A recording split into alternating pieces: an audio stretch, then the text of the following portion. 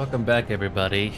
We can finally continue on with this Final Fantasy XIV story, and hopefully we'll make good progress tonight. So I'm gonna keep this short. We're gonna get this thing going because I don't know how much story we gotta go through, especially queues.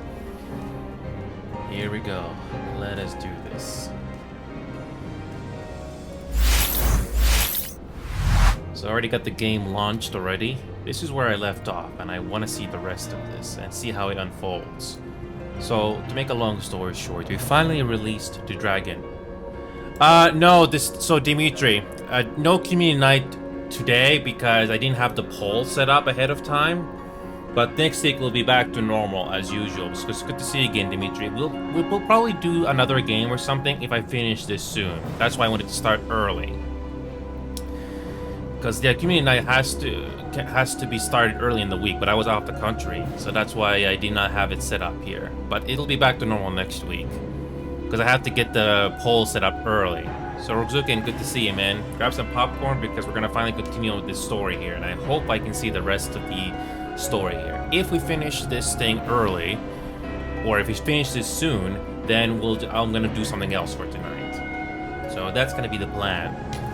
So we finally released the dragon from its confines, right here. So, again, just enjoy some cinematics here, because that's what we're going to be doing here. Let's go with... I don't think it really matters too much. How about a summoner? So we got a story here. A penultimate moment. The Flames of War. Speaking of which, let's move it here, so that you guys can see it. The Flames of War. So, Flames of War. We gotta deal with these monuments. So yes, Dimitri and Rubuzu can stick around because if we finish early, I'll do something else tonight after that's not this game. So we'll see if you reach the end soon. Who knows? We get voiceovers?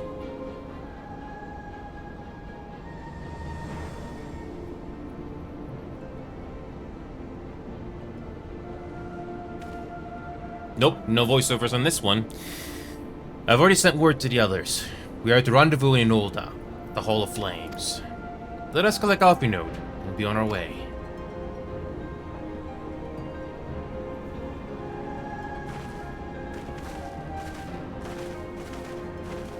So, we finally released the dragon. What's gonna be happening now? I don't know. See? For how many years? This area here hasn't changed that much. Tiamat was stuck in this prison for who knows how long, and now he's free. So. Oh, nice! The game actually teleported us. The game actually teleported us here. That's nice of the game to do that, so I don't have to quick travel here. Okay. If you're worried about me, don't be. I got some rest during the flight. And now I feel ready for anything. First, the Spada abductions, and now an attack on the Amalja homeland. What did the Telefror aim to achieve with all of this? As I'm sure you recall, Arenvald and Ferdola were bound for Blagatan. I pray they have not come to any harm. By happy coincidence, Krell and I were in the process of concluding our inquiries when news reached us of Lunar Bruhama's return. There's much to discuss, but it'll have to wait. Yes. Of the foe we face, we know but little. Though time be of the essence, we must not stint in our preparations. Lest our haste to fly to the aid of the Mamalja cost us our best chance of victory. Okay, do we get voiceovers here? No. No. Now, I know some of you could do with a rest, but I'm sorry to say Telefror have other plans. Blagatan is already under siege.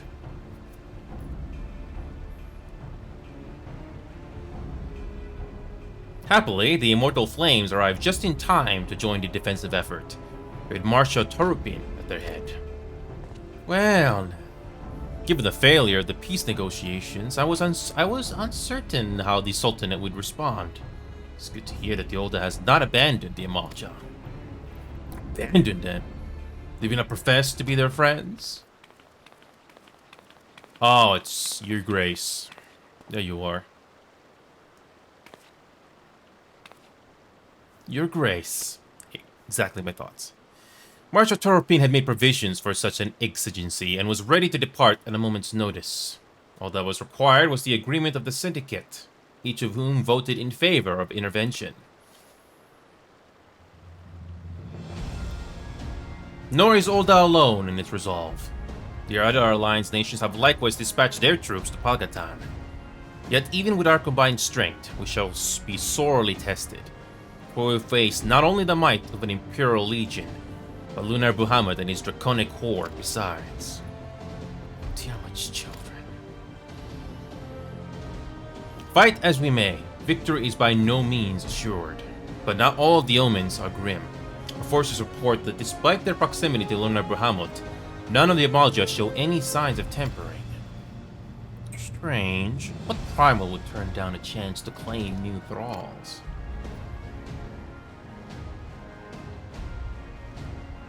Unless it is incapable of doing so. Primals are not wont to serve a master, Ascian or otherwise. It may be well that Lunar Bahamut differs in some fundamental manner from those we have previously encountered.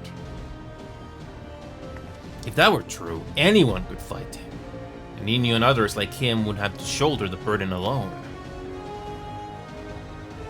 Be that as it may, Lunar Bahamut remains an incalculably powerful foe whom our soldiers will struggle to best through mere force of arms.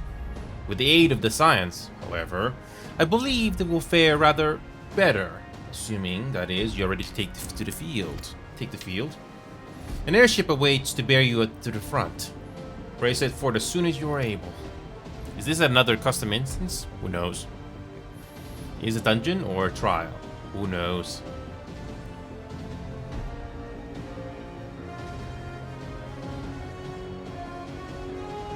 I, meanwhile, shall continue to coordinate our forces. Till next we meet. May the 12 bless and keep you. So, we got ourselves another interesting encounter. It was kind of her to speak with us personally. You may be certain she has no shortage of other responsibilities. Well, I for one am inclined to do as Her Grace requests, lest we forget. Ironfall and Fordola are in Plagatan on reconnaissance. The sooner we save the day, the better their chances. Indeed, to the airship then. So, do we get a dungeon or a trial? Who knows? If it's one long cinematic, that's even better too. Okay. Oh, airship. We got a teleport there. Okay.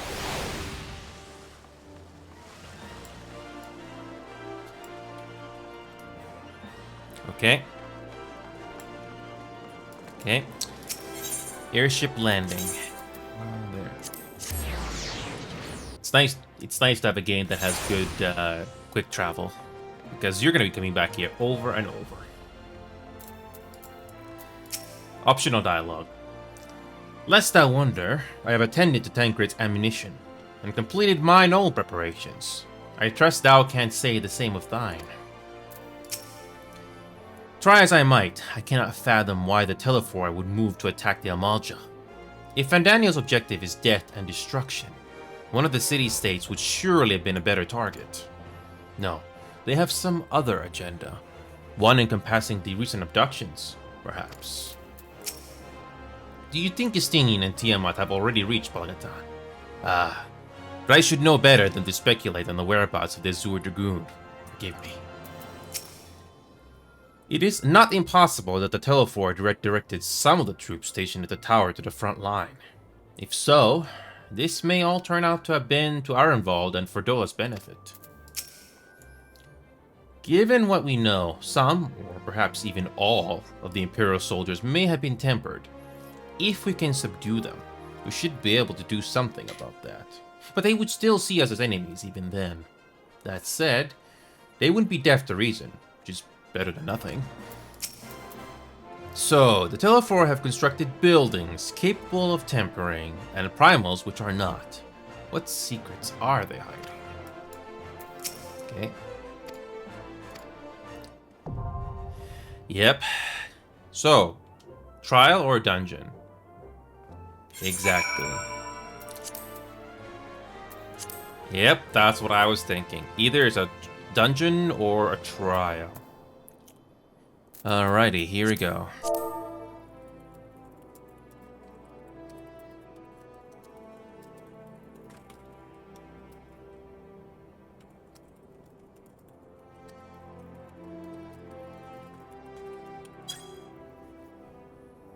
So, that's what I was thinking. Either it's going to be a dungeon or a trial. And the list of dungeons just goes on and on. I think Stormblood had less dungeons.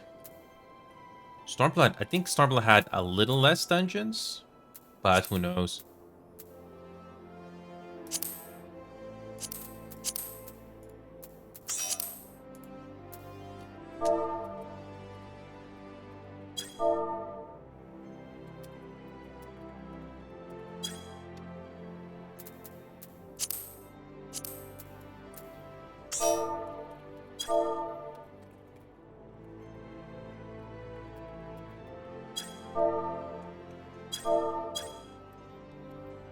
Alrighty, so we got...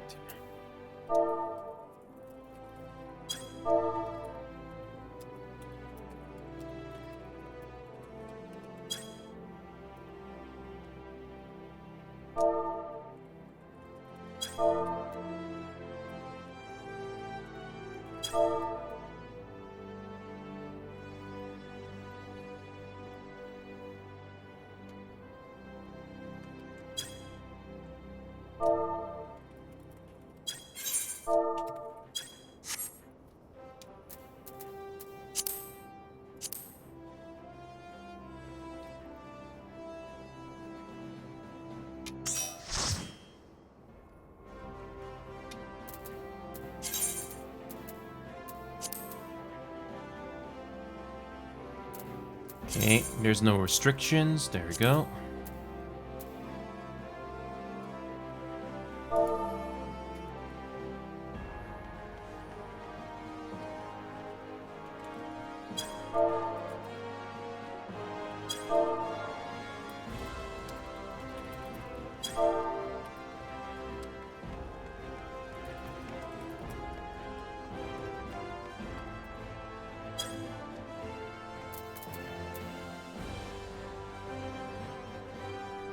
Okay, there we go.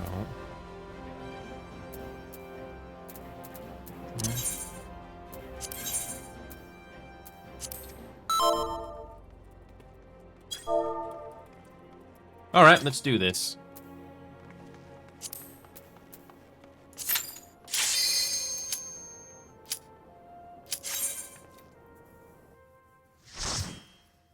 Okay.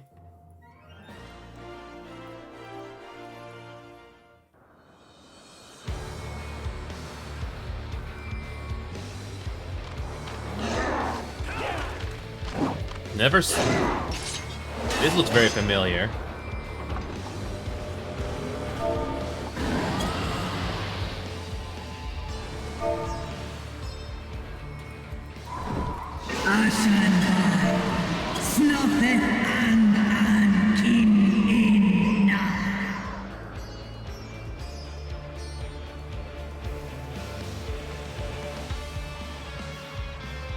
There we go.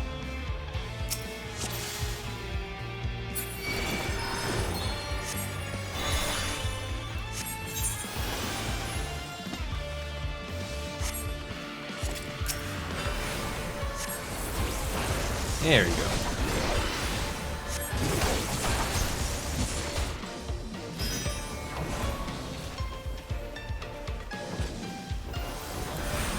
Okay. So, here we go. There's no time to waste. We can finally do a dungeon. I'm happy.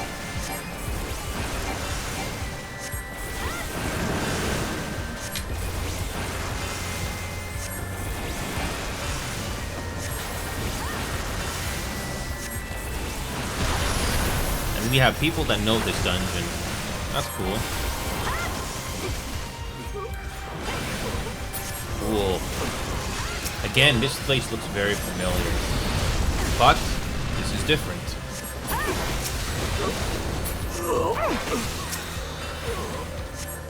So, How different is this area? Who knows?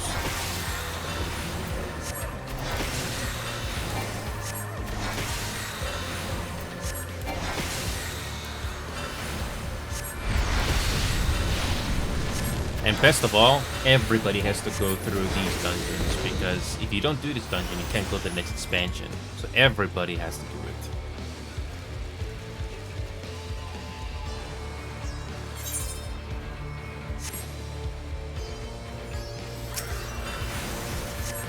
It looks familiar, but it's not.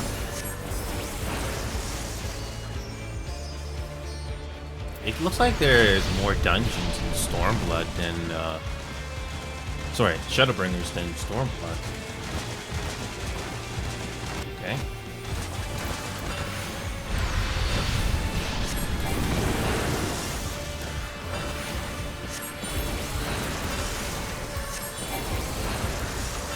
It's nice to have a full party. You don't have to worry about queue times. It's really nice. And the mechanics do get harder.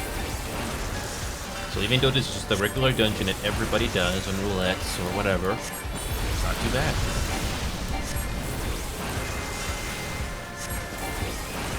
Again, it's a variation of a similar tribe song that I've heard many times. It's the same song, but a different variation.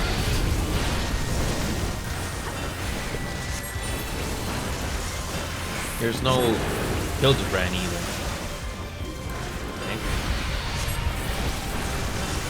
Hopefully, we will see the end of Shadowbringers, Post-Shadowbringers today. When it comes to Endwalker, I'm not going to go too far. I just want to see the first area and then leave it at that. So that it will be a good incentive to continue on.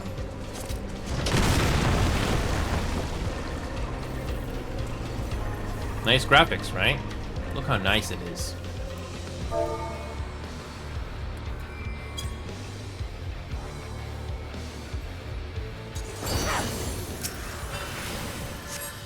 Again, the visuals are amazing. The production value for this game and the visuals definitely got better as time went on.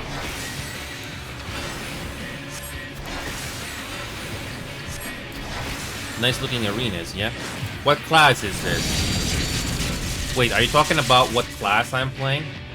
Like, what job I'm playing? I'm a DPS. I'm playing a range DPS. I'm playing a summoner. This is how many jobs this game has. You can play a range DPS, physical DPS, tank, or healer. And we're just doing a dungeon here. The visuals are amazing, by the way. That's part of the attraction.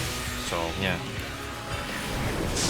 And these boss fights or mini bosses are relatively straightforward. Because you're going to be doing these over and over and over again. Whether you get it as a daily roulette or you got to do them for other reasons. Yeah, range DPS. Even the game tells you it's physical range DPS or magic range DPS. So it really depends what you want to do.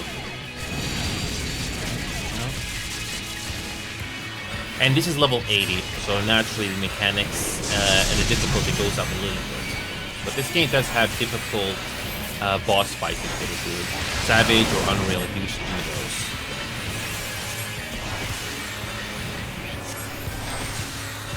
Again, all the music you're hearing right now is from the game, not from my OBS program.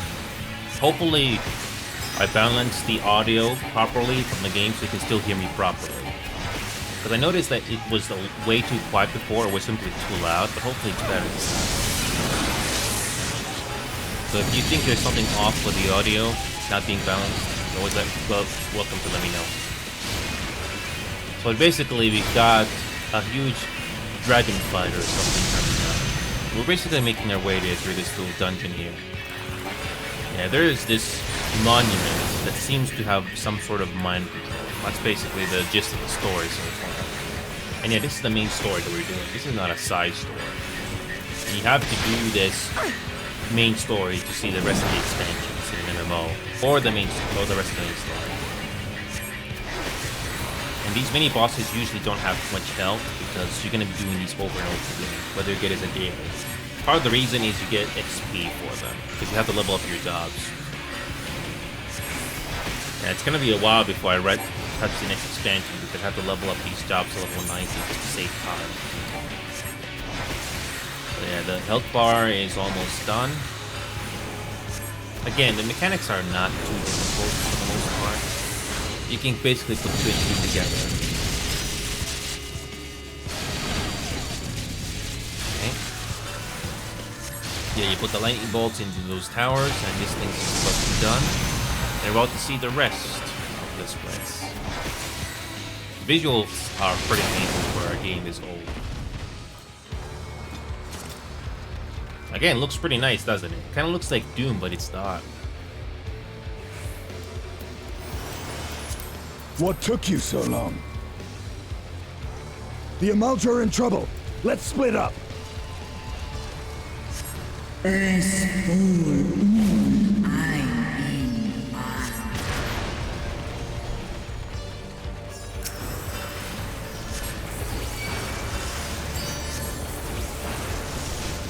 Again, these dungeons are supposed to feel like an adventure, and it is. It's basically a freaking war zone, and it is. And there's gonna be another cutscene by the end of this dungeon, so we'll see how much progression it's gonna be happening.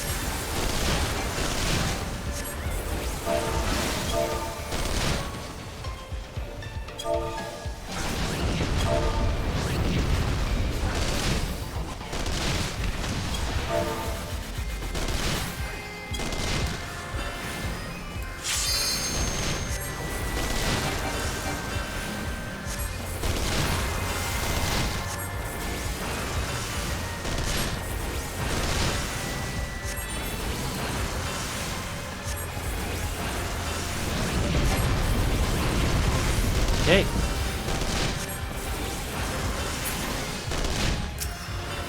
So, yep. Basically, we saw these towers appear in a random cutscene, so I'm curious where this is gonna go. And the Endwalker expansion originally came out in 2019 as well, so only a few years ago. Oh, no, you don't.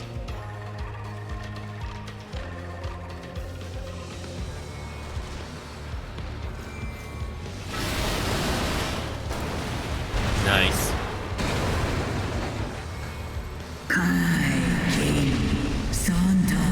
So Tiamat is free now. Helping us out. It's pretty cool.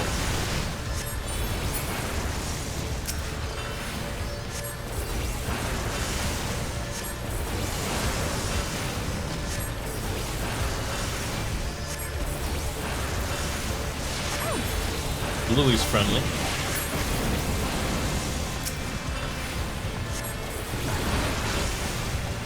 Looks like we got another mini-boss up ahead. Okay.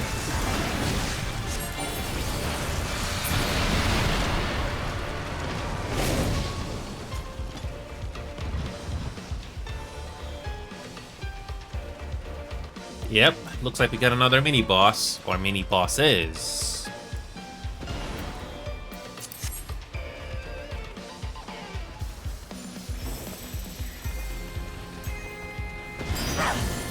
Okay, this is a little different.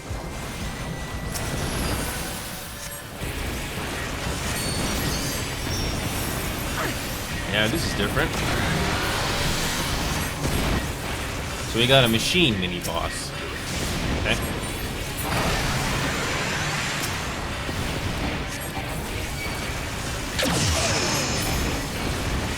Mind control. Gotta love that.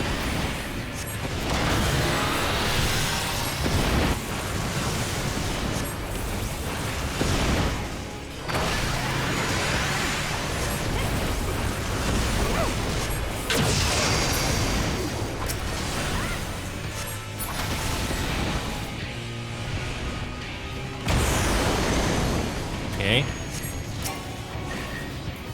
Oh.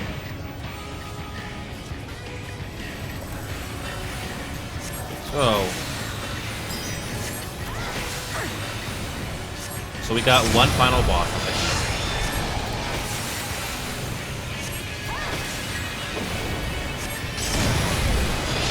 Okay.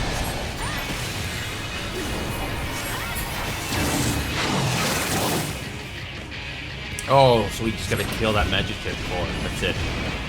Okay. Defeat waves and waves of enemies and eventually defeat the minions. Again, the mechanics are relatively straightforward. Ow.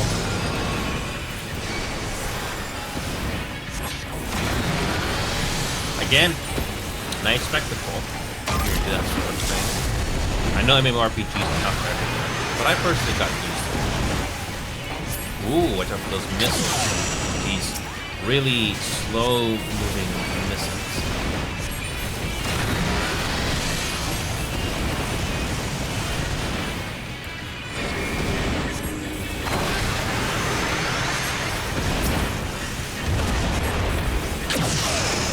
Ow.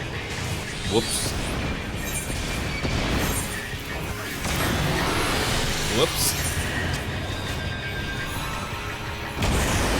And here we go. We gotta cause damage to the Majestic Core again. Will this be enough?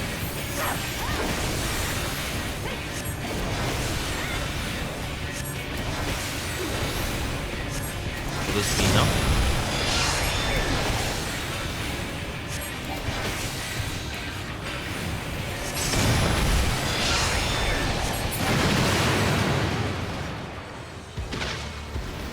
There we go.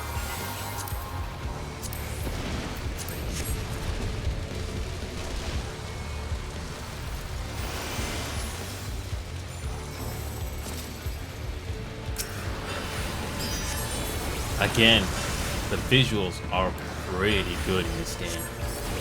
Honestly, it gets better as time goes on. I mean, just look at the backgrounds here. I mean, the backgrounds here are just amazing. Just look at this field. Wow.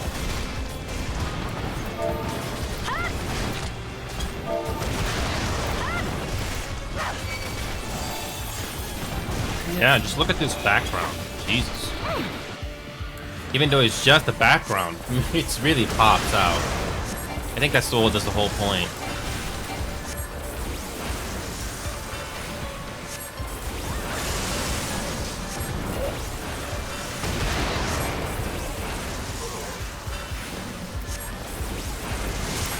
Okay. So, good thing we started it early, or at least I tried to, because I want to see the conclusion of Post-Shadowbringers. So you can be incentivized to do Endwalker eventually, when I finish the level 8. Eventually. I think it will take at least 1, 2, 3 weeks, so I don't have to worry about falling behind.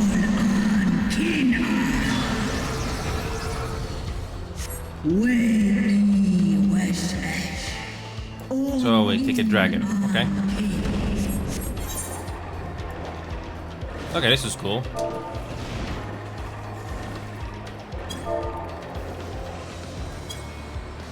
Again, this is nice. Something different.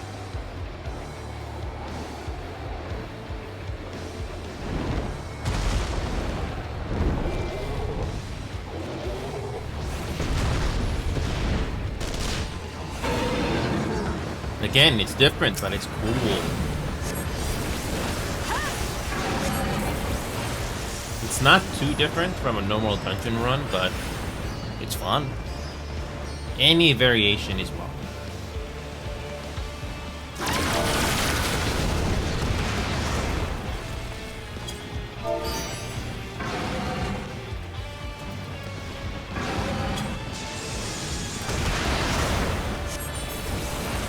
I mean, having just a little variation, even just a little.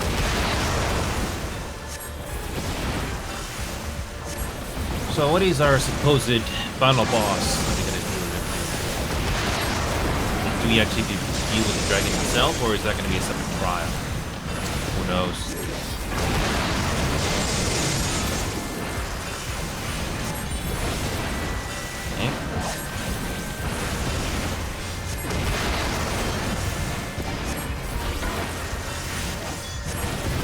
It made this field look really good.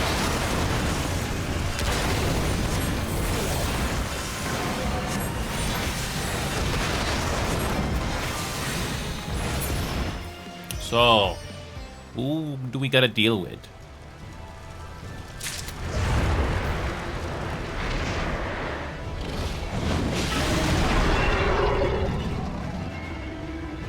Oh, we deal with the dragon. Okay.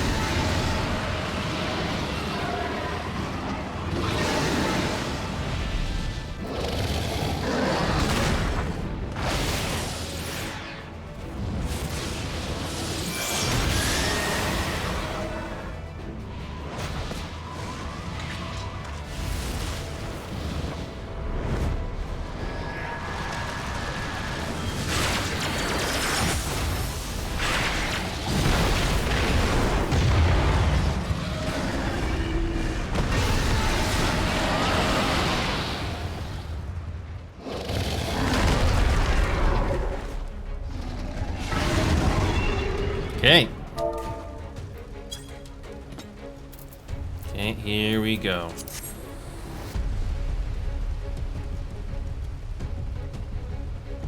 All right, let's do it.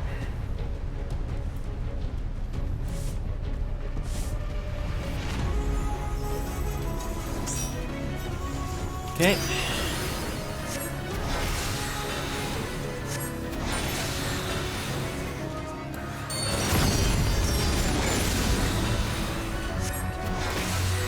So, we are dealing with the dragon itself. What's the catch?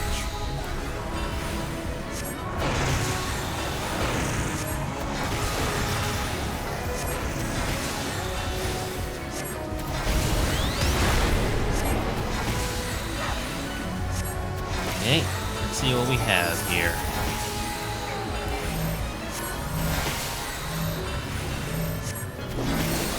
Okay.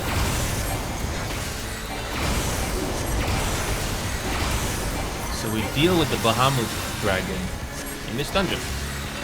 Okay.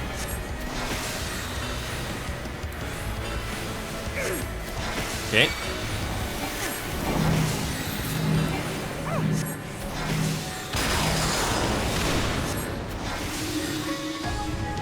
Okay, just avoid those AoEs. Okay.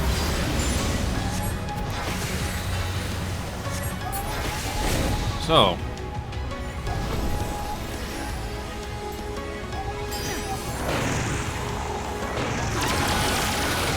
Ow, that hurt. Oh, here we go. Okay, here we go.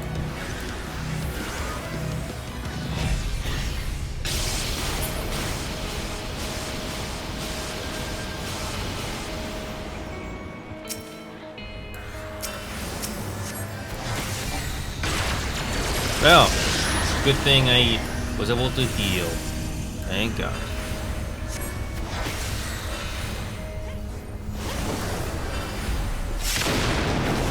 Okay.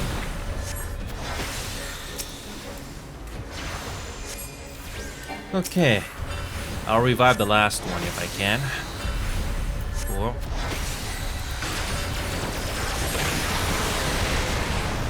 Ow, that hurt. Oh, never mind. Well, it's a good thing I was a summoner. Didn't think our healer would die. Whatever. Halfway there. How do we deal with these towers anyway? Very good question.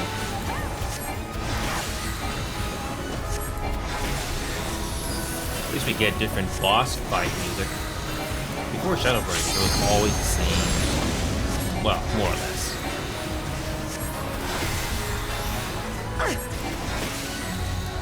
Halfway there.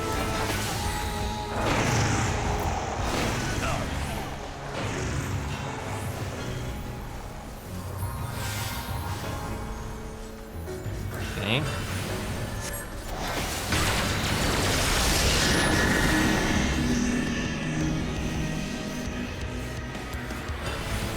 Okay.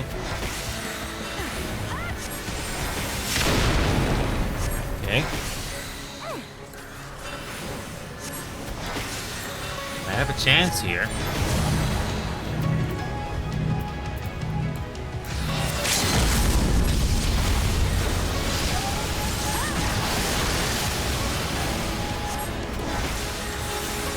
Cool.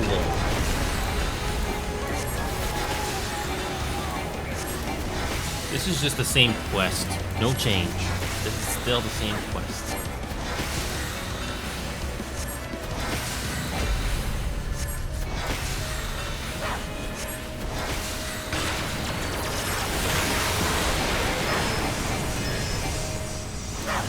Okay. It's almost off.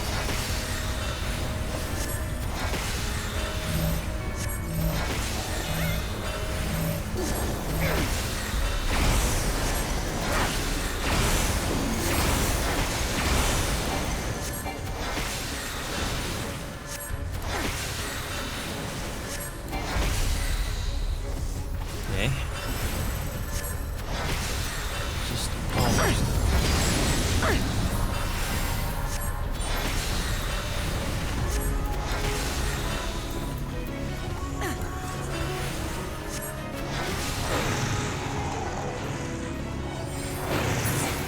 Sweet.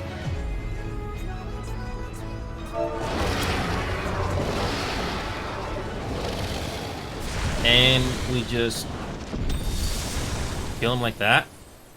Okay. Okay.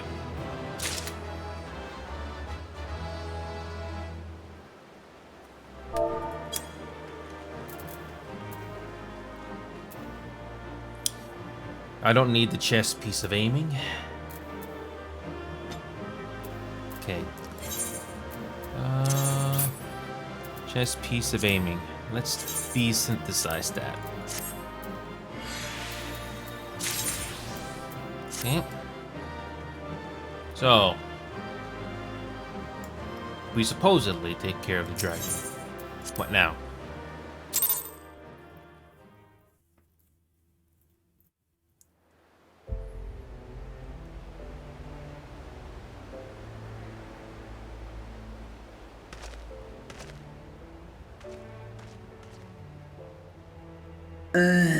Kin soul ash an esk snodo in aisto So Tiamat is finally free, supposedly. antal an in aisto antal afa snalask air. Something tells me this is not gonna be over just like that.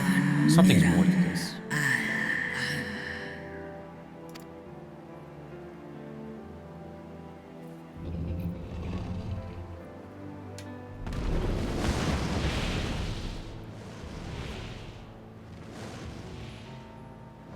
Noble warriors, the dragons chose their friends well.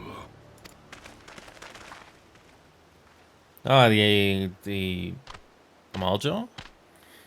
Long have our peoples waged war, but no more. Your fallen lie beside our own. By our words and deeds shall we honor their sacrifice.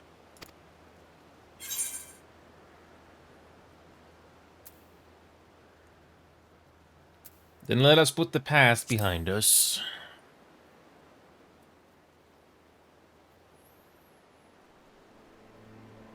The enemy of our enemy is our friend.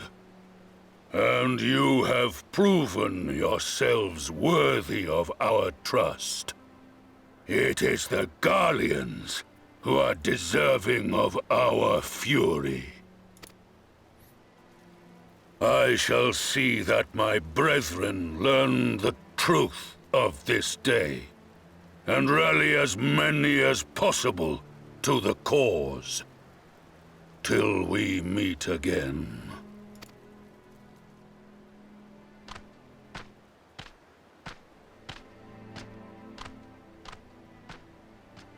And thus did we make allies of the Amalja.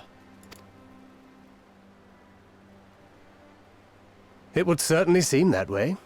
The Sultana will be pleased. Let's go and give her the good news, shall we?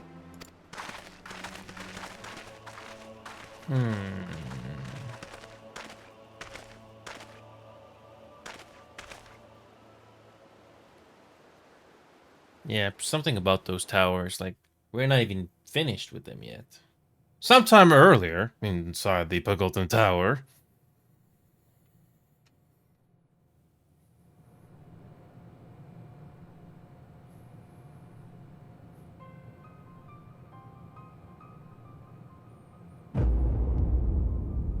Mind control.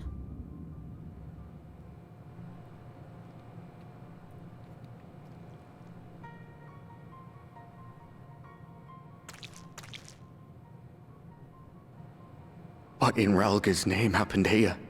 Kind of reminds me of Baldur's Gate 3 in a way. The gods only know.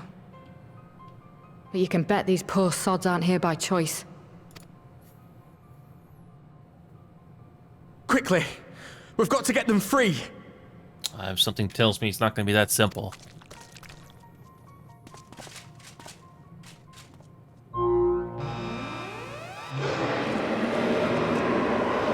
Get back!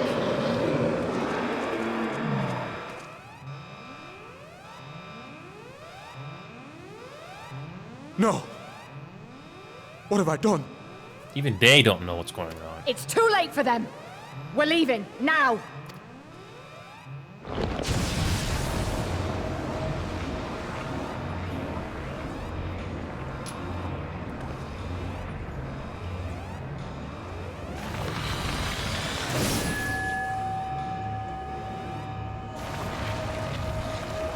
Is that how the dragon came to be?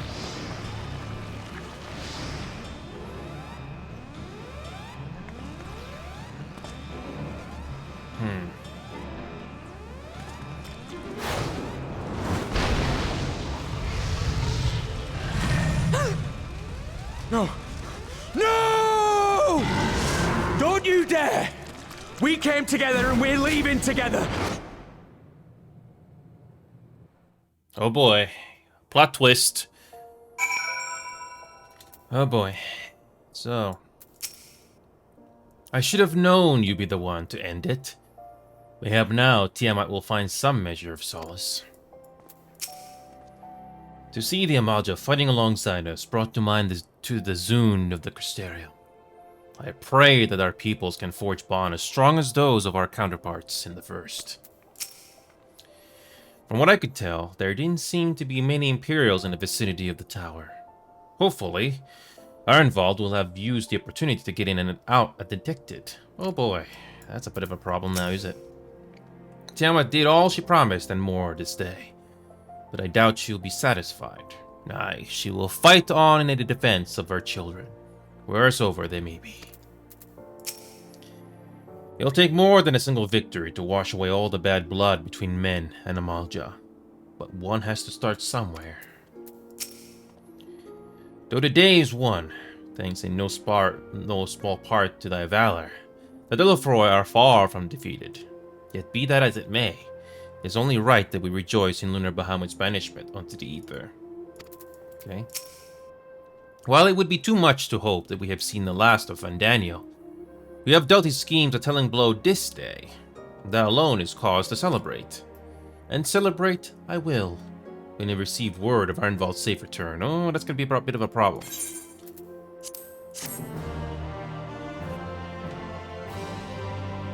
Okay. Okay, summoner, how about... Okay, let's bring in a dancer. Why not? When the dust settles. Another big one here. Here we go.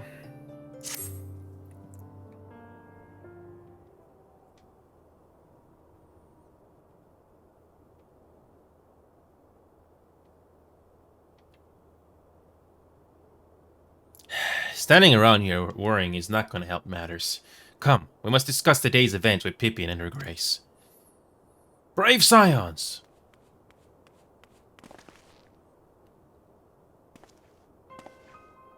Would that I could treat you to hero's welcome, but I bear urgent news from the front vestry.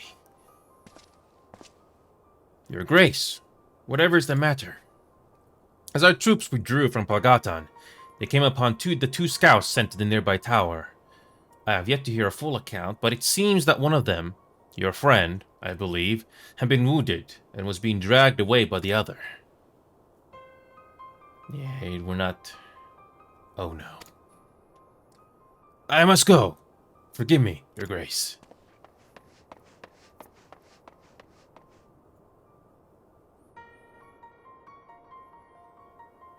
Can you tell us aught of Ironval's condition, Your Grace? The wounded scout. Not save that it is grave. The surgeons tend to him even as we speak.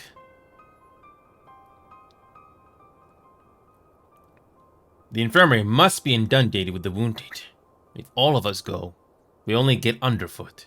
Inyo, Stinian, would you mind going after Alphinode?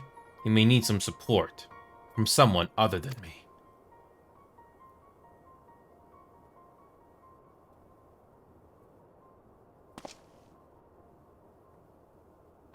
Very well.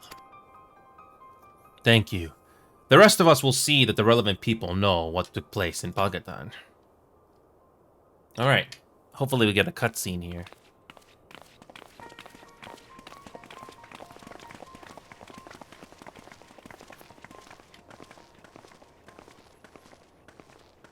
Come on, then. So, something's up. When the dust settles. So, this is an Alchemist Guild.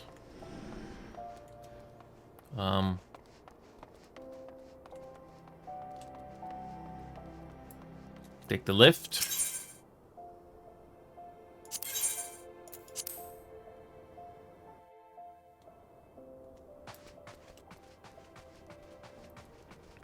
Or not, it's nearby. Okay. I thought we needed a teleporter, but it's not that far. Sure. Speaking of which, level 80. Yep. The game doesn't tell you that the job quests are here. Unless you remember.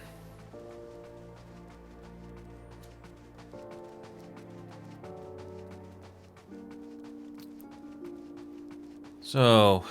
Oh! Wrong way. Wrong way.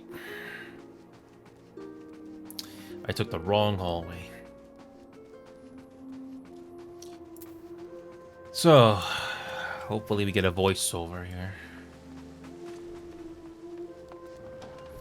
Once you go through these hallways long enough, you kind of can put the two and two together, eventually.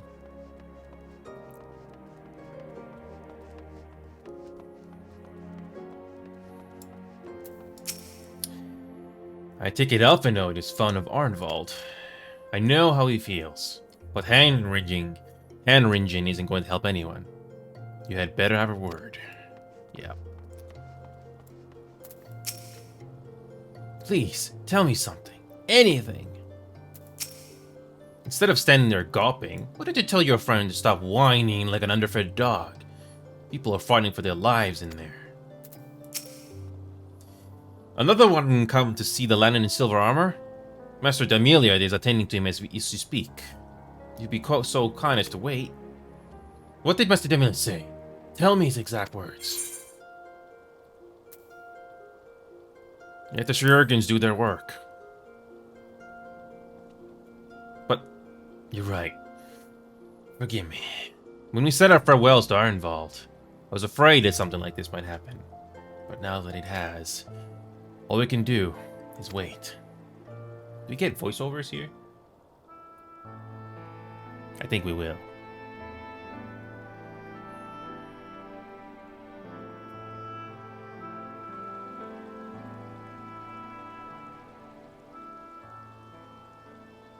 Fordola, have you been waiting here all this time?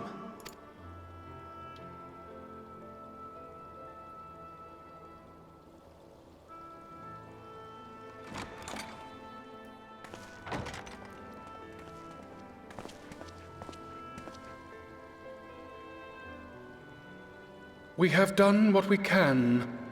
The rest is up to him. May we see him? I do not think that wise. You must let him sleep.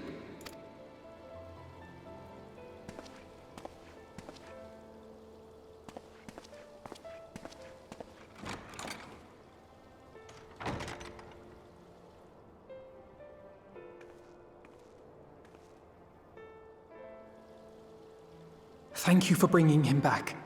He owes you his life.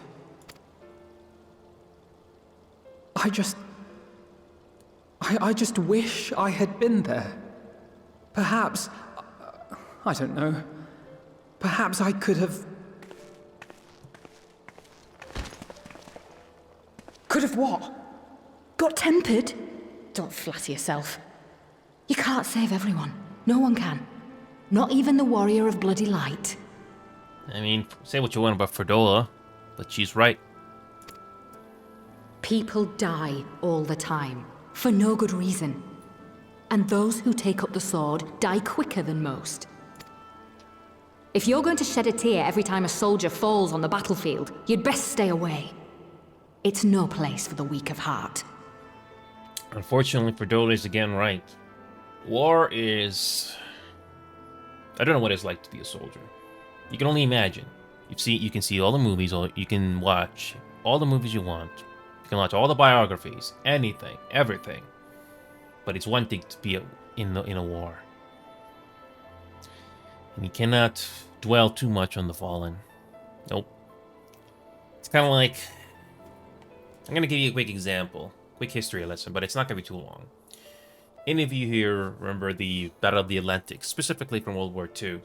If one ship is hit and falls out of formation from a convoy, well, you can't rescue them. You have to keep the convoy going, or else everyone else is going to be an easy prey as well. So you can imagine the people on that ship that was hit is slowly sinking, and there's not much you can do about them. And you'd be lucky to even get rescued later. But that's the nature of war. Everybody has to do what needs to be done, and it's not pretty.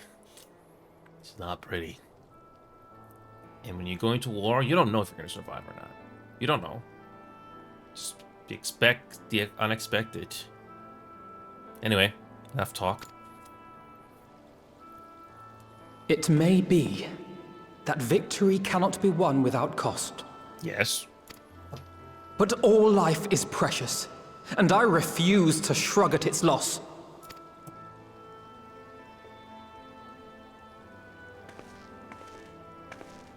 All life is precious! Oh, you need to grow up, little man. Before your sparkling ideals get everyone killed.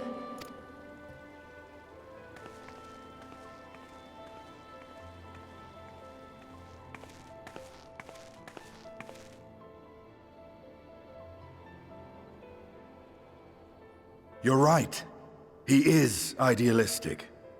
But the world has more than its fair share of realists, like you and me.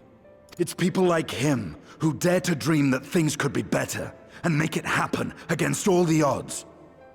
They are the ones whose names live on forever. The heroes. The battlefield's littered with would-be heroes. At this rate, you'll lot'll be next. And what'll become of your precious dreams then? They'll be gone. Like dust on the wind.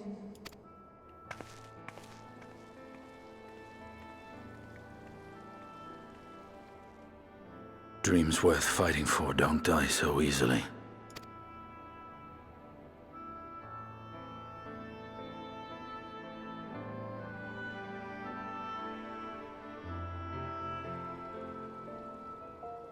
At least the voiceovers happen when it matters.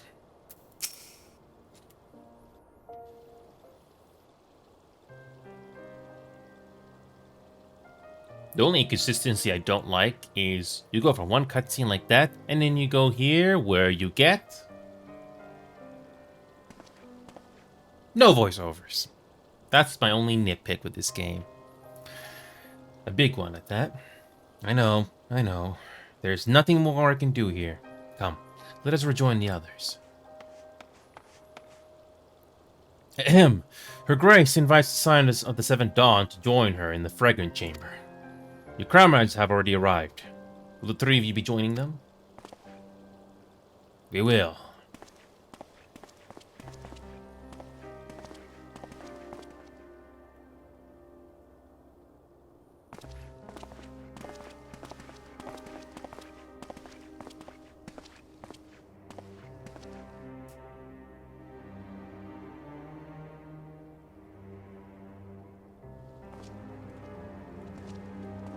So, what's the next step?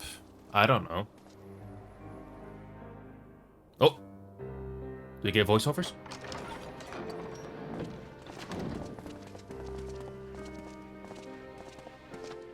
Your Grace, pray forgive us our lateness. Think not of that. I understand a close comrade of yours was wounded in the line of duty. Arenvold. It was at the Alliance's behest that he risked all, and we are grieved to hear of his condition. Rest assured, he will receive the finest care our chirurgeons can provide. On that you have my word. I mispronounced that word. Chirurgeons. Now, we would share with you the findings of the mission. What do you have? Pippin, pray relate to our guests the details of Fordola's account.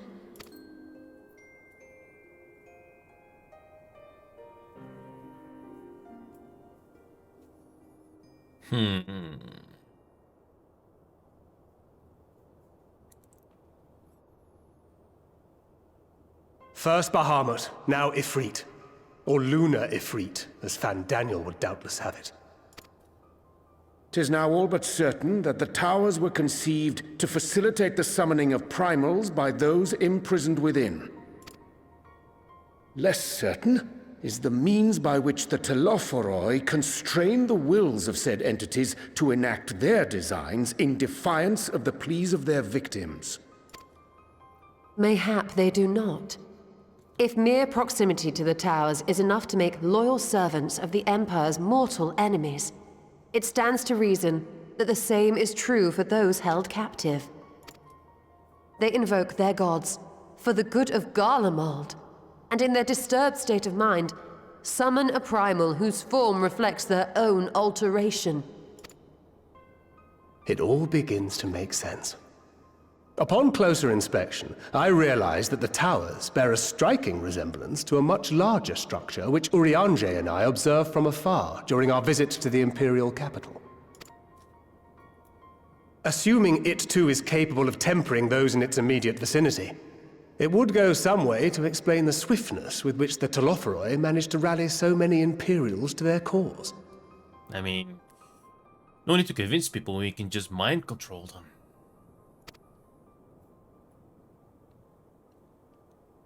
While the situation in Garlemald is indeed troubling, I fear we have more immediate concerns. Ifrit was not the only primal summoned. At approximately the same time, observers at several other towers bore witness to the emergence of further such entities.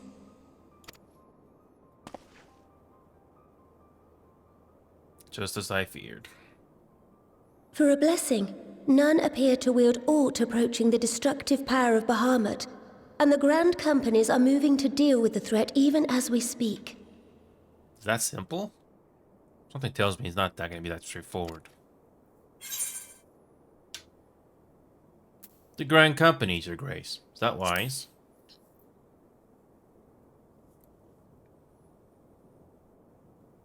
Though we are aware that the task will not be easy, we would call upon the Scions only as a last resort. Pray, conserve your strength for now. Okay. After all, it was not so very long ago that you rid us of Bahamut. On which note, I am pleased to report that our talks with the Amalja have reached an agreeable conclusion. They have pledged their full support to our cause. Oh, that's nice of them, for once.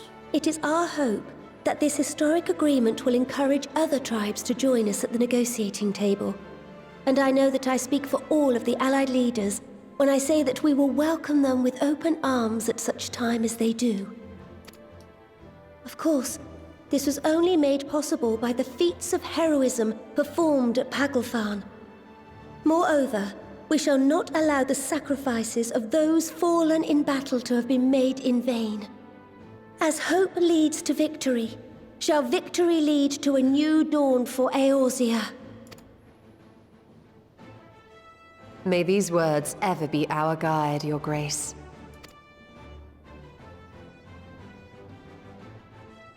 Now, if you will forgive me, I must consult with the Syndicate on the matter of our new allies' integration. Till next we meet, my friends, I bid you safe travels and blessed respite.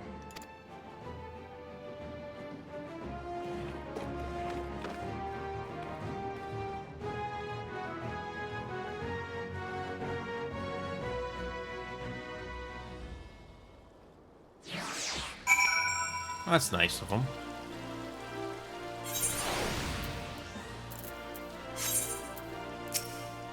If there is no reason to linger, I will take my leave. Amidst this great push for peace with the Beast Tribes, we would do well to remember that old prejudices remain. It is a delicate political dance, and I do not envy the Sultana her task, nor any alliance leader. Alphinaud knows only too well that sacrifices are an unavoidable part of conflict, but knowing something does not change how one feels about it. You yourself have shared adventures with Avrenval, have you not? Then I shall say no more. With the secrets of the towers thus laid bare, our duty to prevent further abductions taketh on new import. Failing this, and our enemy shall punish our negligence with a plague of rivals. Even without the threat of temporary to contend with, the Grand Companies have quite a task on their hands. Regardless of her Grace's protestations to the contrary, it may be best to dispatch a few of our own to assist in the endeavor. Remind me to mention it to Tara, would you? Though we have won our first battle against the Telophoroi, and made significant discoveries to boot, the war has scarcely begun. We must steel ourselves what lies ahead. Okay.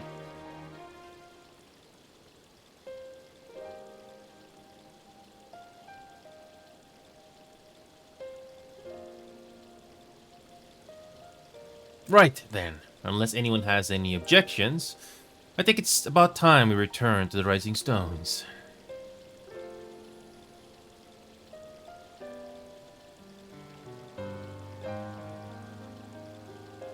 And that includes you, Alphinaud.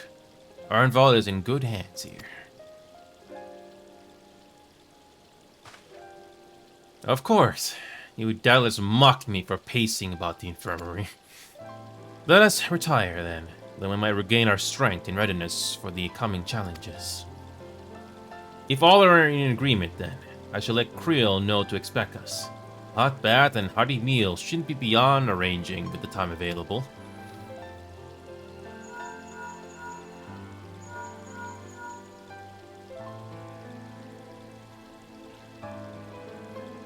It'll be good to be home. I have some thinking to do.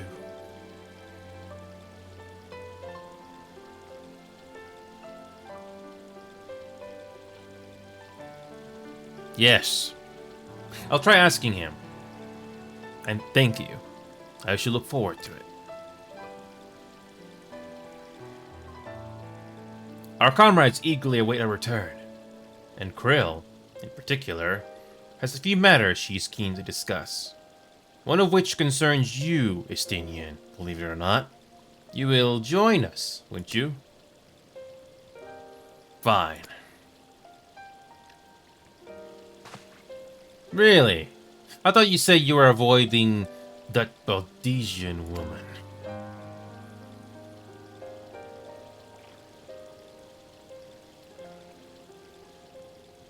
If I refused, she would only pursue me. Let's get this over with, shall we?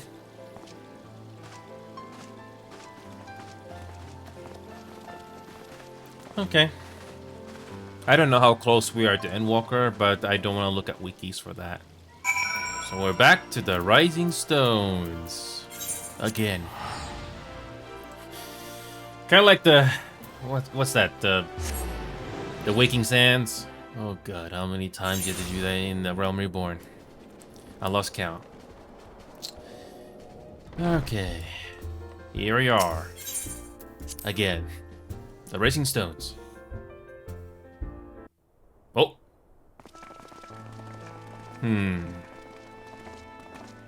Welcome back. I expect you must all be exhausted. Ere you take your rest, however, I would beg a moment of your time. Thanks to Arenvold's selfless efforts, we may now be confident that we understand the function of the towers. But many questions remain regarding the reason for the summonings and what lurks behind the looming edifice in Garlemald.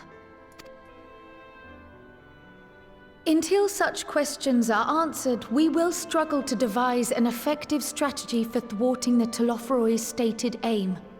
Nothing less than the destruction of this star. And so, given the gravity of the situation, I move that we petition the aid of Sharlayan. 'Tis possible the ancient knowledge preserved within our archives may hide a clue to our enemy's methods. But given Sharlayan's established policy of non-intervention, our former colleagues are not like to aid us in its discovery. Oh, I well remember what they're like. The Forum's barefaced refusal to assist you in the days prior to the calamity must rank as Sharlayan's most shameful act since the Exodus. But were the final days to be reenacted, it would spell doom for us all. Surely even they cannot turn a blind eye to that. I trust we are all of the same mind on this matter. Urgent as it seemed, I took the liberty of petitioning the Alliance for leave to act as Eorzea's emissary, and have since received their blessing. Okay. I presume your role as a student of Baldessian will carry some weight with the Forum? One can but hope. If truth be told, our organization has been a shadow of its former self ever since the disappearance of the Isle of Val. But the name does still retain some degree of prestige. I only pray it will be enough. If there are no objections, I shall depart for Sharlayan at once. But before I do, I should also mention the other matter to which I would devote some time during my stay. After hearing what transpired in the first, I began to question the true nature of Hydaelyn's blessing. A topic I have discussed at some length with Y'shtola. We were wondering, when was the last time Hydaelyn spoke to you directly? A very good question. That day in the Crystarium.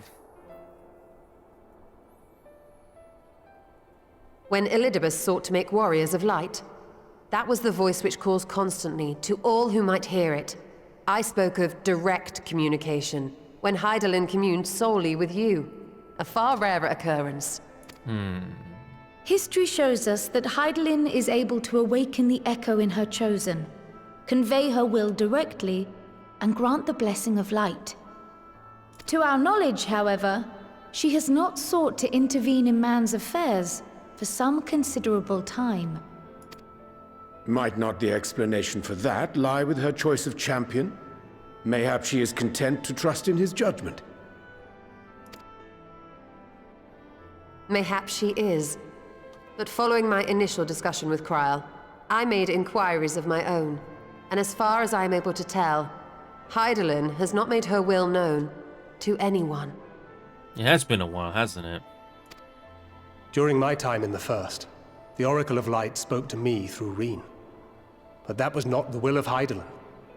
It was Minfilia herself. Speaking of Reen, we have not spoken to her in a while. There's no MSQs involving Reen besides the normal raids. Indeed. And while she and Hydaelyn were inextricably linked, Minfilia yet acted of her own volition. A messenger, yes, but one who spoke with her own voice. I wonder, could Hydaelyn's silence suggest the presence of some disruptive force, perhaps? Some obstacle to communication? While I share Urianger's high opinion of your conduct, I see no reason why she would deny you her guidance altogether. Again, why so silent all this time? Is this the grand plan of the Ashians? Who knows? Then again, who am I to say? The fact is, we simply don't know. But if the explanation is to be found anywhere, I can think of worse places to look than the archives of Sharlayan, and their research on the Ethereal Sea in particular.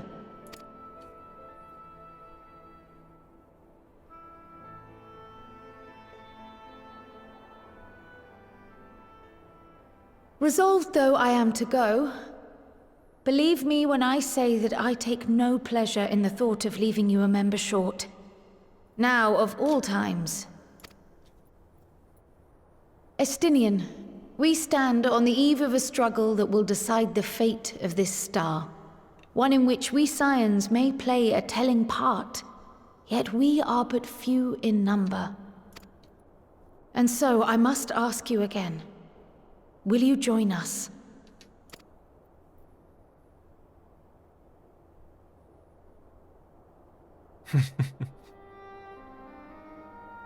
You see the world the way you want it to be. I see the world the way it is. You are idealistic to a fault. But I know you would never turn your back on those in need. Never close your eyes to their suffering. And somehow, your deeds lend truth to your words, giving the lie to my doubts in so doing. I have seen others draw strength from your belief. In Ishgard, in Alamigo, you inspired them to stand up and fight. To win, no less. And even when you lost those you held dear, you carried their spirit with you and made their memory your guiding light. The burden of so many hopes and dreams would be too heavy for most to bear. But you bear it willingly, as you have shown me. Some dreams are too important to let go. If you have need of my strength, it's yours. After all you've done, how could I refuse? Thank you, Estinian. Whatever challenges await us, I shall not falter. You have my word.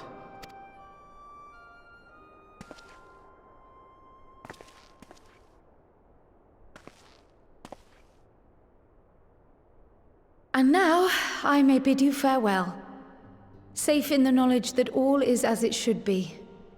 In this little corner of the world, at least.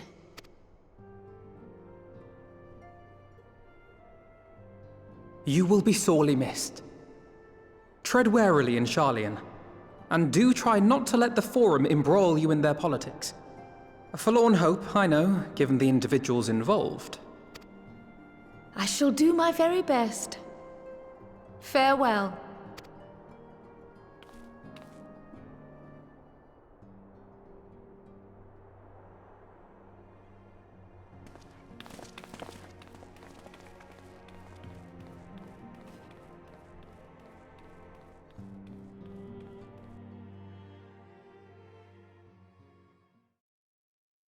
Meanwhile, in the Imperial Palace, gee, I wonder what kind of grand plan do they have?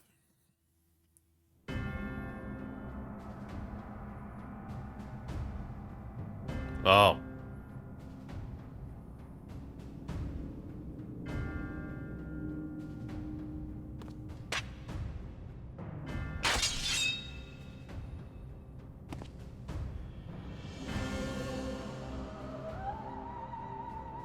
Well, does this one meet with your approval?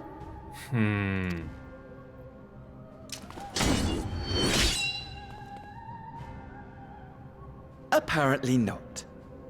Or could it be that you're still upset about the dragons? You are unwise to remind me of so costly a failure.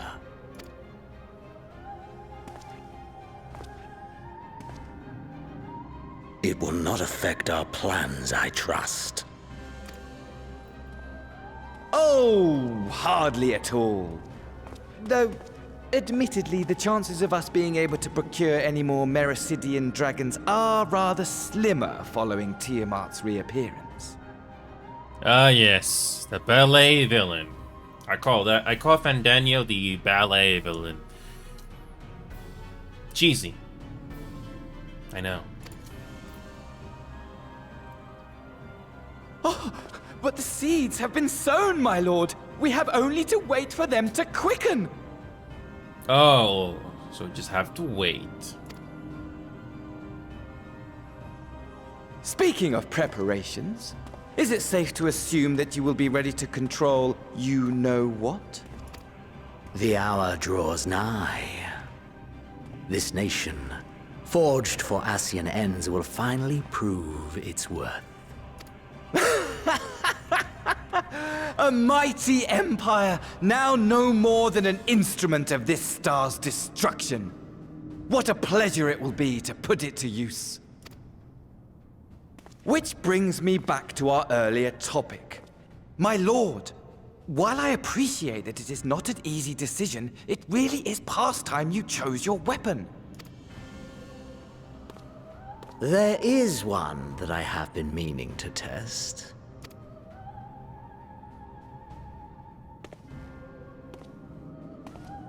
Well, well, not quite what I was expecting, though I will say, it does seem rather apt.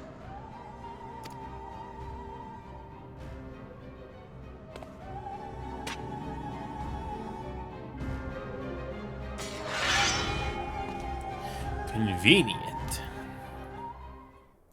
Convenient you to hide it behind a pillar. Indeed.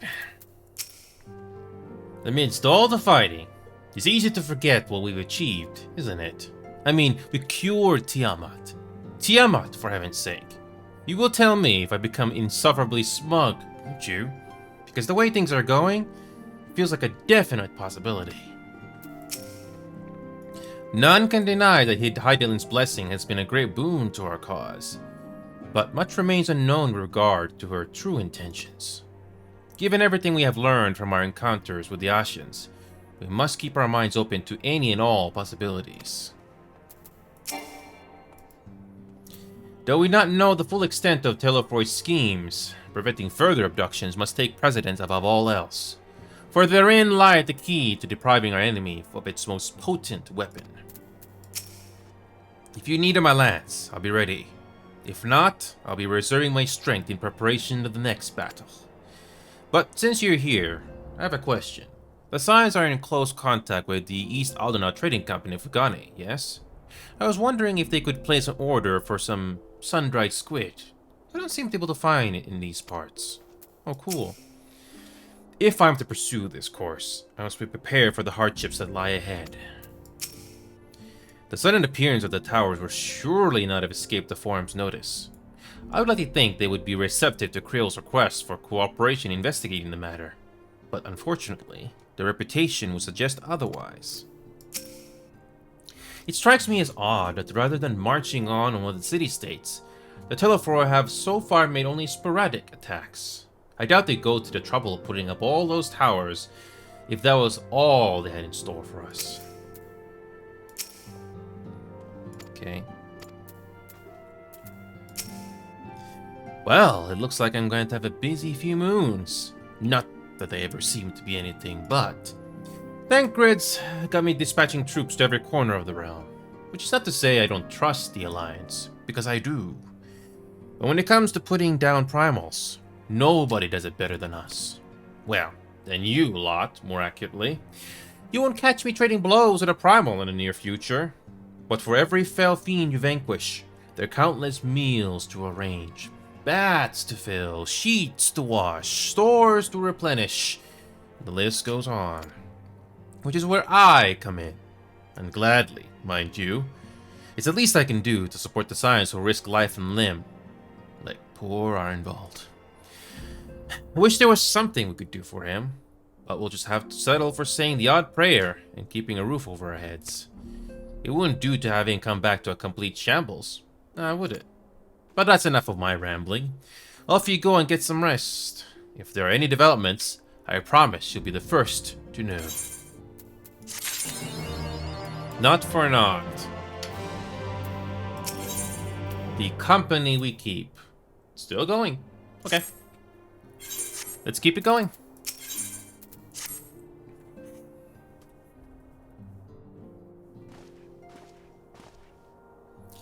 Ah, you're looking well. I think you managed to squeeze in some rest. If you came hoping for tidings from Krill, I'm afraid we're still waiting. But we do have some odd scraps of news to share. Scraps, she says. Lunar primals have been popping up all over the place. But the Alliance has the situation well in hand, thanks in no small part to Hoary Boulder and the others. Meanwhile, talks with the Beast Tribes are going even better than expected. Encouraged by Ulda's progress with the Amalja, Grenadier has opened negotiations with the Ixal, believe it or not. All of which is obviously very encouraging. But with the Telefroy still out there, it's not as if we can afford to lower our guard. Well, it's a good thing I did all the Beast Tribe quests, or Society quests, thank God.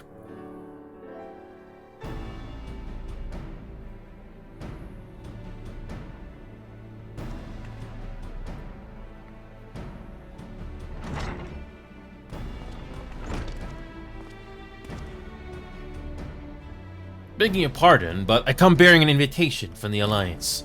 Council meeting is due to be held in El Amigo, and your attendance is humbly requested. Ah, we were just talking about the Alliance. May I ask what's on the agenda? I believe the intention is to share the news of recent developments, and discuss what measures might be taken to combat the Telefroy, in concert with our new allies. The Beast Tribes have also been invited. It is hoped that they will join us in the fight against our common foe. So the Alliance will bring all the Beast Tribes into the fold at a single stroke. An ambitious plan, given the delicacy of the negotiations, but mayhap an expedient one, considering the threat we face. Indeed, my lady. And for their part, I am told the Beast Tribes have agreed to attend. If the Scions, too, are present, all of Eorzea will be represented.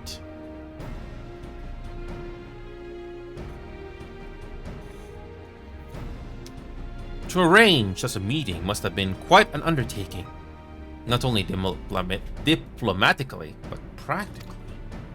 Pray inform the Alliance that we'll be honored to participate. We shall make for El Amigo without delay. Then I will bear your answer thither with all haste. We look forward to receiving you at the Royal Palace. Okay. So the story is still ongoing for Post-Shadowbringers. Okay. Well, now that we've accepted the invitation, who exactly is going to attend? I move that you and Ishtola lead our contingent. Given how long you have worked to end summoning, it is only right that you be present for what promises to be a historic moment. I think we've all played our part in that little endeavor, don't you? Yeah. All present may rightly claim a seat. I do quite agree. But by your leave, I believe I shall remain here and lend what assistance I can to the coordination of our defensive efforts. I'm not coming either. Amark will be there, and I'd rather not be interrogated. Very well then. While those with a mind to hold the fort get on with holding it, suggest the rest of us make for El Amigo, shall we?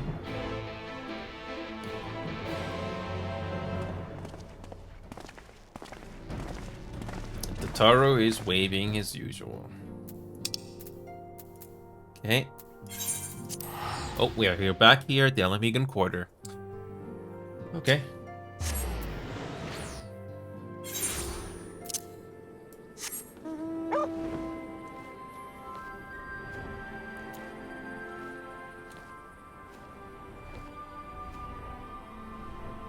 So, what's next in this story?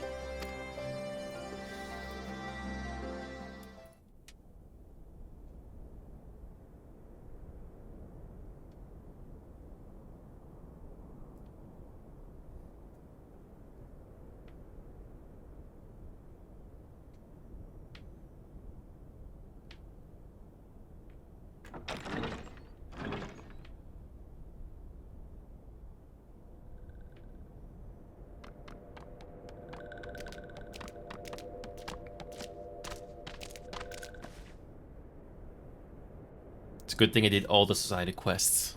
Feels satisfying. Esteemed guests, you honor us with your presence. As there is much to discuss, let us begin.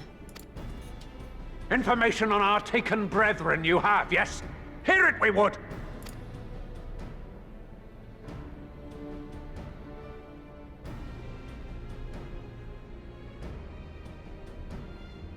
Ah! Beyond forgiveness these featherless ones are! With rivers of blood shall they pay. Freed our people must be! We too would see your kin liberated. But ere we attempt their rescue, we must first find a means to negate the risk of tempering. Without that, we will be unable even to approach the towers, let alone contend with their defenders. If all else fails, I've always found cannonballs quite effective. Yeah. And what of the prisoners? Would you see them slaughtered? Think for a moment. Ponder, consider, think. If Merlwyb truly intended to bombard the towers, she would have done so by now. Remember, we came here to find a solution together, did we not? Y'Stola spoke of defenders. I but offered a means to clear a path, should you require it. Given the enemy's capabilities, we will all need to play our part if we are to have any chance of success. For if any here should give less than their best, it will be to the cost of every living being on this star. A paragon, the Empire, our very gods. How can we hope to prevail against such odds? That our foe is formidable, none would deny. But our strengths are many and varied. In this chamber, I see masters of strategy, masters of magic, masters of the land, the air, and the sea. And together, there is nothing in creation we cannot overcome. I wonder if the Ashians are going to make an appearance in this boardroom.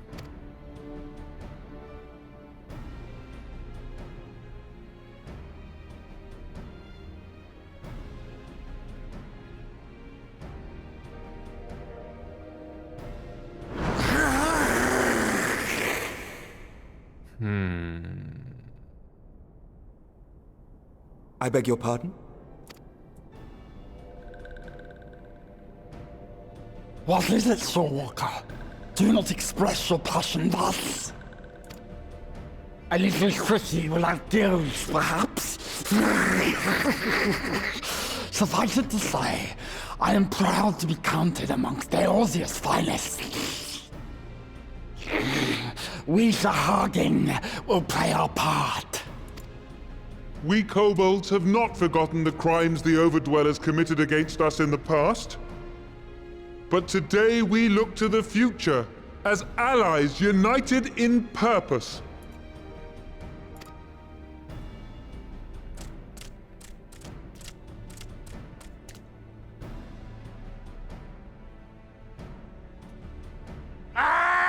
Make mock of the Ixal, the Paragon does! Turns kin into puppets, pits brother against brother! Free them from his grasp, we shall! As Patriarch Zadar will attest, the Scions have granted us a means to free your brethren from their thraldom. This boon we will gladly share, that your people might never be enslaved again. We accept! We accept! Praise me!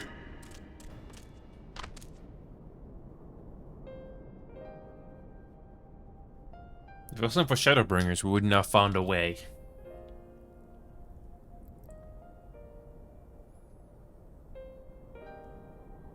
It's taken a while, but I do believe we might be one step closer to a world without primals. Would that Minfilia were here to see it. Or Reen. We still have a long way to go, and we're going to need a lot more Porksies. But we're moving in the right direction.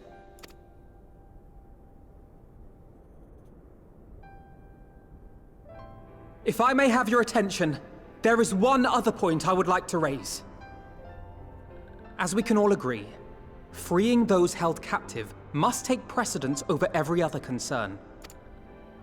But experience has taught us that none save those with the capacity to resist tempering can hope to enter the towers unscathed. And even once inside, a still greater threat may yet await them, that which we call a primal. Needless to say, if we are to succeed, engaging with such foes can only ever be considered a last resort. And so I move that we seek to prevent them from being summoned in the first place. Yes! Both prayer and ether are needed for the ritual. Should either one be denied, the summoning would fail. Indeed. And so we must endeavor to discover the source of the ether on which the process depends. Do so, and it may present a way to halt the summonings, or perhaps even neutralize the towers entirely. A promising proposal. While you are conducting your investigations, however, we will need to remain vigilant, lest the Telophoroi commit further abductions and summon primals ere we have the means to prevent them. To stand a better chance of keeping our enemy at bay, we would do well to coordinate our defensive efforts, sending reinforcements to assist our neighbors when needed. We Amalja would have been overwhelmed were it not for our newfound allies. But say the word, and we shall come.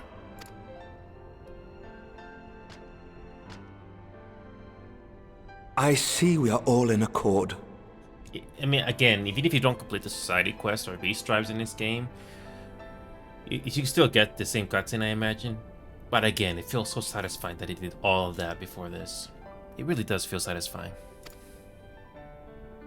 But what are we to call this proud fellowship of ours? I submit that the honor of naming it should go to the scion whose brave efforts have done so much to unite Eorzea. What say you, my friend? We actually have a choice. We actually do. We do, huh? This game is gonna be... Is this gonna be like Baldur's Gate 3 where you get to make big choices? I wish.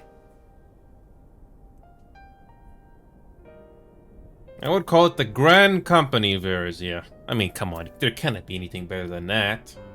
Right?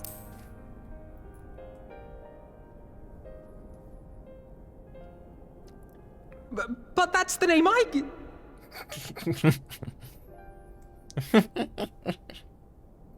A fine choice, for there is none here who does not love Eorzea. Aye, in that we shall ever be united. United in our gratitude for the realm that gave us life. Then let it be recorded that on this day, the Grand Company of Eorzea was born.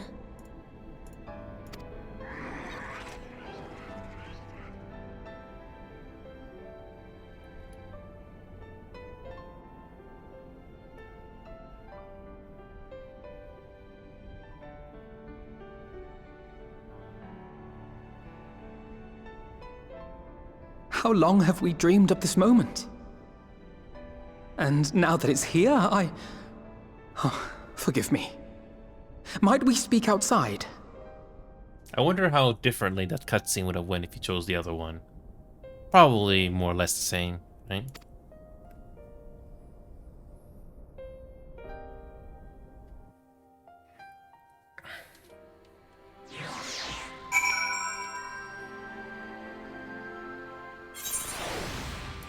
After all these years, you get this payoff. It's nice, isn't it? Forgive me for observing, but Alphino seems less than jubilant. Let his thoughts still be occupied by the fate of poor Arnvald. We have won over the leaders. Now the leaders must win over their own people. No small task, I grant you. But we have come a long way since first we joined with Infilia to bring an end to summoning. A long, long way. The Grand Company of Eorzea. I wonder what Riol and other former Crystal Braves will make of it. It's a pity it took the threat of annihilation for everyone to cast their grievances aside. But Better late than never, I suppose.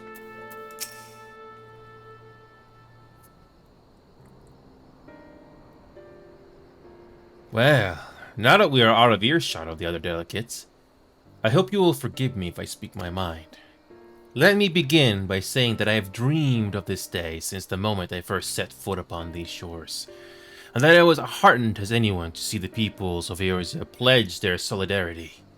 Yet even as they uttered their declarations, all I can think about was the conflict to come, the sacrifices that would be made, and the lives lost. Inevitabilities that I still struggle to accept. But at least now there is hope. The formation of the Grand Company of Eorzea is the first step, the first of many. Many and more.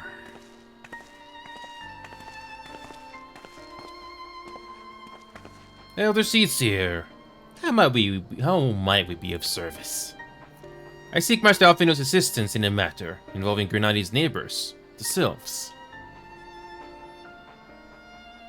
I know that you and yours have long kept a wither eye upon the crystal trade, the better to predict the coming of primals, and so you will be familiar with the Sylphs of the Ashground Consortium.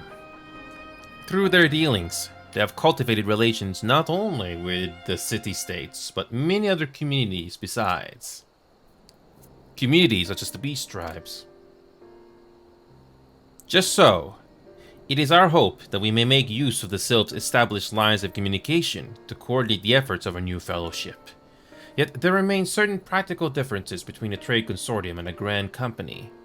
If the Sylphs are to perform their tasks effectively, they will require the counsel of one versed in the operational aspects of an armed force.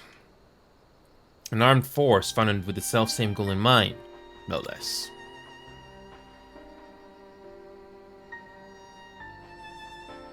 The Crystal Braves, yes. Forgive me, Master Alfinode. I know that it was a painful chapter in your life, but the experience may yet be made to serve the realm.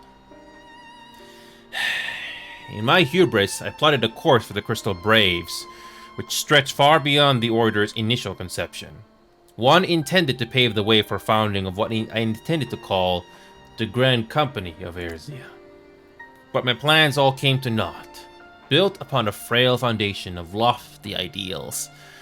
The Order was doomed from the first to collapse under the weight of more worldly interests. And I have no wish to see this new endeavor suffer the same fate. Mayhap I ask too much of you? Not at all. You may count upon my assistance, for what little it is worth. By your leave, I shall prepare a report, including a list of recommendations drawing on the lessons I learned from the failures of the Crystal Braves. You have my gratitude, Master Alfinode, and my trust. When your report is ready, pray share it directly with the Sylphs.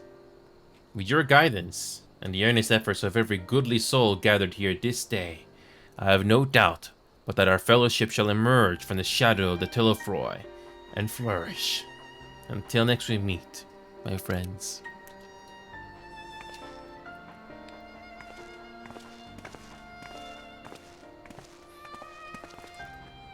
Before committing anything to writing, there are a number of people whose thoughts I should like to hear. Former Braves, you understand? Might you join me in seeking them out?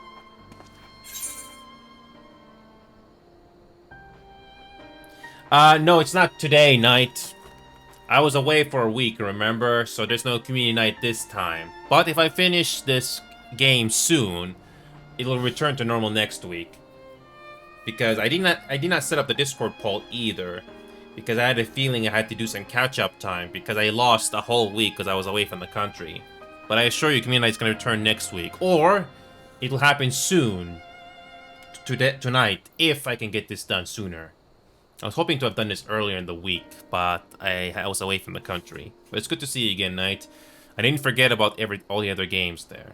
But anyway, I'm gonna keep this going. As if you have to ask.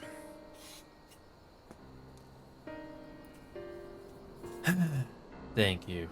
As someone who witnessed the Order's rise and fall, yours would be a reassuring presence. I'll join you, If you're planning to canvass the opinions of your former comrades, it will be a lot quicker if we share the task of questioning them. They may have Grahak and lend a hand as well. She'll accompany Thancred back to the Rising Stones. Between us, I dare say we should be able to provide an accurate enough account of the day's events. I've been having a bad headache for the last 24 hours. We should be glad of your company, Grahak. Shall explain the details on the way. All I have to do is make it to the end of Post-Shadowbringers. And that's about it. I take it we will soon be paying the Silps a visit? How fascinating it will be to speak with them in person. Though I gather conversation can prove rather challenging. It will not be easy to revisit the past, but sometimes one must look back to see the way forward. So, what's the plan, brother mine? Before discussing the task at hand, I should probably admit that the report I propose is largely written. Not long after that fateful day in Ul'dah, I penned a detailed account of the organization's history, from the events that led to its inception to the failings that brought about its demise. This I did primarily as a means of taking some semblance of responsibility. Never did I imagine that it might later be referred to by those seeking to form a similar organization. And while I made every attempt to be objective, the account was mine alone, its events viewed from my singular perspective. For it to be of use, however, it must be broadened to encompass the viewpoints of all involved. Only then can it answer what seems to be the crucial question, namely, why? After the Crystal Braves disbanded, did some members choose to remain with us, while others did not? I see. You think the answer will tell us something about the nature of the ties that bind our new Grand Company together? And that this knowledge might help us to prevent it from falling apart when those bonds are inevitably tested. That is my hope, yes. But the questions I would ask are uncomfortable to some. As the former commander of the Crystal Braves, I doubt that those abandoning the cause would welcome in my inquiries. Then Graha and I will just have to try. Meanwhile, the two of you can talk to the ones who kept the faith. A fine suggestion. Have care, however. Certain of my former comrades are of questionable character, so keep your wits about you, and let's reconvene in Grenadia later on.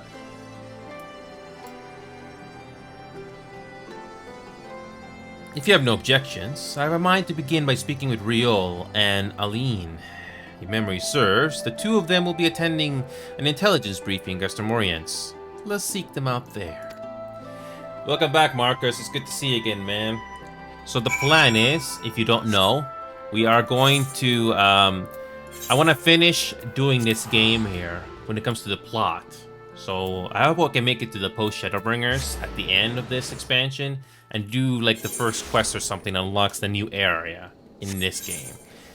I was planning to do Community Night today, but unfortunately I was away for a week, as you can tell, Marcus. But it's good to see you again, man.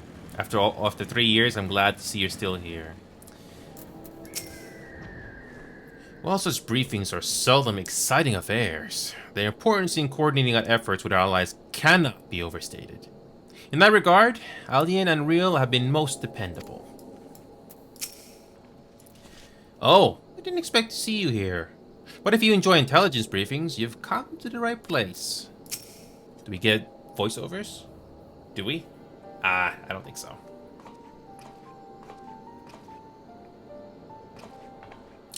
Well, look who it is, and what brings you two here? Wouldn't have anything to do with the big meeting, would it?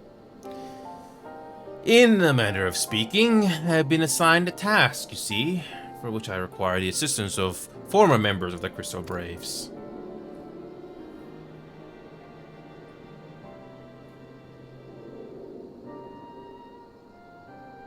So you want to know why we decided to stick with the Scions, eh? Ain't an easy thing to put into words, that.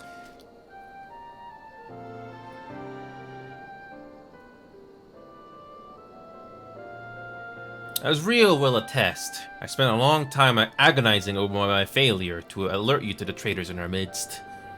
For my negligence, I was captured along with many others, and we were powerless to prevent the tragedies that ensued. Not a day goes by that I do not think back to those fateful events. By joining the Scions, I hope to redeem myself. I will continue to serve the cause for as long as I am able. But that wasn't my only reason. When we were finally reunited at the Rising Stones, you refused to blame anyone but yourself for the fall of the Crystal Braves. And in spite of everything that had happened, everything you had suffered, you took us back without a moment's hesitation. We would not have blamed you had you turned us away. But when you gave us your trust instead, what else could we do but try to repay it? Nothing, that's what. As for me own tale, well, I've always felt the Scions have something in common with the old crew. The duty of the strong is to protect the weak. That was our creed. And I'll still strive to live by it to this day. But as time has gone on, I've learned that strength comes in many shapes and sizes. From Hoary Boulder to Mistress Tataru, we've all of us got something to offer. And not one of us is doing it for personal gain, because we believe there's more important things than that. Things worth protecting, which is what being in science is all about. I'm at a loss for words. Thank you, my friends. To hear this from you means more than you know. Forgive me, could you?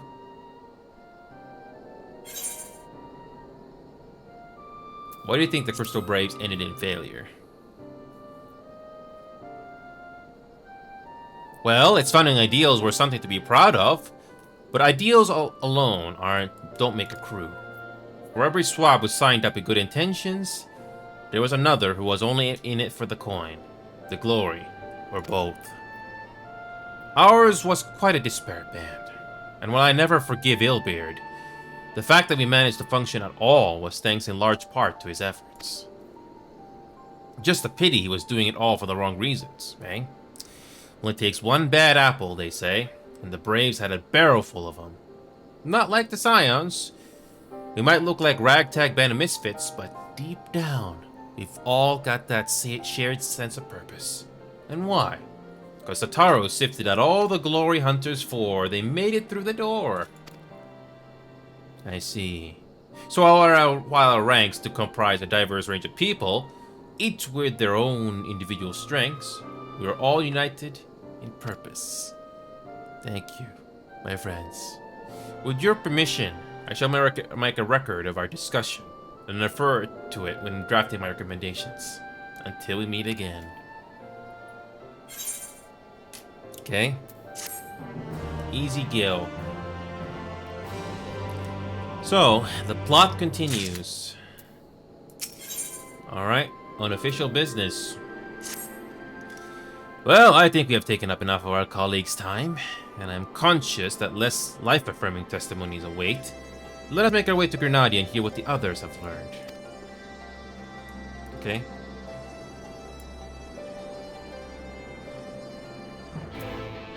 Back to the forest town. Why not? Here we go.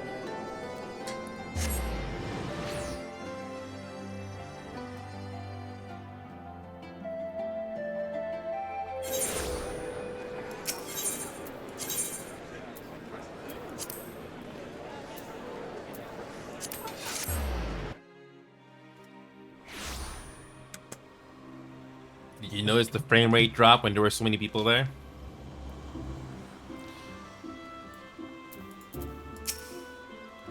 When Alice sets her mind on something, there is no stopping her. And her mind was truly set on finding former Braves. For a while, I even feared what she might do to them.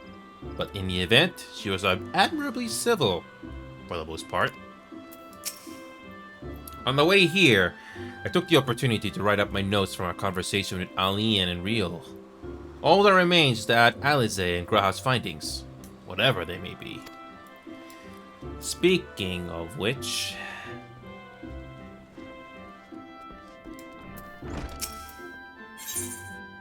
Oh, no, this is a random quest. Okay.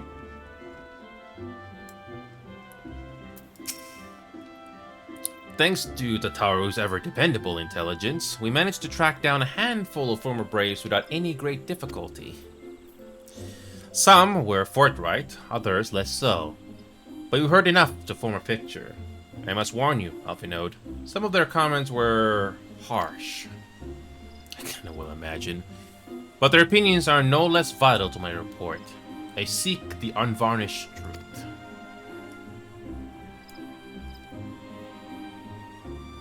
Thank you.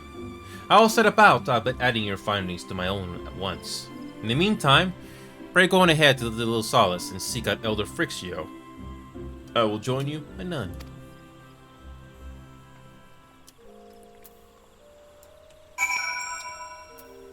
Okay, so we are back to the Hawthorne Hut. Oh wait, this is the tribe quest. Okay. I'm glad I finished the Beast Tribe quest here, the Society quest here. Thank God. It's all done. Yay!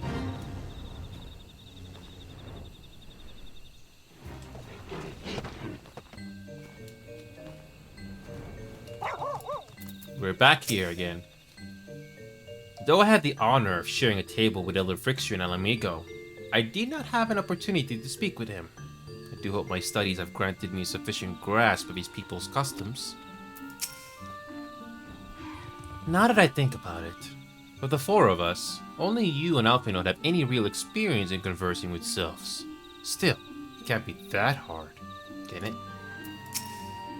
Do you get voiceovers here, or... No. Ah, welcome, brave one and friends of Brave One. How good it is to see walking ones again so soon after the meeting. Should this one perform the customary dance of greeting?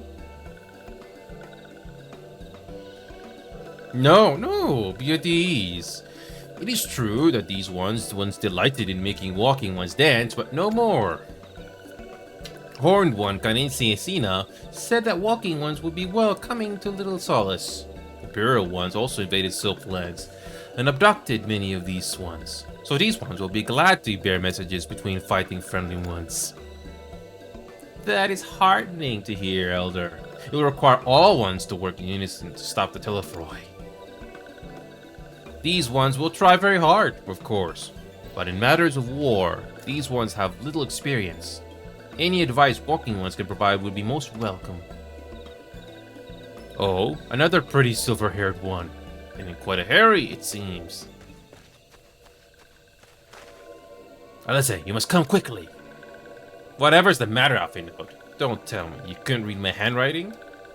What? No. The Twin Outer Officer accosted me as I was about to set out. Sarlahan has sent an envoy, who is due to arrive in Grenada at any moment. An envoy? Could it be that Krill has managed to sway the Forum? We shall know soon enough. But there is more. The envoy has requested that the two of us attend the audience with the Elder Seats here. Really? I can see why they might think what they want this. I can see why they might want Scions to be present, but us specifically? Wait, it isn't who I think it is? It is. I could scarce believe it myself, but when I inquired as to the envoy's identity, I was told that it was one Fortunato Livelior. You're a father? Well, now. The fact that a certain member of the Forum had journeyed here would be a surprise enough. But him? Quite. I glean from this that they are taking the matter seriously. That may be, but why him? And not one of the other 98 Forum members, unless he volunteered for it. It has been some time since you last saw your father, has it not? Could it be that he is concerned for your well-being? Perhaps, but he has always been reluctant to discuss his work with us. Indeed, and whenever we write to our parents, it is invariably our mother who replies. Nevertheless, I welcome the opportunity to meet with him after so long, even if it is secondary to his true purpose here. Elder Frixio, loath though I am to cut our visit short, we must return to Grenadia.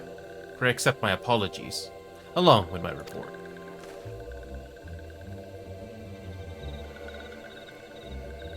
Never mind. There will be time to talk later.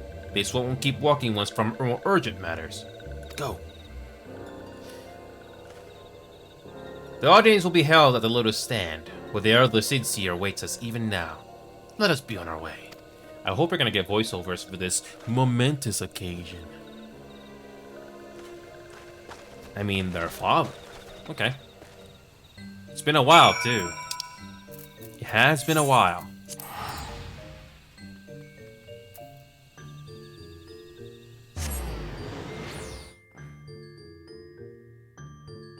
The loading time is long when there's a lot of people in the instance. Okay.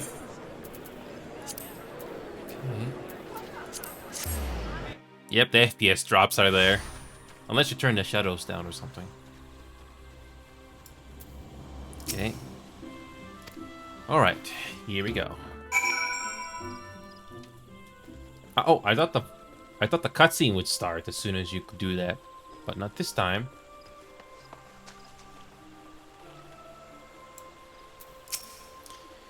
After all this time away, it'll be good to see my father.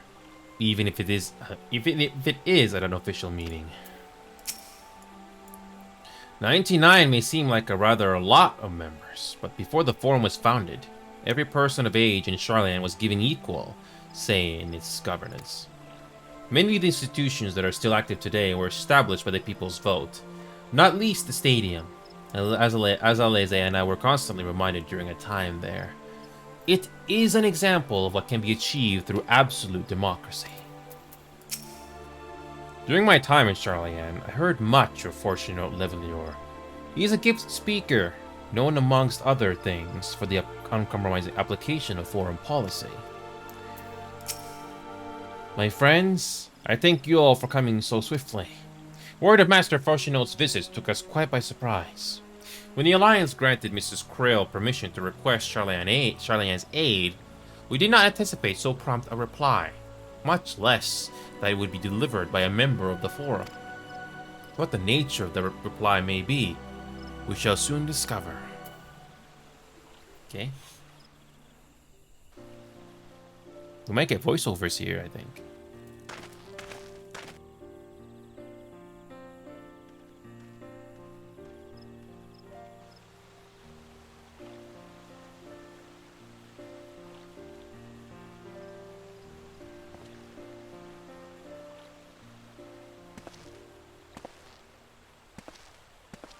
Elder Seedseer, I thank you for granting me this audience.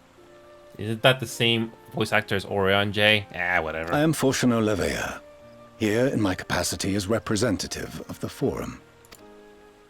It is I who should thank you, Master Fortunato, for journeying so far and so swiftly. Would that our first meeting could have been under happier circumstances.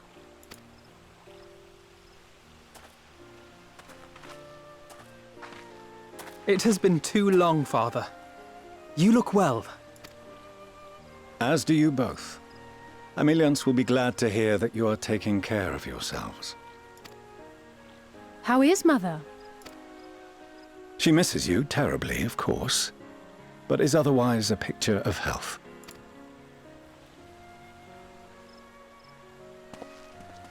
Circumstances apart, I'm grateful that our meeting has afforded me the chance to be reunited with my children at long last. And I believe I also owe you thanks for the hospitality you showed my father, Louisoix, during his sojourn in Eorzea.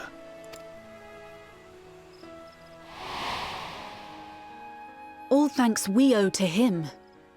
In the days prior to the 7th Umbral Calamity, it was your father's tireless efforts which granted us a means to vanquish the Primals. Were it not for him, our strength would have been quite spent by the time the Empire arrived. That Gridania still stands is in large part his achievement. He was a great man.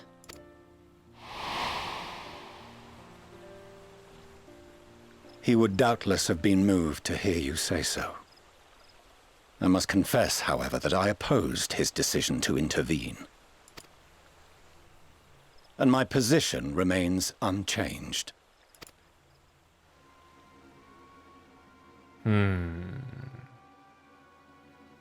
To chart the course of history, not to change it. I am familiar with the Sharlayan stance. It is more than that. It is our way of life. Who we are.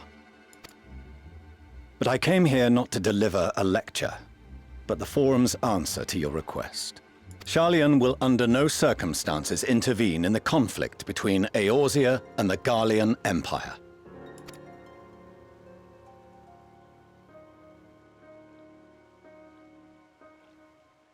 May I ask for what reason the Forum has come to this decision?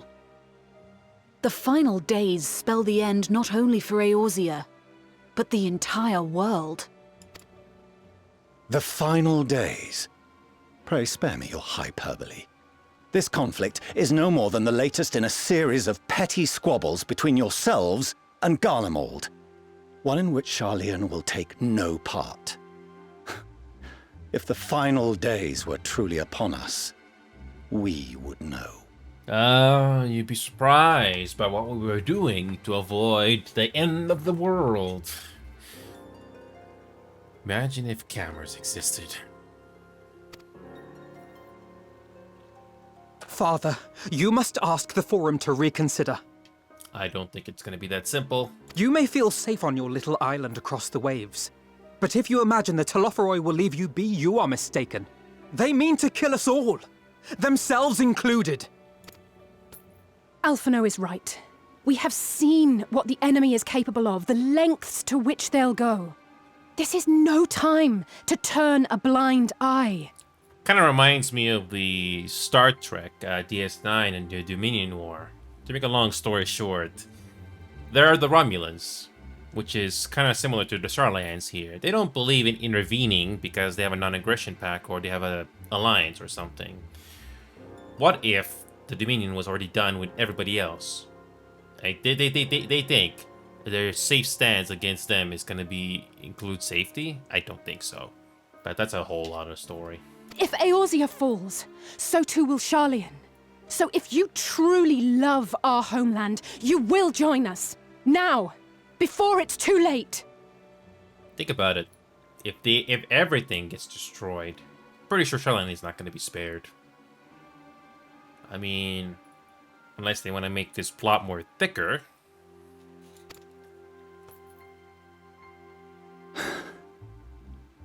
I thought you knew better than to raise your voice to your elders. It seems I was wrong. Wrong to ever let you leave, Sharlayan. I consoled myself that your time abroad would instill in you some hint of restraint, of discipline. I don't think you know. I don't think you are aware of the villains we are taking care of. It's one of those cases where they know what they're doing, they just don't know who they are dealing with. Or maybe there's something more to this, why it's like this. I would be surprised. But I see now that Eorzea has made fools of you both.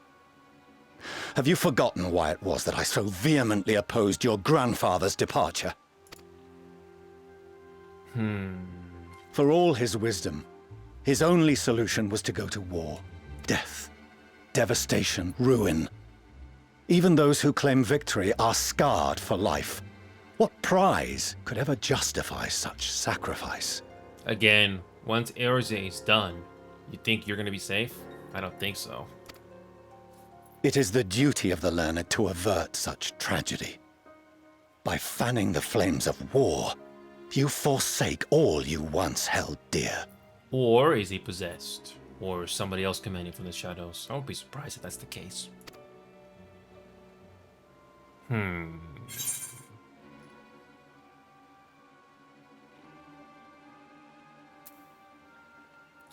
To ignore the plight of those one might conceivably save is not wisdom. It is indolence.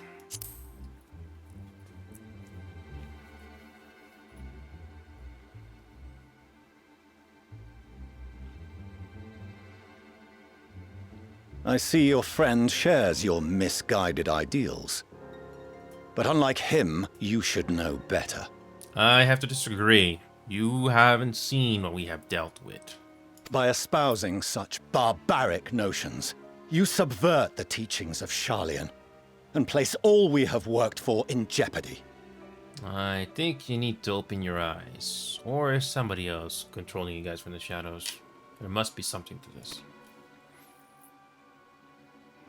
Alphino, Alizé, as of this moment, you shall no longer bear the name of Leveilleur. Really? Oh, come on.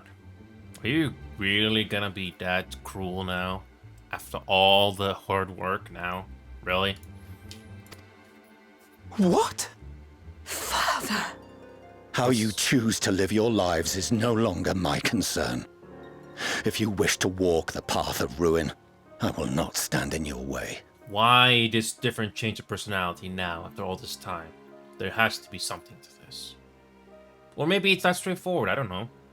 But why now?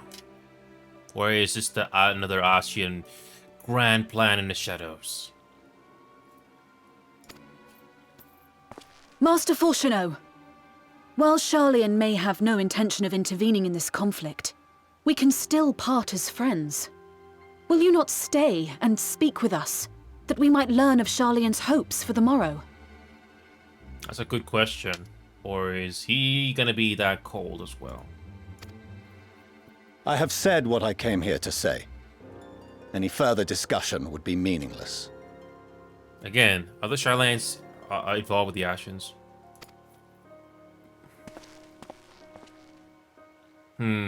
Father! Wait! Don't bother, Alizé! How can you stand there and watch him walk away? How can you let this happen?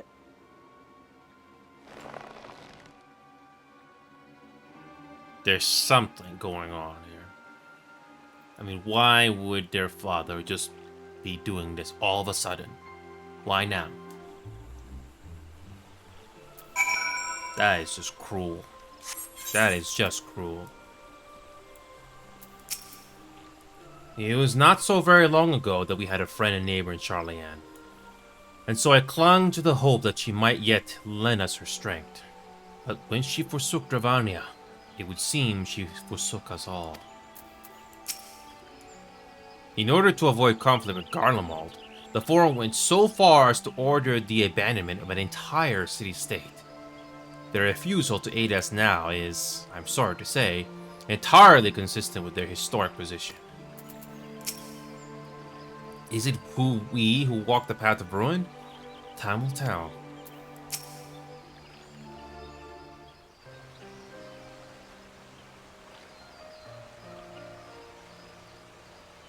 Again, this is a nitpick of mine. Why have another cutscene with no voiceovers when it's just as important? I digress. So that's what he came here to say. That we are all fools for having the temerity to defend ourselves against Attila Froy. And as for the rest, like it or not, this was the Foreign's decision. To watch from afar while Eorzea burns. Father was but the messenger, and as he handed down their judgment, I could think of nothing to say that could possibly sway him. I still can't. To have prolonged the discussion would have changed little, for it is not only Master Fourcheneau who must be persuaded, but the Forum as a whole. Their decision must made ere your father crossed the sea. Nor is it like to be changed, and so we should face Attila Froy without their aid. Forgive me, but if they had no intention of helping us, then why would they go to the trouble of sending an envoy in the first place? Why did not simply keep their counsel, as they are wont to do?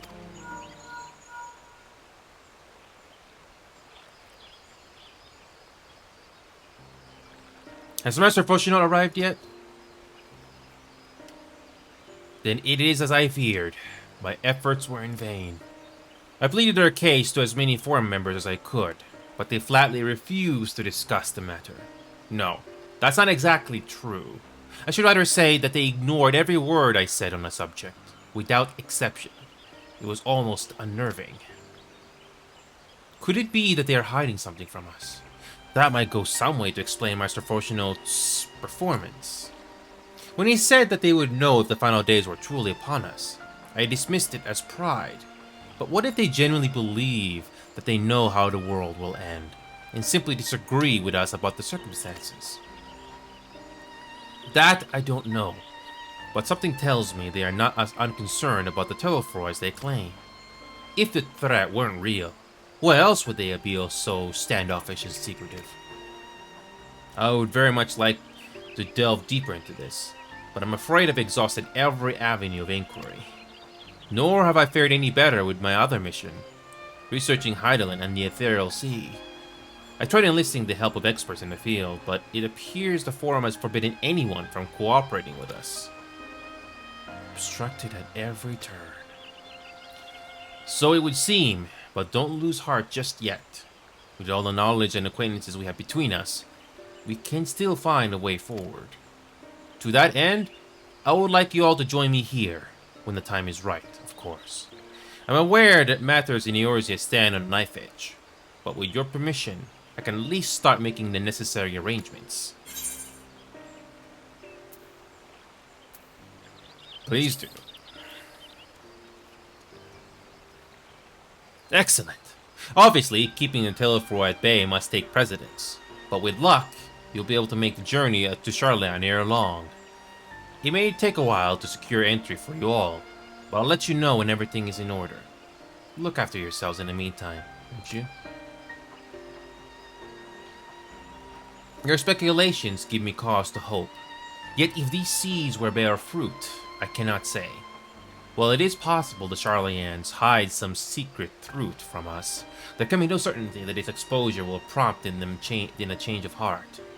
And so, for the present, we must needs confront the plight in which we find ourselves. The Forum has refused our requests for aid, and it falls to us alone to contend with the Telefroy.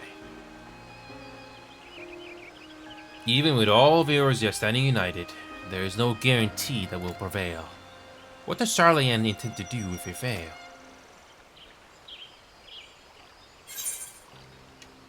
Yeah. So it's still going. Okay, it's a good thing we started early then.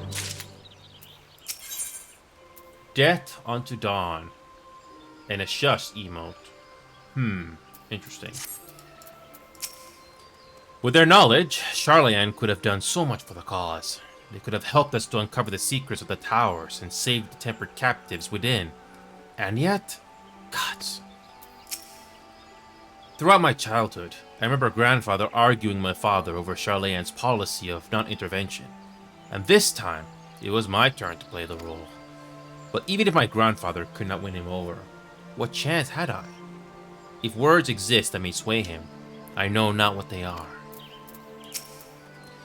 The Forum includes representatives from all of Charlayan's central institutions. With them hindering Kryle's investigation, she will struggle to make any headway on her own. So, a shush emote. Okay?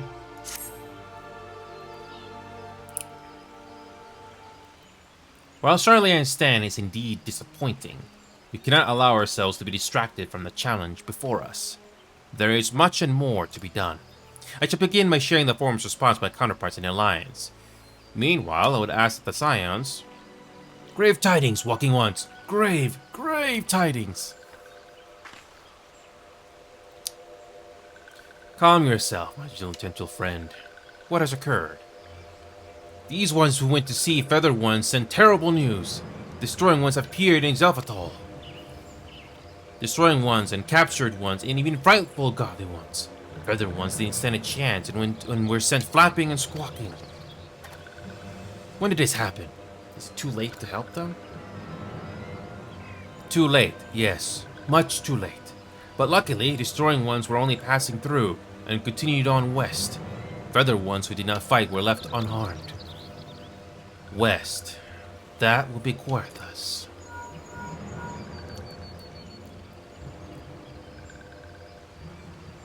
My lady, the Guardians report that the Telefroy have emerged from the eastern highlands of Querthas and are marching at speed.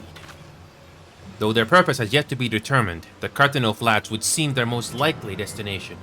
Lord Amric has already dispatched his forces and requests our immediate support. Tell him he shall have it. The time is come for the Grand Company of Eorzea to prove its worth.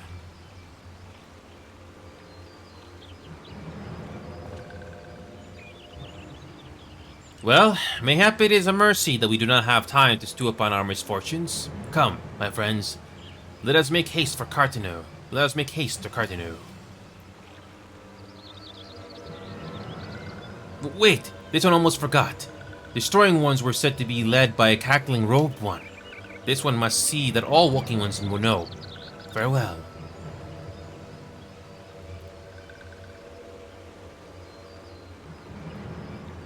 Daniel. Who else? It was only a matter of time before that grinning maniac showed himself again. I shall have an airship ready to bear you to Cardinal. Pray see to your preparations, report to the landing with all haste. At once, my lady. Let us away. Good to see you, Ethan. So hopefully you found that moment that I was talking about where I showed my phone on that IRL video or something. Hopefully you found it. But yeah, grab some popcorn, Ethan. This is the main plot. This is all leading up to the main story, to the next expansion of this game. All I need to do is make it to the next expansion, and that's it. I'm not going to be touching this game on screen for a while because I have to level everything up, which is going to take time. But I will do everything. I'll do the main story here just to get to the next expansion. So it's good to see you again, man. I don't know how much more we gotta do, but we'll see. Oh, Ferdola's here. Come on, this will only take a moment, alright? It would seem Ferdola here has come all the way to Grenada to find us. I've explained the situation, but she insists her business is urgent. Aye, it'll be over sooner if you shut up and come with me. Okay.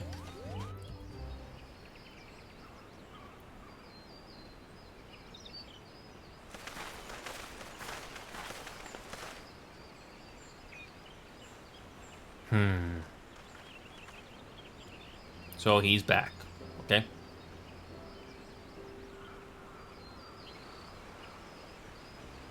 Arenvold! I can't tell you how good it is to see you. I don't think he can walk, can he?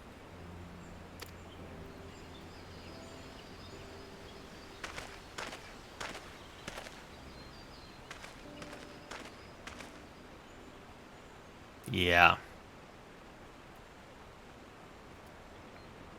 It arrived a lot sooner than expected, eh? The day I craned my neck up at you. Yeah. Only because you're sitting down. Unless... Yeah. Afraid so. The Chirurgeons say I may never walk again. Lovely.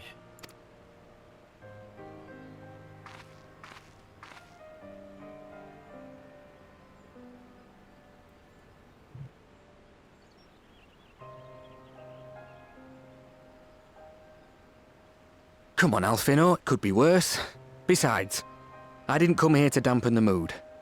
Quite the opposite. All I've ever wanted was to fight for a cause I believe in. But my fighting days are over. So I want you to fight in my stead. Be the hero I can't. You paid a price. I am no hero. That's what they all say, though. No one ever calls themselves a hero. Even the ones who eat primals for breakfast. It's for others to decide. I mean, that is true. That is a pretty well-written line.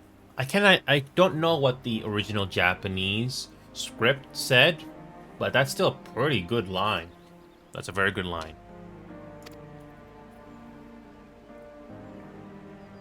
Look, Alfino, you already are a hero. To me and countless others. We see you doing your damnedest to protect us all. And you're not alone, are you? There are people who believe in you, just as you believe in them.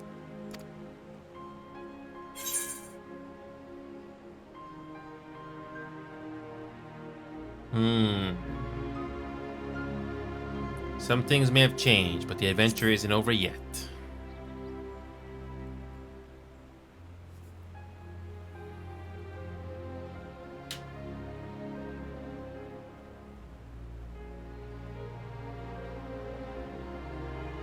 I know what's at stake.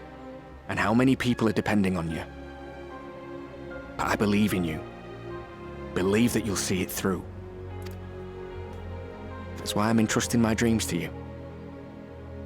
Like Albert and Owley once entrusted their dreams to me.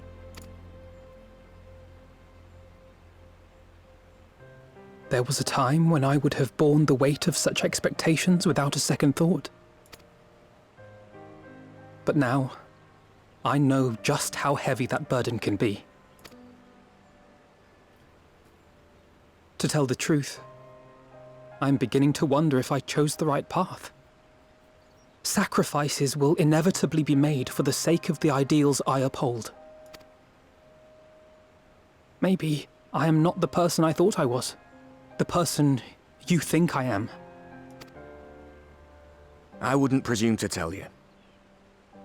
But I will say this. In spite of everything, you've come this far. The road ahead might not always be clear, but you've never been one to give up or take the easy way out. And everything you do for others. For a brighter future. I'm proud to call you my friend.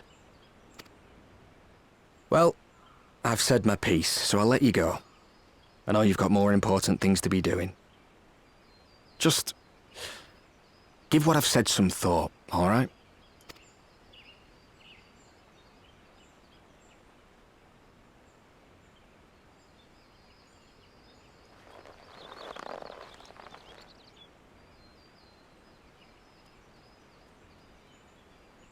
I shall, my friend. And we will meet again soon, I promise.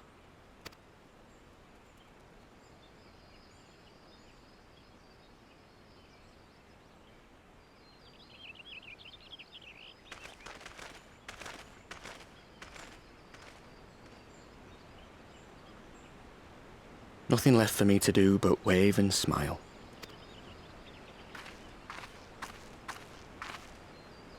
You've got a pretty narrow view of what it means to be a hero, do you know that?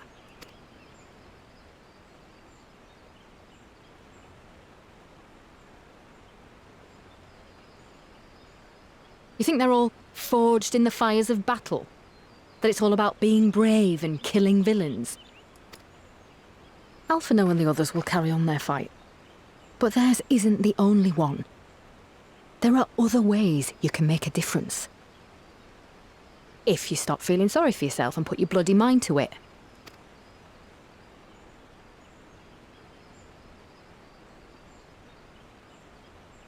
There's not much chance of me living the quiet life with you around, is there? If you're content to twiddle your thumbs thinking of what might have been, that's your lookout. But I reckon you've got some fight left in you. And I reckon you might be right. If there's a way I can still help my friends, I'll bloody well find it.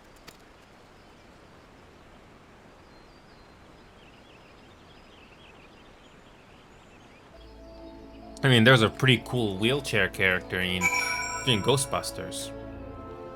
So, who knows? It's not often you see a wheelchair character in media, but it's nice. Oh, we get an instance battle. Okay. After Plagatan, I had assumed the Telephoi would continue to target settlements, but it is plain they consider Zelphatol a mere obstacle on the road to Cardinal. What then draws them to the flats? We must keep a close eye on their movements. I'd rather doubt that Fordola obtained the Shuriken's permission before bringing Ironvald halfway across the realm, and solely to deliver a message at that. They should have both known better. But what's done is done, and I will not soon forget his words. So, we're gonna switch to a tank because... yeah, because I think we're gonna need to cause as much damage as possible. You can tell me later what that was all about, but judging by the set of Alphino's jaw, it appears to have done him some good. Tankern and the others have already left the Raging Stones, and according to the communications officer, Amalja and the Cobalt forces are also bound for Cartano as we speak. They mean to keep the promise they made in Alamigo, and we must do the same, by saving as many of their tempered kin as possible. Anyway, the airship is ready to depart. We should get going. Here we go, we can finally get another important story moment, and we are early. Here we go, let's do this. Your progress to the battle will be saved at certain points. Okay. Yeah, might as well just... Okay, this is a long one. Okay. So the game finally does something different. Let's do this. I'll do this as a tanker.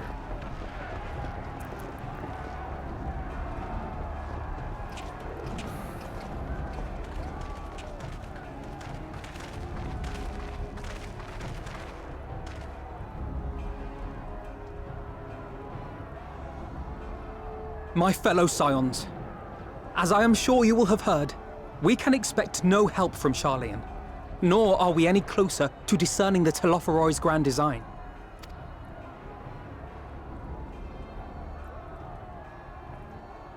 And now, our adversary moves against us in unprecedented numbers, compelling us to answer in kind. The outlook, in short, is bleak. Yet though our foes are many, and we but few, we may still tip the balance in Eorzea's favor. Of course. We will do what we always do. Deal with the ones our allies can't. A less than daunting prospect, judging by your expression. Could it be that you've dispelled your lingering doubts, Alphino?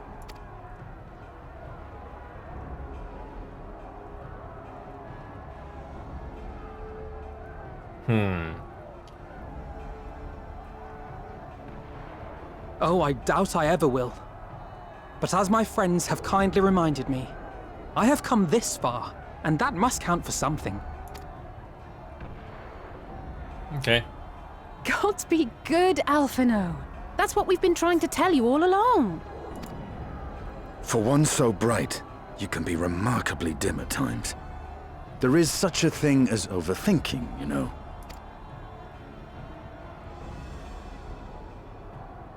Might I suggest that we continue this conversation after the battle? It would appear that Telophoroi have already arrived. Lovely. I'll do what I can to cure the Tempered, but they'll have to be incapacitated first.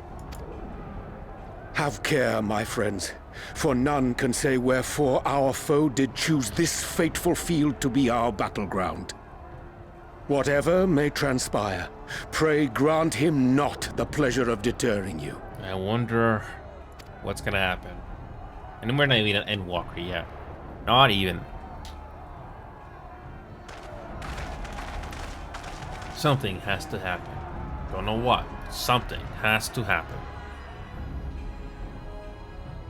Okay.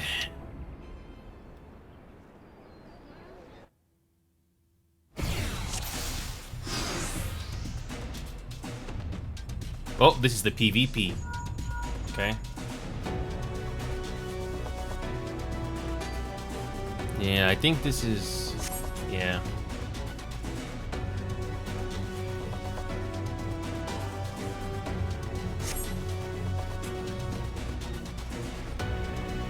Okay.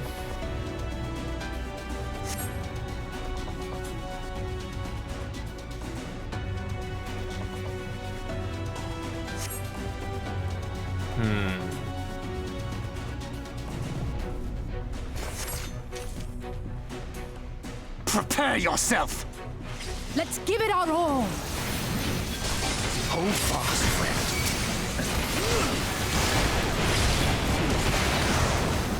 Okay, good thing I'm gonna do this as a tanker. Cause as much damage as possible.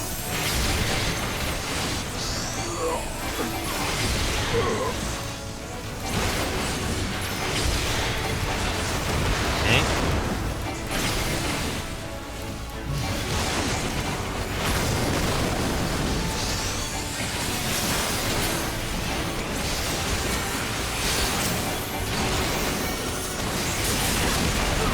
So, what is the grand plan?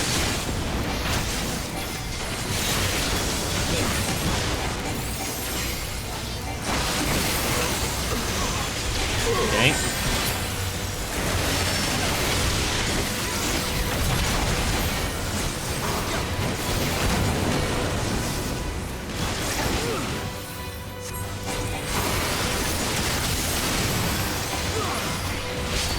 Okay.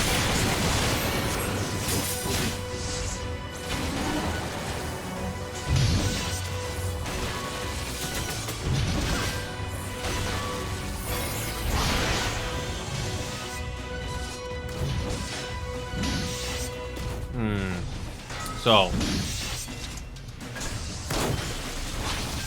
Oh.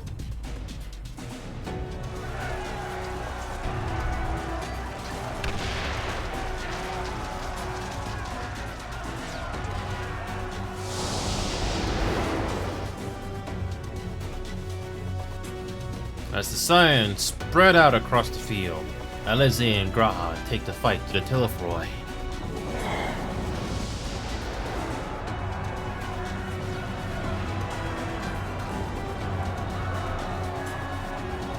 Oh, we're gonna roleplay.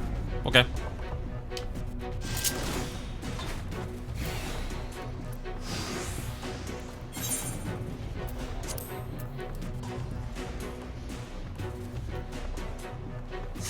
Okay.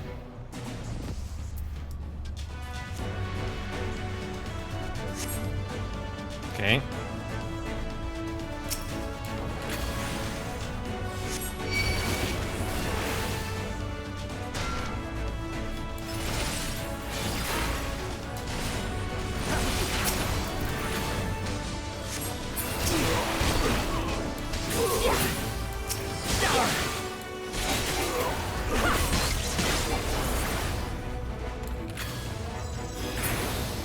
Allow me. Okay.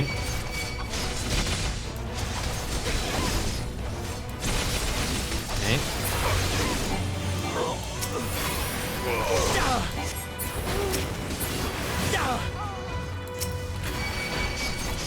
Okay. So, this is a very long duty instance, but I bet something's gonna happen. I don't know what though.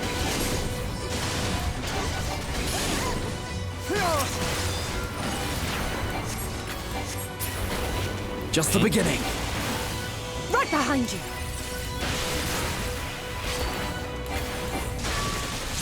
Okay. So, got ourselves a grand battle. Oh, here we go. Actual mechanics. Here we go.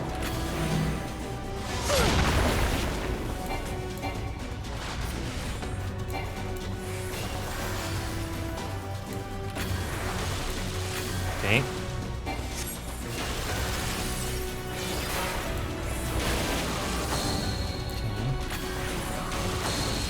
Yeah, this whole role-playing thing was introduced, I think it was in Stormblood, and it's different.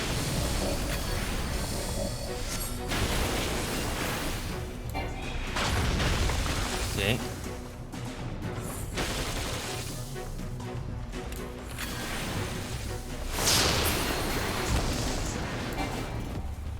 Okay.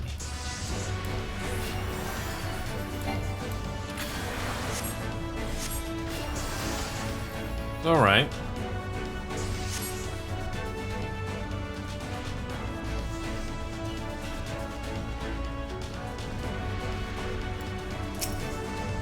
So, how do you do this action? How do you do this? Is there any... Oh, is it this?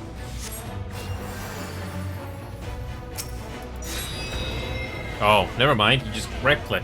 Okay. Okay.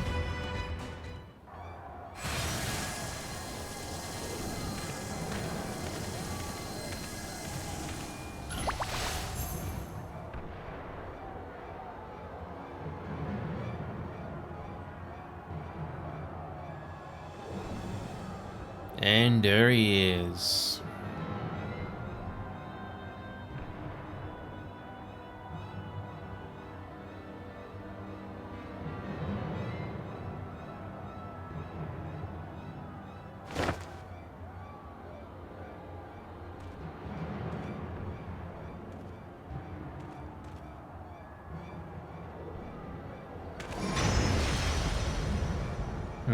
What is his card move? You see that? Glyph? Yes. How worried should we be?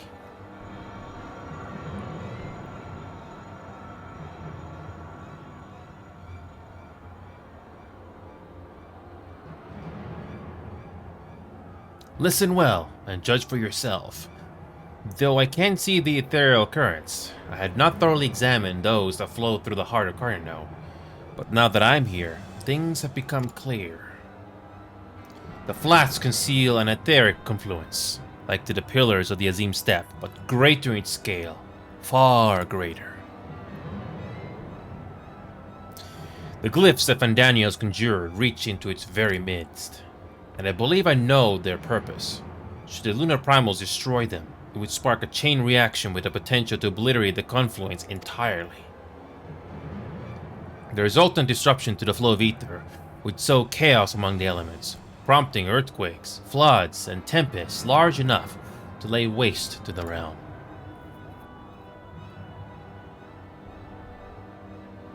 That he would go so far come as little surprise.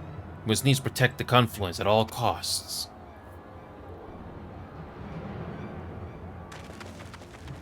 Alright, it's time to roleplay as them. Or one of them. Who knows?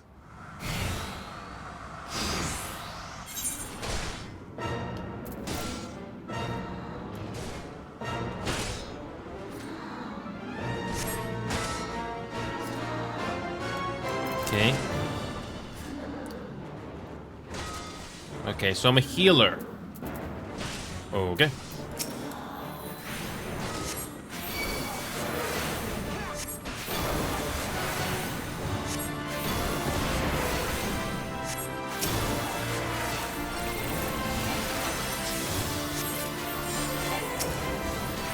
Okay.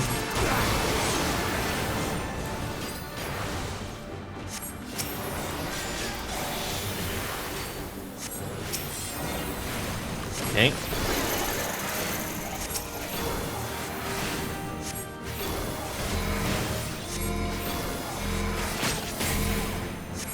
I shall protect thee.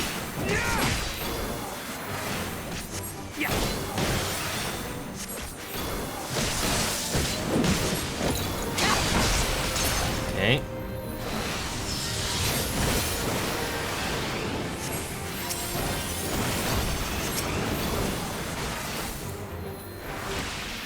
Yeah.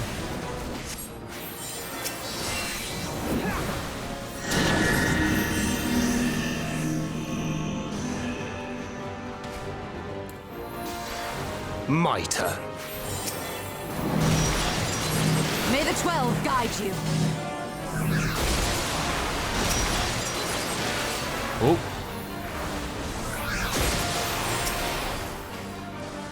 Oh, come on. Can he get, at least get a checkpoint at least? Is there a checkpoint? Because it's a very long one. No checkpoint? You gotta be kidding me. Yep. Give us a break, game. At least have a checkpoint or something. Okay, skip. Try that again. At least the game gives us a choice. Okay. Number 2. Oh, speaking of which.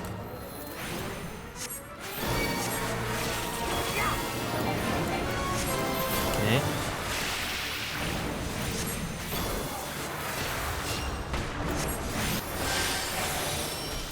Okay.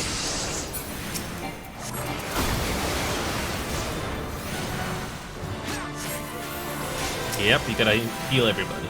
Got it? At least the game gives us a freaking checkpoint. That's nice.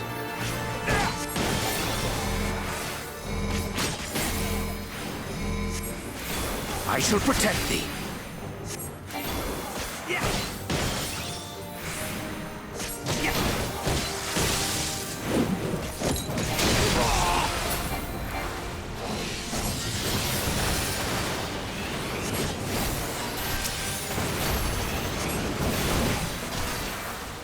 I hope I don't run out of MP.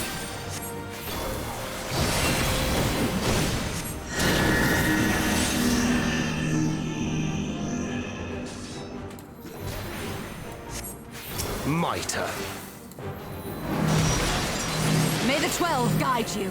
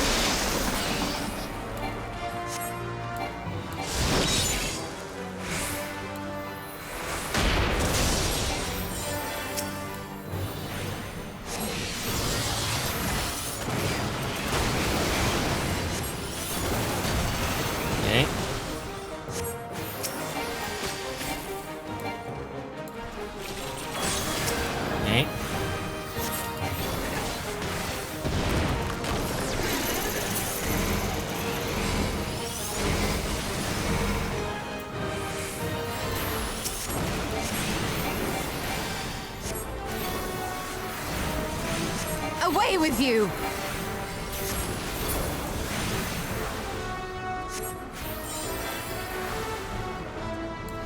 The best defense is a good defense!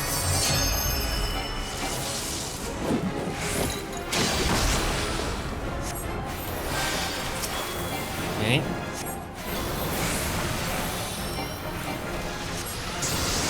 Okay, this time we're doing much better.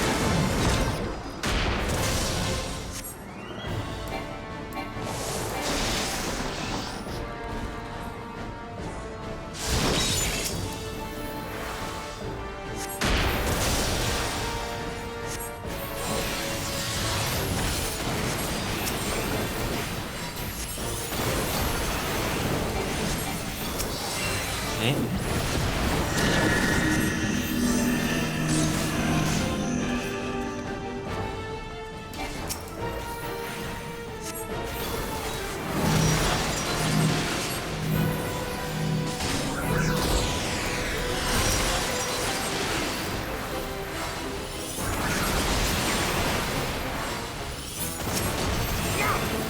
Okay.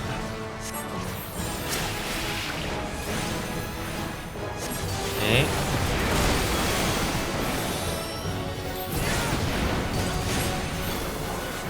Okay.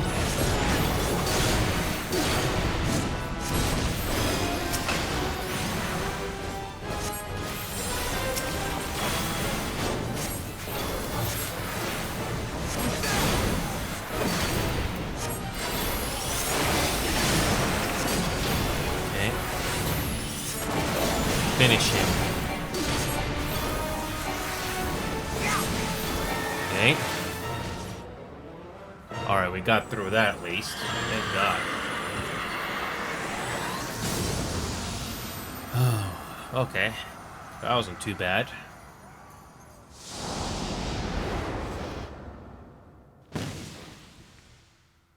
Meanwhile, Grahati and Elise prepare to lock swords with Luna Ravana.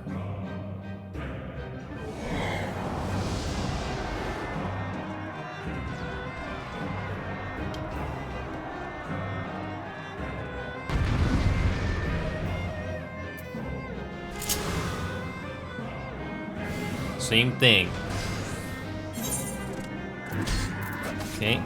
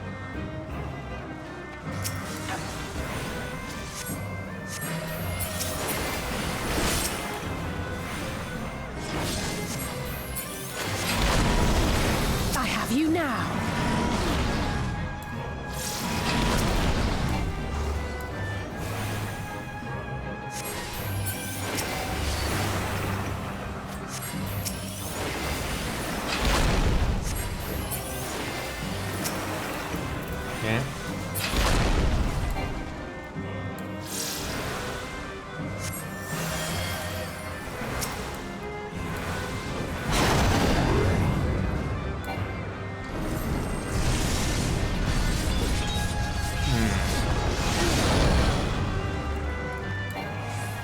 Need to heal her.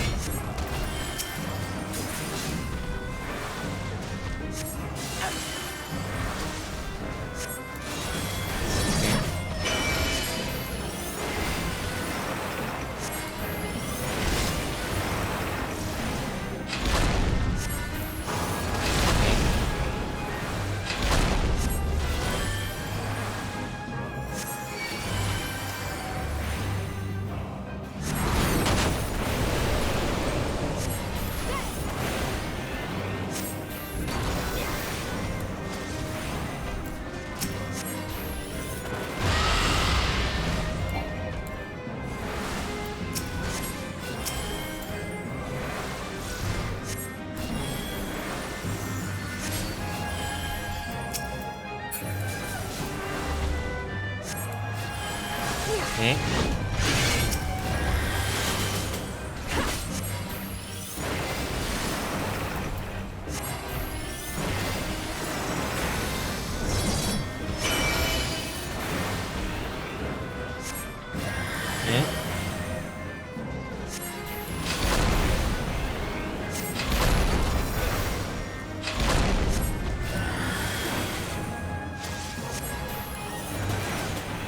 Okay.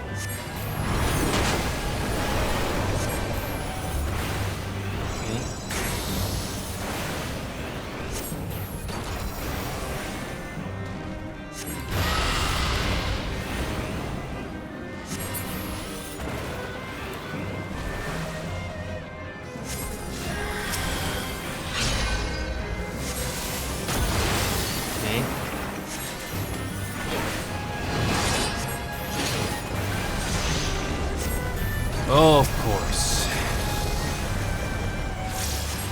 Okay, break.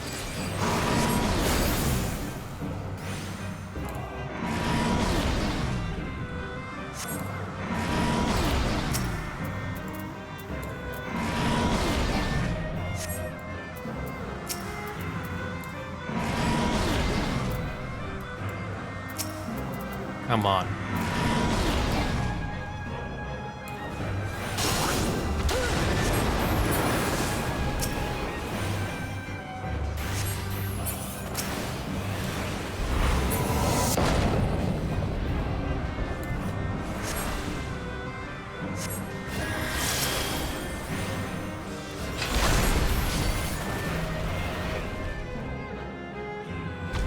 Okay, thank God.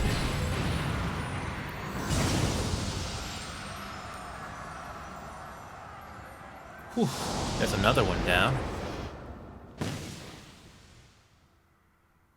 At the self-same moment, you stand shoulder to shoulder with Alpinode and Estinian, resolved to lay Lunar Ifrit low.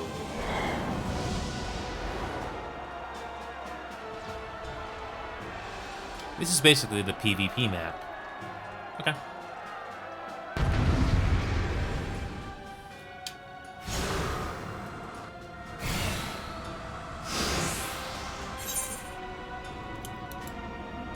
Okay.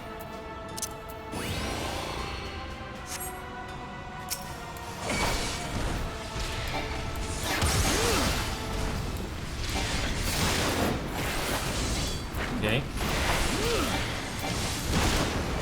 So it's Ifrit again.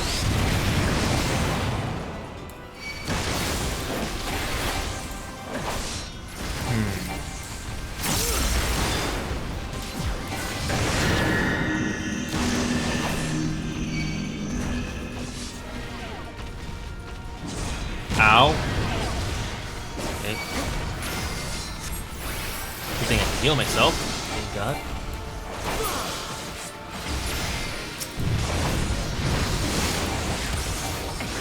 Yep, you gotta pick out the nails.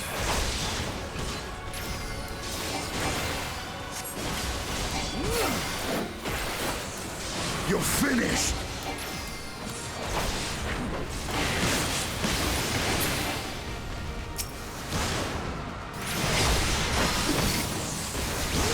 Okay.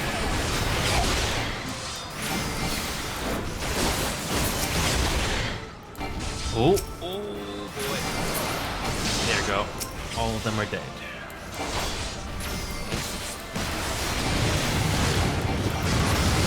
Basically the same mechanics. We must fight on!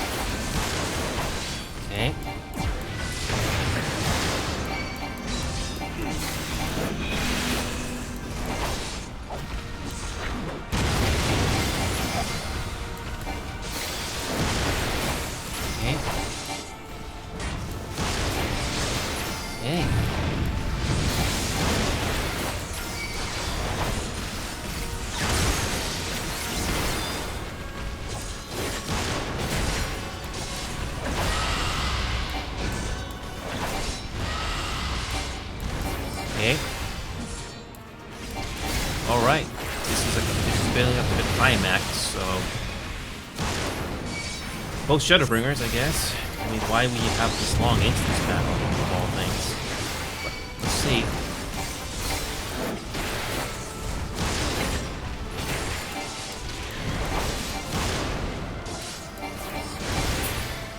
Okay. Okay.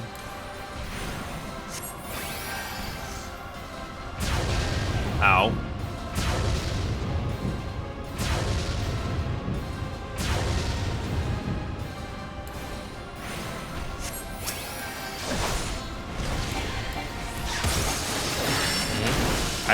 I don't think this is it. There has to be something else.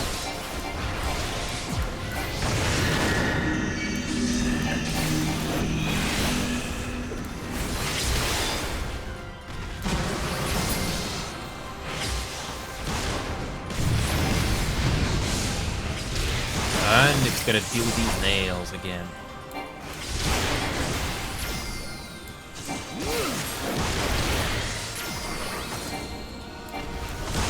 Raw Nidhogg!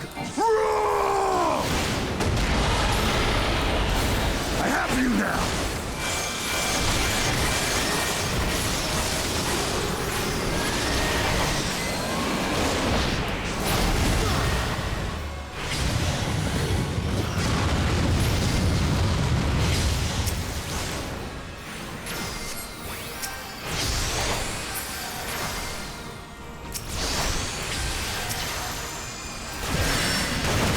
Be outdone. Okay.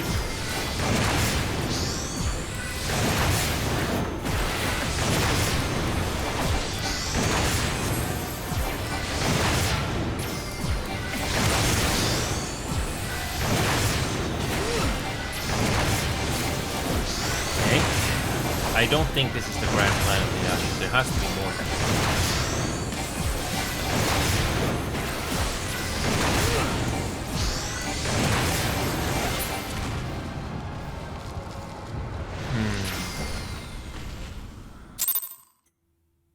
Wait, that's the end of the instance? Okay.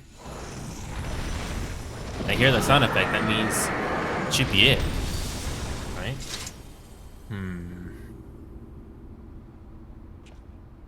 I don't think this is it. There's more.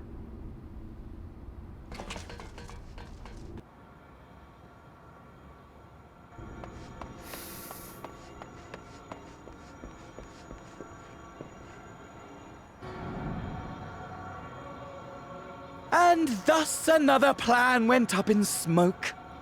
I am beginning to see why Lord Xenos thinks so highly of you. Spare me your villain speech. Not that this changes anything, you understand. You have merely earned yourself a stay of execution. Why, thank you for your flattery.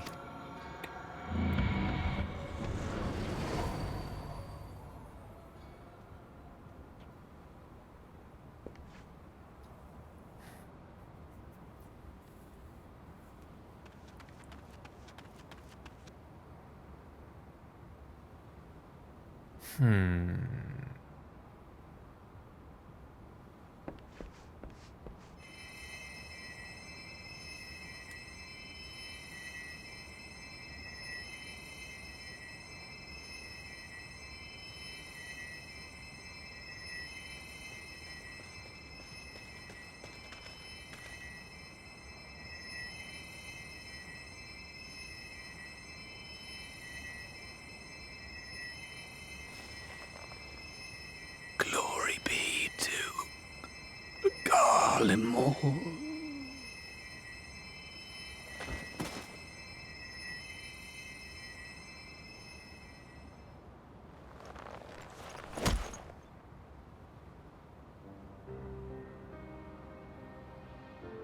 They're basically mind-controlled. Lovely.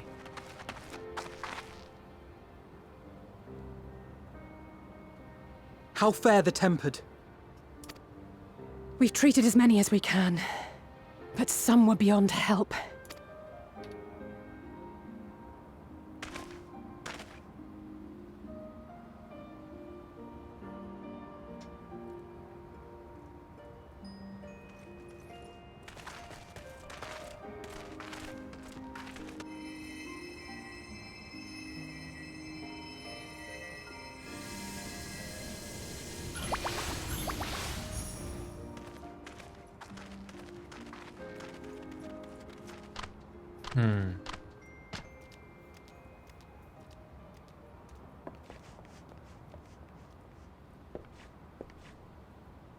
Do not hang your heads so, brave scions.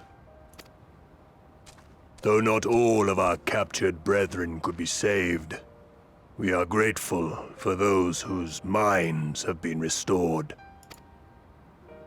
You could do no more, and that is enough.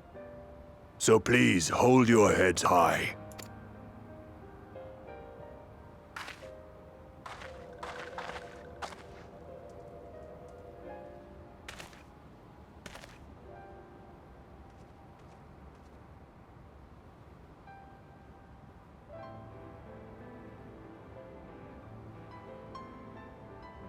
Should have been quicker. But I'll do better next time. Thank you for your kind words. They mean a lot.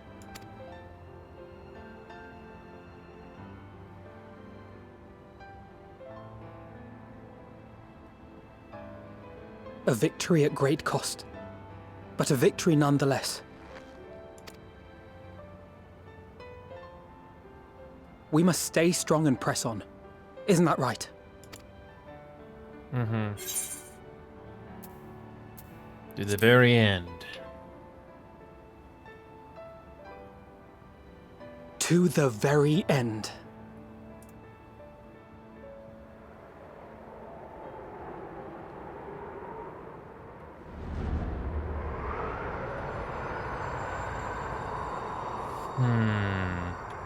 The moon.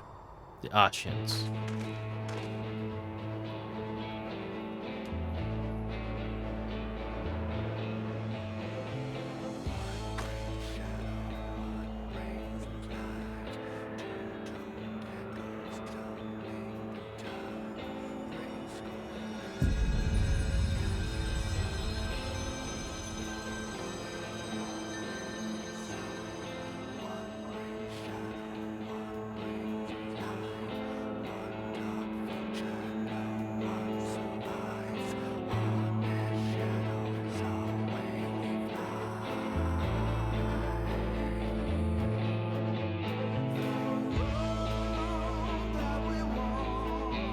And there it is.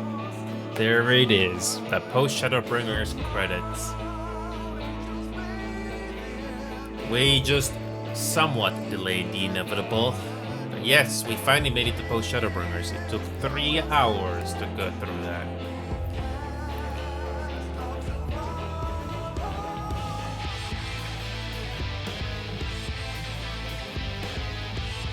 So yes, after this credit sequence, we can at least do some Endwalker quest. We're only gonna do enough Endwalker to reach the first area. That's it. It shouldn't take too long. But yes, we made it, finally. And it's a good thing we are early, too. Thank God.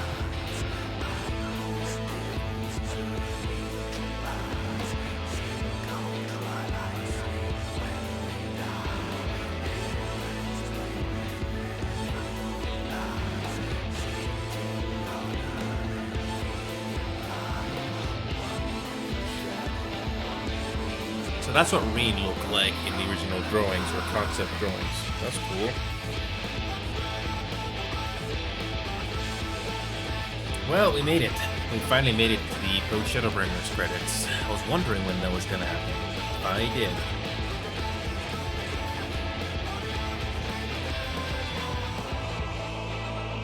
We finally made it.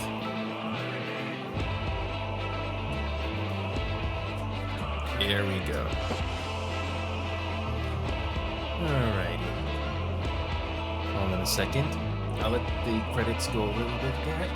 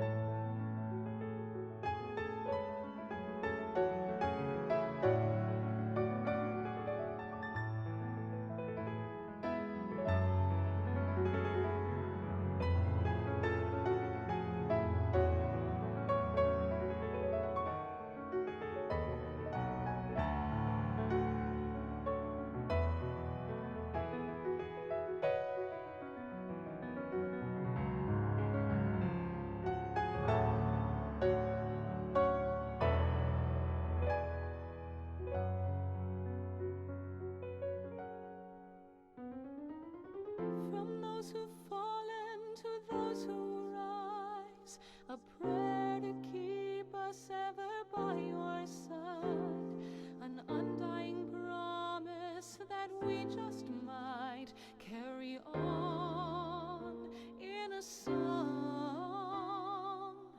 Pray don't forget us, your bygone kin, with one world's end as a new begin. And should our souls scatter unto the wind, still we shall live on. Stand tall.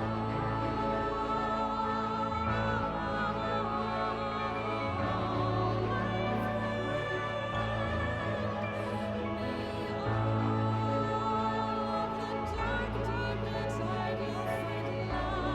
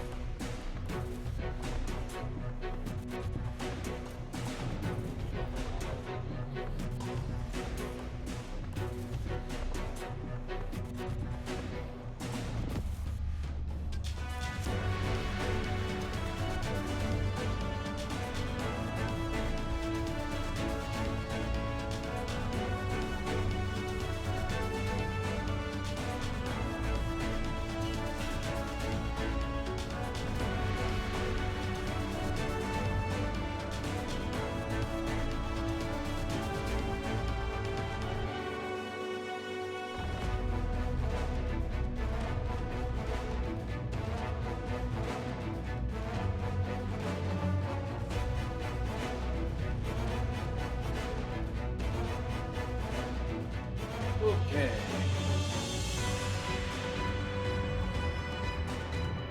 Alright, I'm back. So, the Post-Shadowbringers is finally here.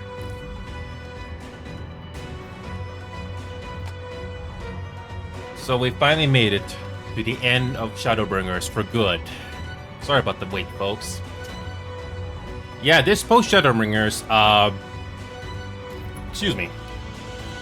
I enjoyed it thoroughly. Although the very final duty instance, I think they did it on a budget because they just reused the PvP map instead of, you know, creating a new arena or creating a new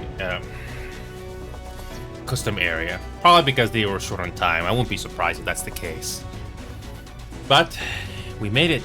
We made it to Post-Shadowbringers. I think I missed a few... Oh, I'm not changing scrolling speed. No, I'm not doing it. I'm gonna play this the first time around all the way through. And we should be able to do at least one quest for Endwalker, finally. We finally made it to Endwalker, finally. So, we should be able to do at least one quest where we can finally reach the first Endwalker area, at the very least. Okay.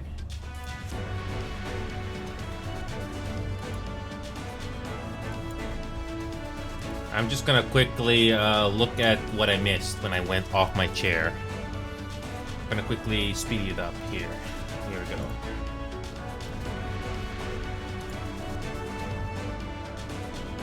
Okay.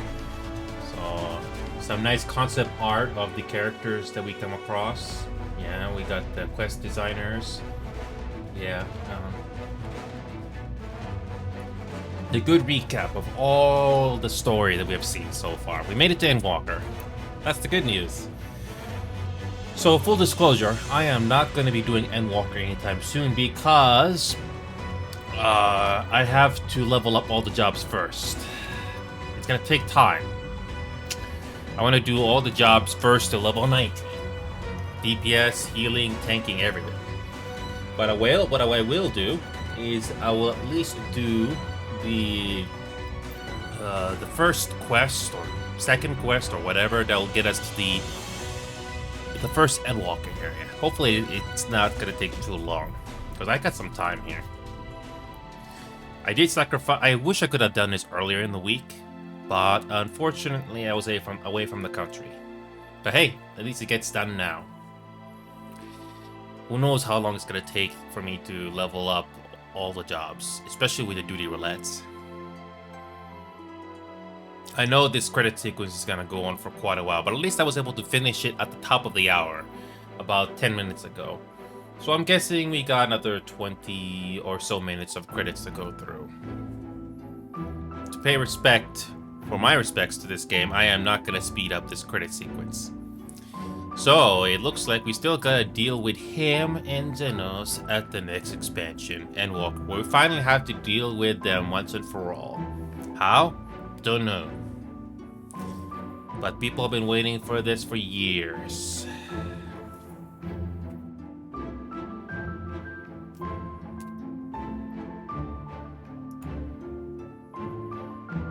I could change the scroll speed. But nah.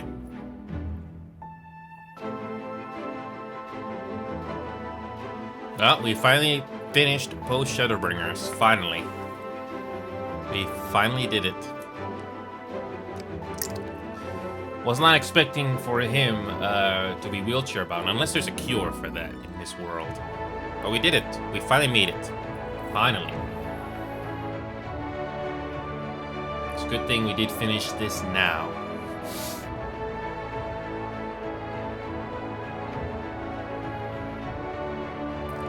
Lots of people worked on this game to make this possible. Imagine if this game actually gave you choices like Baldur's Gate 3. Oh boy.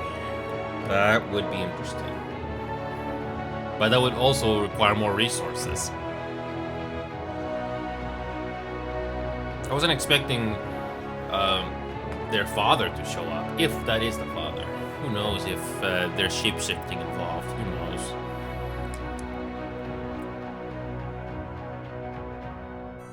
But it's nice that we made progress.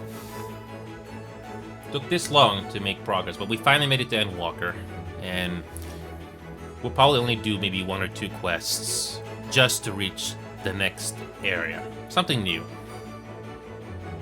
So we made it to Endwalker. Well, we are post-Shadowbringers credits now. We made it. I enjoy this game. You know, the story, even though I did not pay attention to some of the story details, like the side quest, but I did enjoy the story. Can't wait to see what happens with the Ascians and all these characters here. Oh my god. You see, Xenos, I thought we took care of him in Stormblood 2 expansions ago, or 1 expansion ago, but no, he came back from the dead, and he wants to take over the world, destroy the world. Yep. Well, we're gonna have to deal with them somehow. And I don't want spoilers, please, because it's gonna be interesting to see how it's gonna unravel. Unlike the last expansion, I'm just gonna level up my jobs all the way to 91st, so that I can experience the expansion like it's a long movie. I wonder what the moon has to do with this. But then again, we did see cutscenes of Ascians being in there, being on it. Probably got another 20 minutes of credits to go through. I did notice a couple of times they did reuse voices to voice certain characters.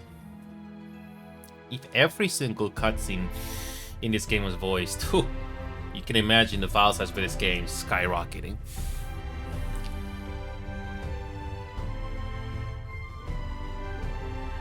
Can't wait to reach Endwalker finally, just to reach the first area that you see.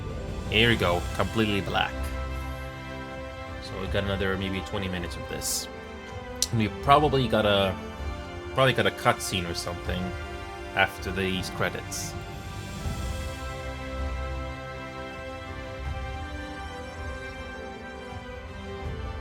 That's probably the worst kind of villainy. You don't have to have them listen to your commands. You just use mind control. Or brainwashing, whatever. Yeah. Well, we made it.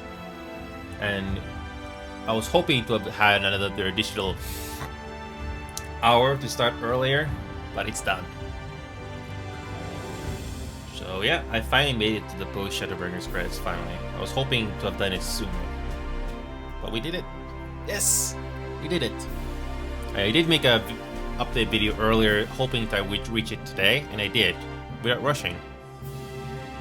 Yeah, probably got another 20 minutes of credits to go through here.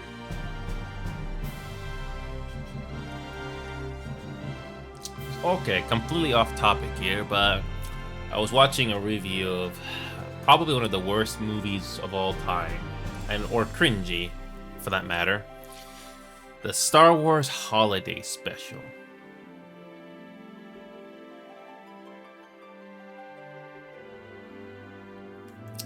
Don't get me wrong, I haven't seen Star Wars The Acolyte, but just seeing snippets and reviews of it is just cringy.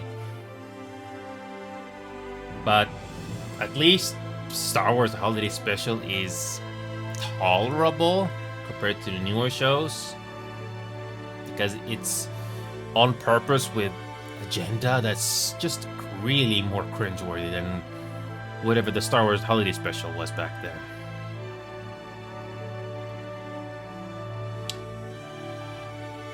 Well, we made it. Thank God.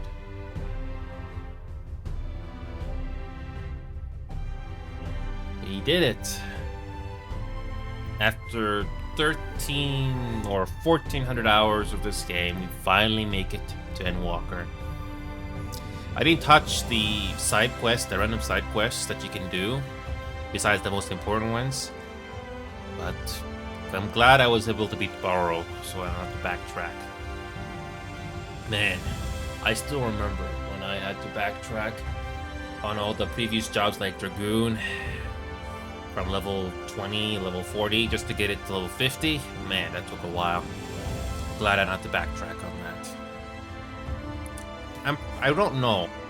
I don't know if they're gonna add any new jobs on the next expansion, whenever that will come out, but at least I don't have as much to backtrack on, at least. And I somehow completed the Blue Mage as well. Oh boy, the Blue Mage. The Blue Mage jobs. Oh boy. I'm glad I got that done too.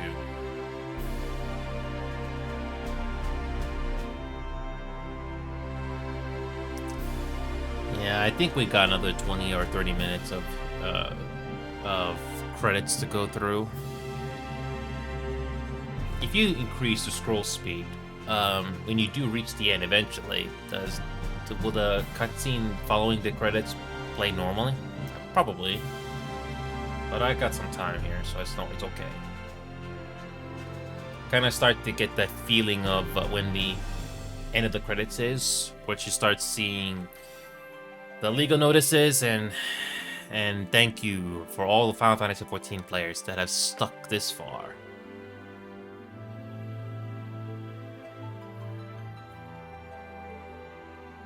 At least Square Enix is not as bad as Warner Brothers games or Ubisoft.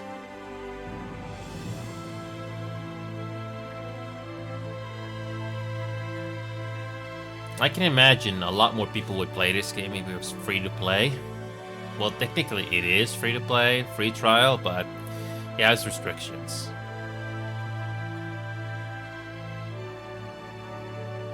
Well, we did it.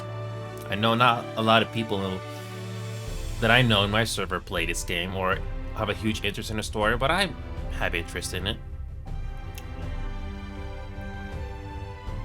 I'm just glad I made it. Finally.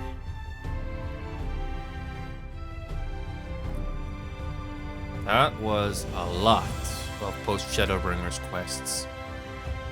But then again, when you look at all the stories that they did, it all builds up to Endwalker. It's not just some random side stuff, nope. It actually has build-up.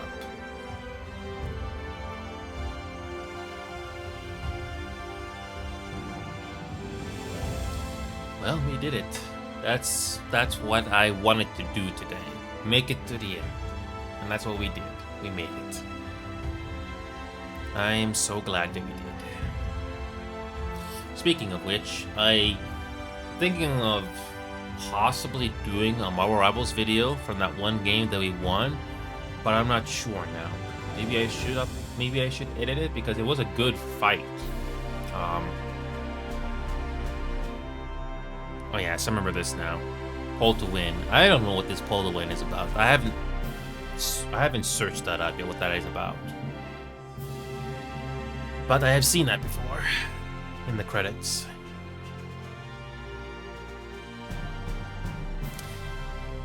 I don't know how huge the budget has for this game, but I wish there was more motion capture. You know, characters moving their hands and heads and stuff like that, because you can tell when they clearly put effort into putting in special animations that you don't normally see. Instead of relying on just in-game animations, you know, that everybody can do, you can actually see them move their hands and their whole body. And you can tell that is motion capture in play. And it really sticks out too.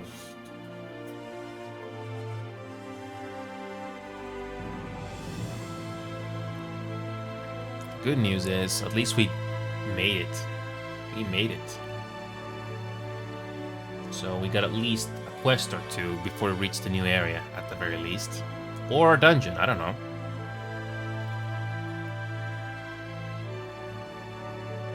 Based on what I saw in the Duty Finder, there is more Shadowbringers dungeons than Stormblood for some reason.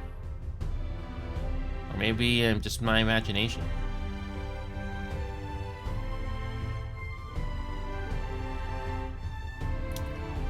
I made it to Endwalker. Like I said, for those of you that are just tuning in, I am not going to be doing a full Endwalker playthrough until I finish the leveling grind. And I'm not going to just go to level 85 or level 84 this time. I'm gonna make sure I reach all the way to 91st. Because it'll be interesting to see the story unfold and just do the main scenario quests and do them as they unfold. That's gonna be fun. But I also dread that something's gonna happen. I mean, victory did not come without a cost, as the characters have said many times. So who knows how the story's going to unfold.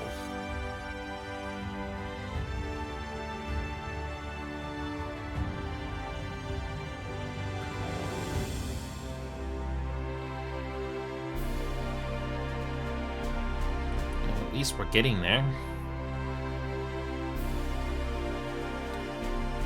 For me personally, I just let the credits roll at the normal speed just to pay my respects to the people that worked on this game. I can imagine, even though this game plays it safe, it's still entertaining, and that's what matters the most. It's entertaining. I'm probably guessing we got another 10 or so minutes of credits here. It's a good thing we did finish the final duty instance and the final cutscenes at the top of the hour 25 minutes ago. That's the good news. I imagine there's going to be another long cutscene or something just to introduce Ann Walker. That's going to be cool.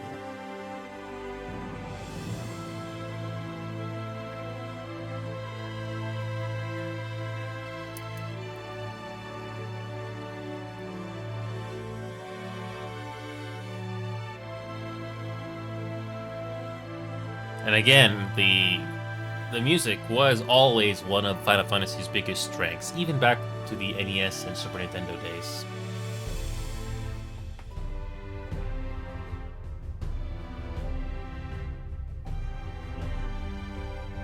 I think they're gonna mention the voice actors again. Oh wait, no, management.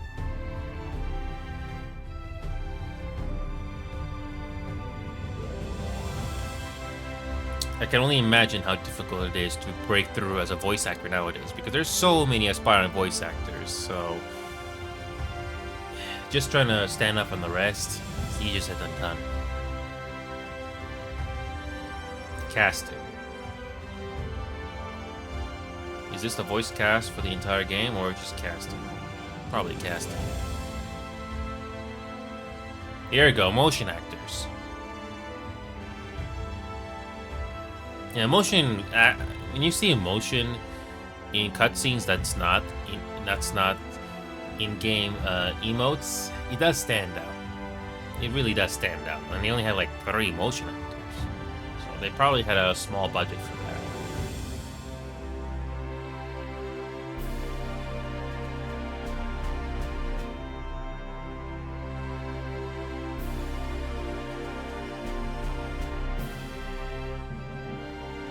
Yep. Definitely gotta give respects to the artists that worked on this game. Not just for creating characters, but, you know, the environments. They really do stand out. I mean, for a repetitive game like this, it's always nice to see something different. It really helps.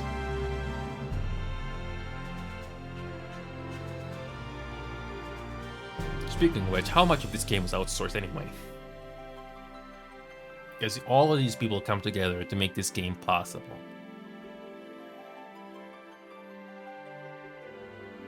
But we are sort of inching closer to the end credits.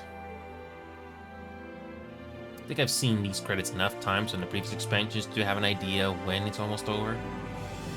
Not that I'm rushing, but, you know, if it wasn't for these people, this game would not exist.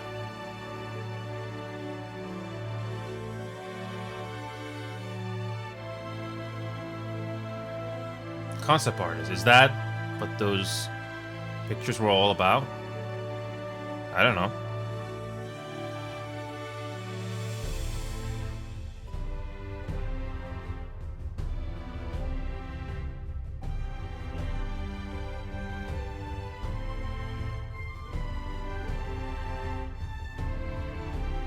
I've seen Lemon Sky Studios. Why does Lemon Sky Studios sound so familiar? Besides seeing in the credits in this game before. I don't know.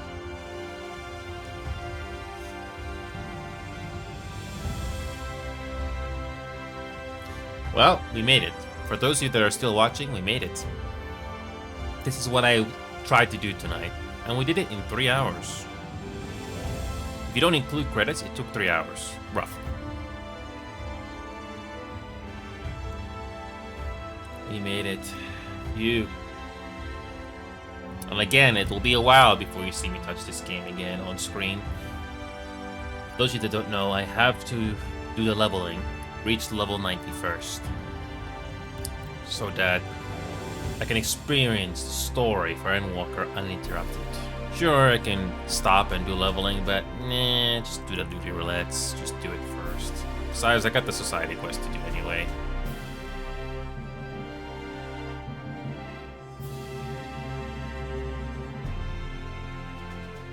Alright, we're still not quite at the end yet, but we are getting closer, just a little bit. Yeah, lots of different companies involved making this game possible. Oh, Mac.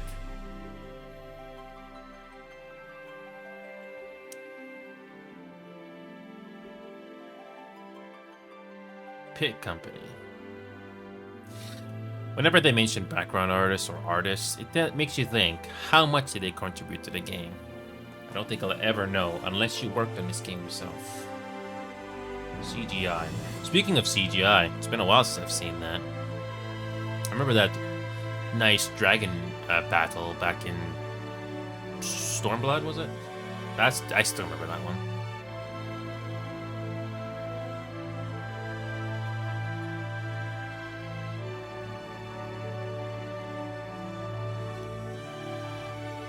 Maybe another 10 minutes of credits.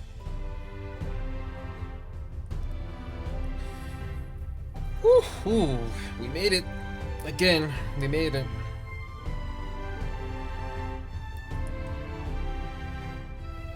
It was a wise choice for me to do that final encounter with a tank that can heal, so I didn't have to do that all over again.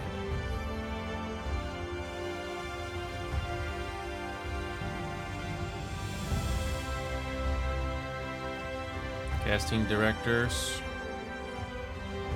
Okay. So we are finally officially at Endwalker, now that these credits are done.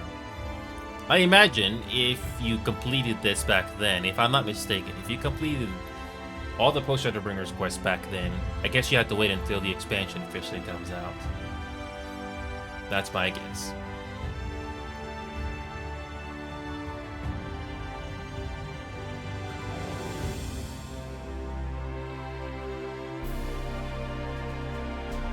Is that the band?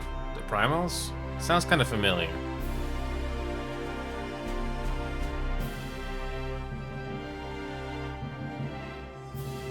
I will not be surprised if these names are from that band that made music for some of the dungeons.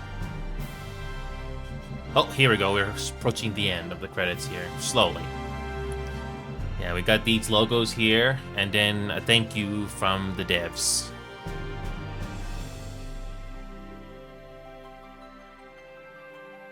Yep, we are finally approaching the end, just as I predicted.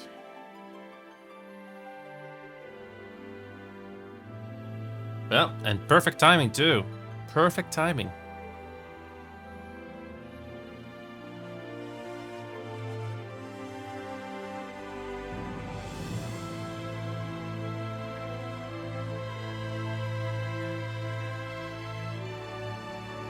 Yeah, Yorha. Yeah, Nier Automata was involved in Shadowbringers. The level 80 dungeon, the level 80 alliance raids. Thank God I didn't have to do them for duty roulettes. Are slowly approaching the end of the credits here. Home stretch. So, what kind of how are we going to proceed to the Endwalker area? I'm actually curious now.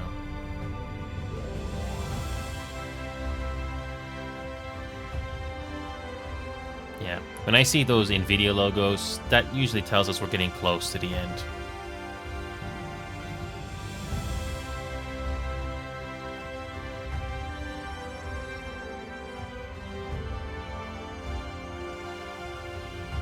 Alienware.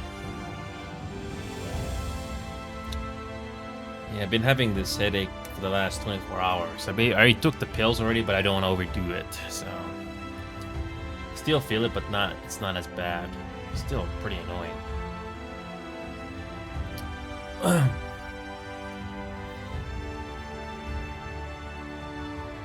So far, even though I haven't got a huge audience out of this, I enjoy this game. It does take time to go through the MSQs and the leveling and the grinding, but it's not terrible. The grinding is not that terrible. The game is actually very generous. There you go. Yeah, and all Final Fantasy XIV players. Indeed.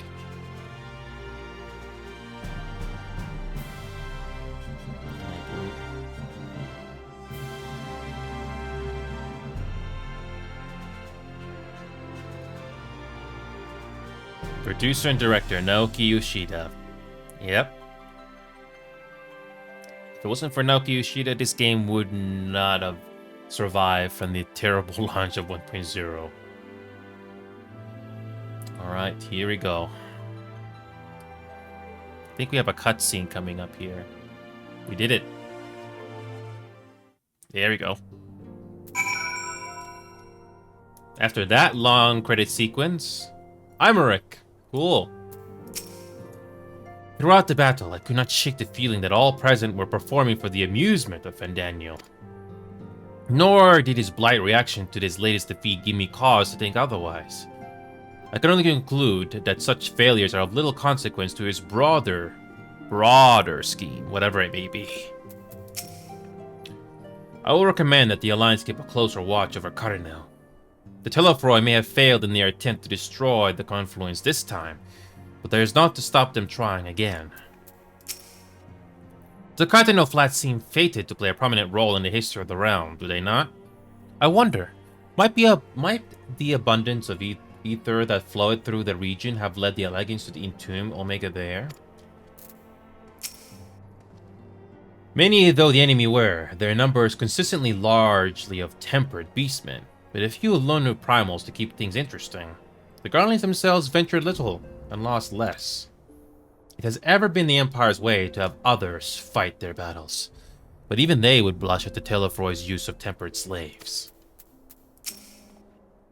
It was decent of Lord Imeric to bear us home aboard his airship.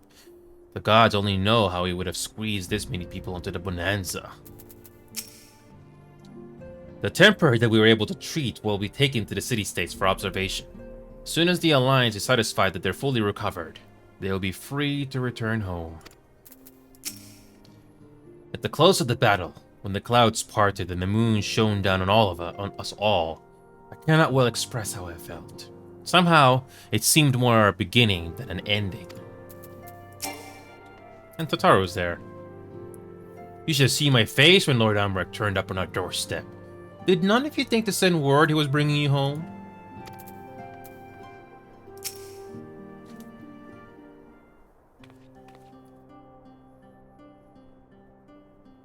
I trust you all enjoyed a comfortable flight aboard the Pride of the Ishgardian fleet. Lest you worry, the Bonanza has been towed to a nearby location to be retrieved at your convenience. You have thought of everything, Lord Imeric. And may I say how much I appreciated the hospitality you afforded us on the way home. Think nothing of it. Our destination lay in the same direction, and it afforded me the perfect opportunity to learn how many errant friend has been since last he took his leave. It would seem you have finally found a place to settle down. I merely grew weary of wandering the Far East. Returning to more serious matters, while the Telefroi have been driven from Cardinal, it is like that the bulk of their forces yet remain.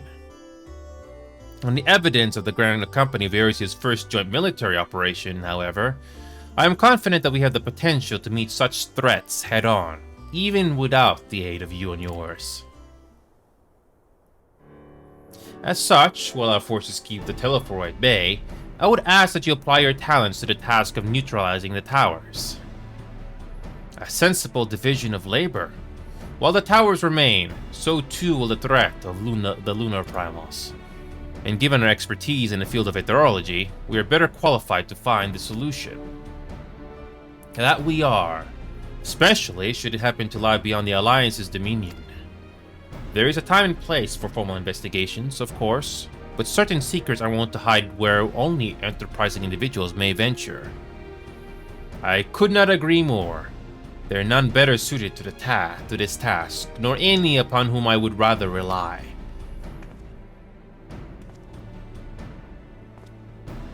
On behalf of the Alliance, I thank you. We look forward to receiving any information you are able to uncover. And with that, I must take my leave. Should you have need of assistance, pray do not hesitate to ask. Fare you well, my friends.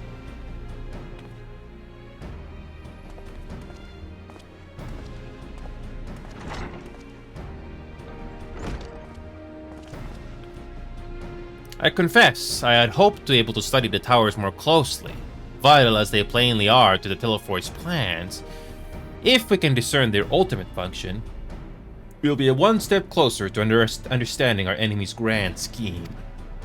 Should we succeed in neutralizing them, of course, it is all but certain that the Telefor will mount an all-out invasion. And then it will begin. The one who awaits at the heart of the chaos will come for us. For you. Yet in the end, our true nemesis may be the calamity to end all calamities.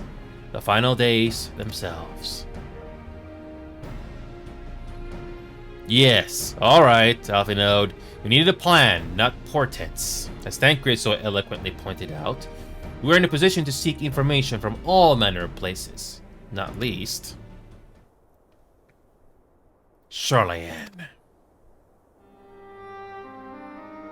According to Krill, the Forum have been more secretive than ever of late.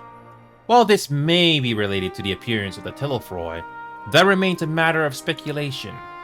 But one thing is clear, the Forum is determined to keep us from discovering the truth. Master Fortuno's performance at the Lotus Stand was enough to convince me of that. The matter beareth further investigation. I do heartily concur. Nor can I think of a more promising place to look for the answers we seek on the matter of the towers. Charlayan hath ever been the wellspring of aetherological knowledge. I care not where we go. Here or there, my lance will be ready.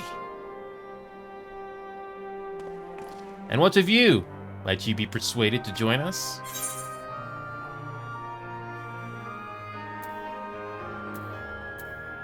An island of bookworms and bureaucrats? I'll be no other choice. To be frank, I myself would sooner plump for a tropical paradise. But Krail does need our help. I mean, who knows where the trail might lead us? It appears we are in agreement. We have but to wait for Krill to secure the necessary permissions. In the meantime, there is a matter I would investigate. Does it involve tall structures? By strange coincidence, it does. At present, I have only a creeping suspicion, but with your help, I will soon find out whether my fears are warranted.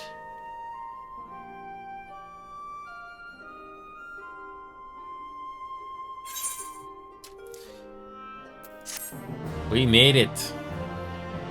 So, we're gonna do a next quest here. We've learned the emote shush. Oh. Meanwhile, in the Garlean capital...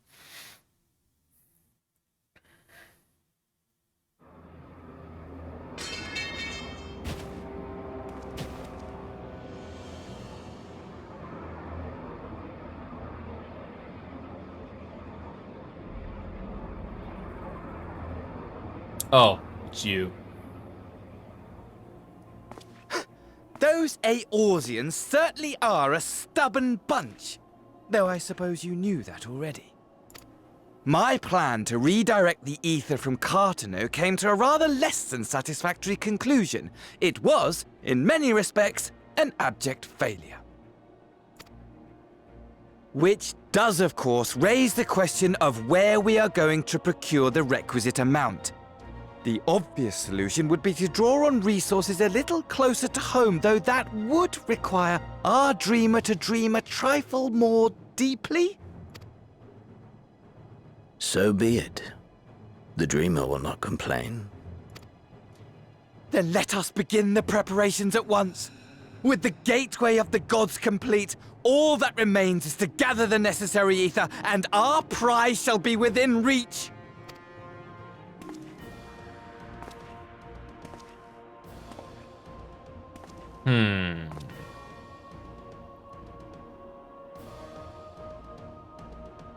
The time has come to fulfill your heart's desire, my desire!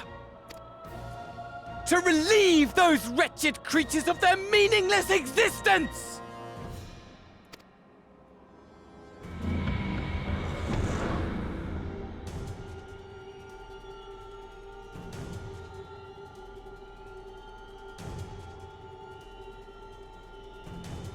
While I await you, I shall drink a sea of souls and gorge myself upon the darkened moon.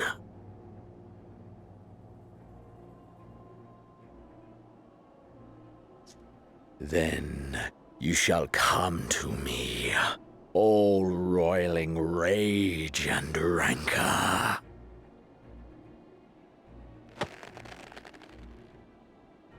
And the stars shall bear witness to our final contest.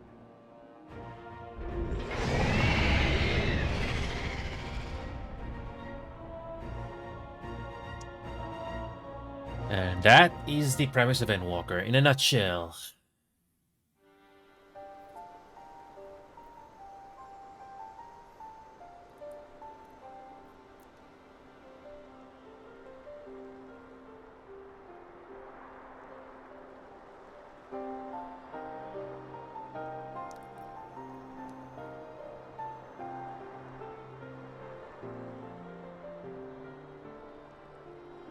As I thought, the ethereal currents have been disturbed here too.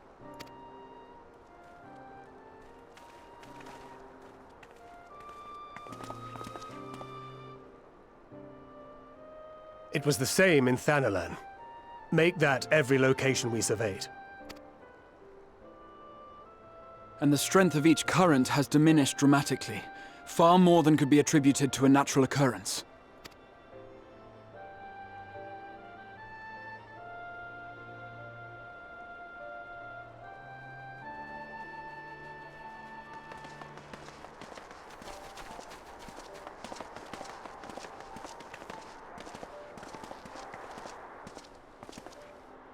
What tidings bringest thou from Dravania? We took a number of readings, and noticed that the closer we were to the tower, the lower the etheric density became. In short, the towers are drawing upon the land's ether, which would explain how they were able to carry out the summonings.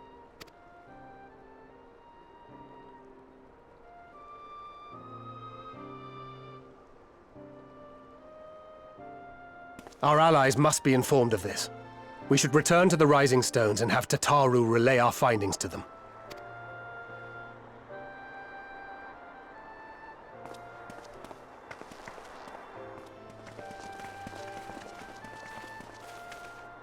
Hear me. Hear me. Hear me. Is that Hydaelyn? Is that Hydaelyn again? Darkness comes. And with it, the end.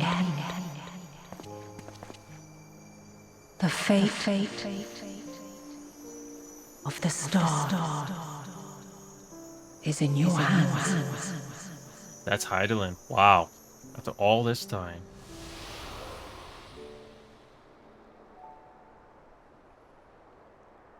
Wow.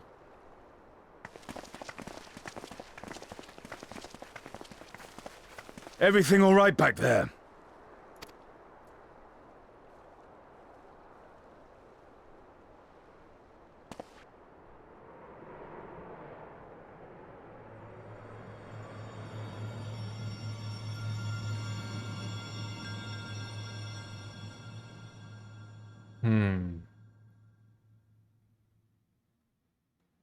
A solemn dawn. Grim purpose shines, and gaze is cast toward the moonlight sky. Moonlit sky. Thus does our final curtain rise. Your steps to... Oh, I missed that completely. Jeez. Oh boy, I missed that completely. Oh boy.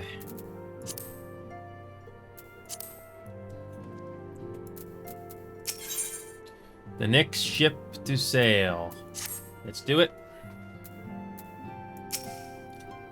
Not only do the members of the Forum intend to adhere to their long-standing policy of non-intervention, they made a point of sending Master Fortunaut here to explicitly state that fact. Rather than simply refusing to involve themselves in our affairs, it would appear they're actively trying to prevent us from meddling in theirs. That does, of course, make Krill's mission of securing our entry to Charlotte Night on impossible. I am confident that she'll find a way, regardless. After the end of the Dragonsong War, I spent many a moon roaming. Hogane, Rosethan, even Garlemald, but never Charlayan. In all honesty, a nation populated entirely by bookish types like Alphinaud is not a place that appeals to me.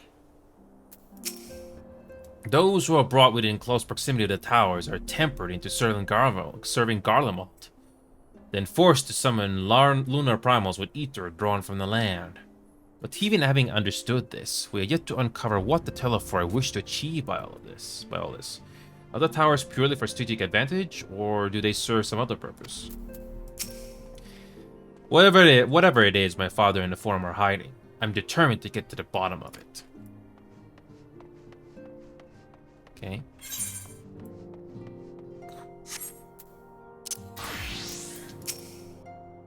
Much and more have we discovered of the Telefroi's machinations since Tancred and I did return from Garlemald. Verily, there are troops that appear to have been tempered in much the same manner as those engaged in the construction of the towering edifice in the capital. When Arnval tried to free the Amalja held in the tower, it triggered some sort of alarm and the captives were killed instantly. As such, we have no choice but to leave them in the clutches of the Telefroi until a means of rescuing them has been found. In the meantime, the summonings of lunar primals will continue, just as we must rely on the Grand Company of Eorzea to put down such entities and prevent any further abductions. So too do they rely on us to come through with our investigation. I have a feeling the journey to Charland is going to be quite the test of your nerves, in more ways than one. You'll miss this place while you're away. I just know it. But for now, the best thing you can do is to get plenty of rest while we wait to hear from Krill.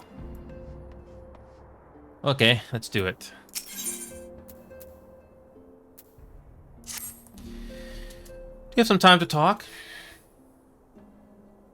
I would like to gather everyone in Dawn's Respite and together assess the situation in which we find ourselves.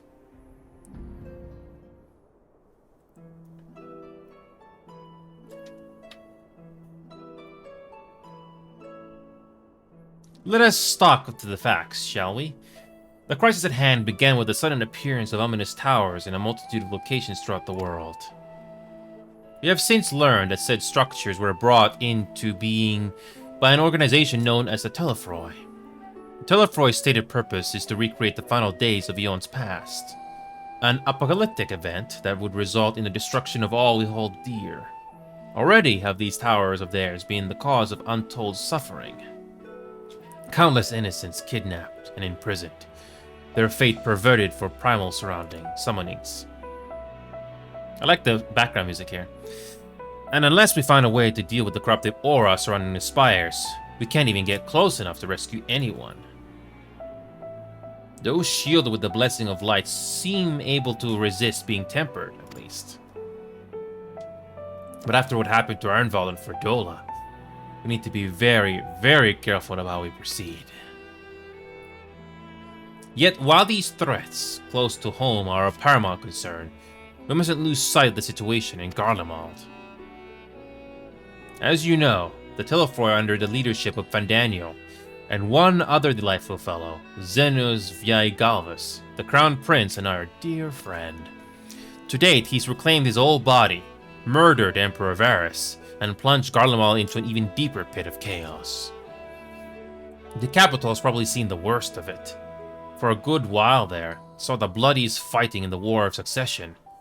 But that has since changed, and in troubling ways. Aye. During our reconnaissance, the air was not once rent by the barking of cannons or the cries of discord. It was an eerie fog of silence which did blanket that ruined city. The inhabitants appeared to have been tempered, and with nary a word spoken did they labor to transform the palace into a soaring edifice born of nightmares.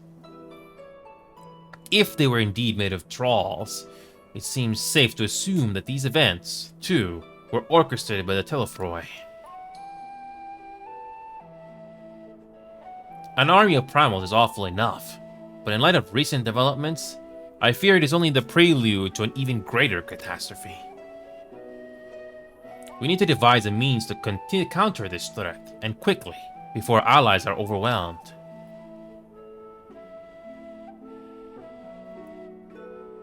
We will find a way, Charlian. I am sure of it.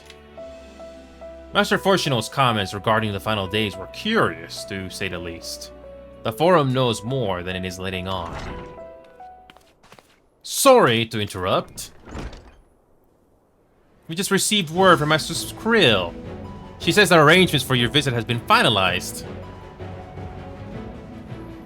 You're to head to Laminza and board the next ship bound for Charlian. And on arrival, present yourselves as associates of the students of Baldicio, come to assist with the Order's restoration.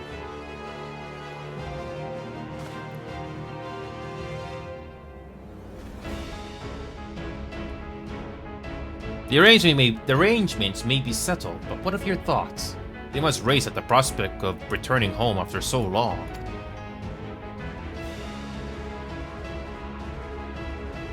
I'm eager to see it, of course. Of course. We should set off at once.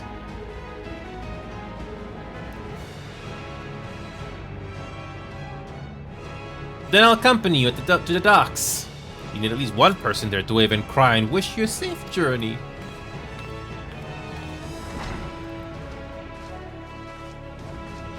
I think I've heard this song before, or it's just a variation of something I've heard already.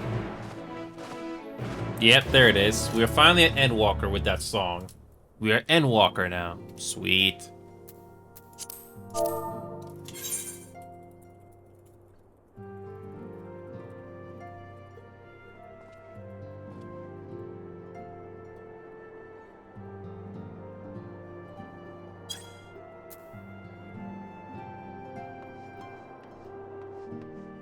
Okay, we finally made it.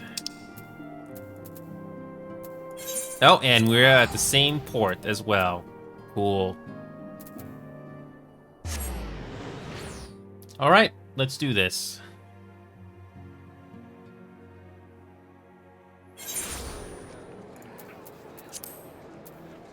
We finally made it.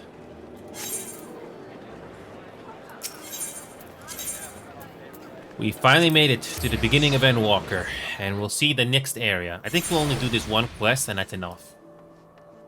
Just to see the next... Just to see something new. What a grim reason to bring you to Charlian. Not much to be done about it, I suppose. But I would have liked to give you the grand tour under happier circumstances. I might have lived in Master Matoya's cave for a good part of my life, but even for me, the thought of returning to Charlian is quite exciting. I can hardly imagine how it is for the others who live most of their lives there. Though a part of me looks forward to returning home, I have not forgotten that my father stripped us of the privileges of our family name. I hope it doesn't cause trouble with the officials upon our arrival. Contrary to what you might think, this will be like going home for me as well. I may have learned how to survive in Laminza, but it was in Charlian where I was taught, quite relentlessly, I might add, the skills to properly live. I shudder to think what manner of truth awaited us beyond the Indigo Deep. Still more do I dread the prospect of discussions long overdue. I never thought the day would come when I would be sailing home again. It always seemed so very far away. Sea travel can be tedious, but I don't mind it. It's a rare experience for most Ishgardians. Alright, here we go, folks. I'm gonna turn off this fan here.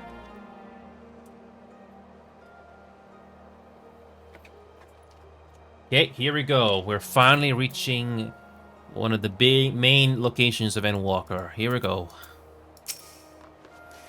Everyone's here, which is good, because I've already paid for your passage, and the fee is non-refundable. The ship for Charlayan should be pulling into port soon, so please follow me and have all your luggage close at hand. Okay.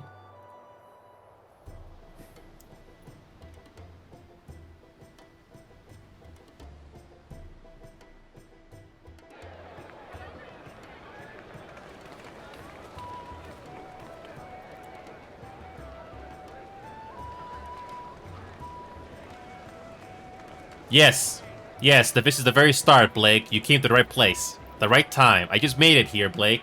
It took me 4 hours just to get to Endwalker, finally. They've almost finished loading our cargo. We should be ready to depart right on schedule. Or so I'm told.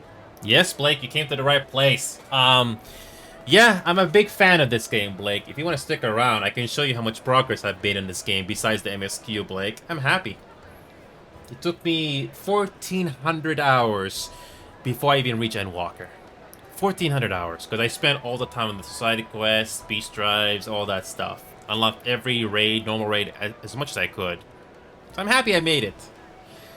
So this is the very beginning, and I can finally see Charlayan, or whatever the area is going to be. I'm going to be honest, Blake, before I continue with this cutscene here, I will finish my leveling grind on the jobs first. Get them to level 90 before I experience the rest of Endwalker. But this should be a good teaser. Oh, hold on a second. We got a quick ad break here. Hold on a second. Let me take a quick drink of water.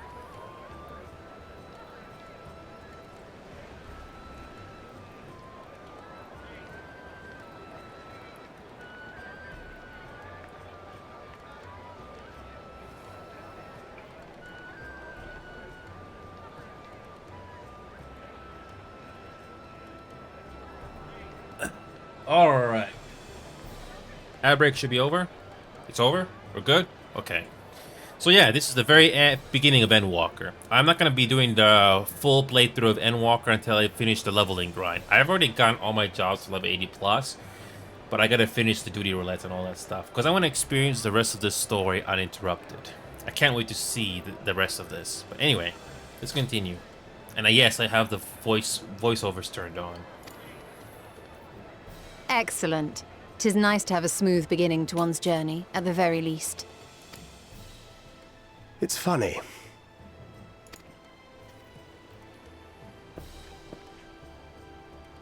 Master Louis Soir came here on a ship very much like this one. And now, years later, the street urchin he befriended that day is bound for his mentor's homeland. With his mentor's grandchildren, no less. Aye.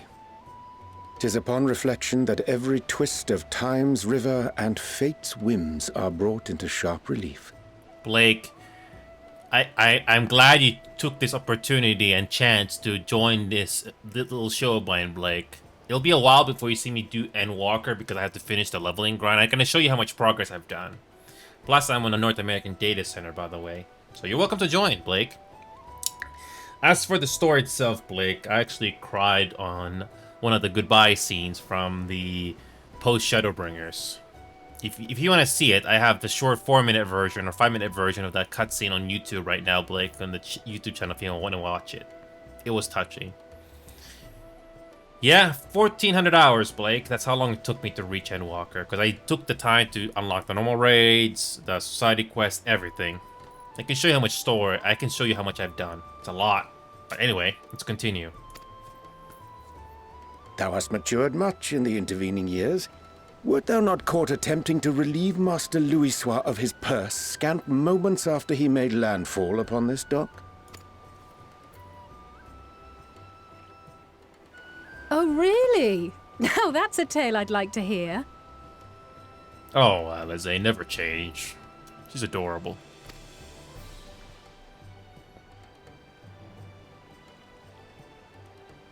Will this be your first visit to Sharlayan, Sir Estinian?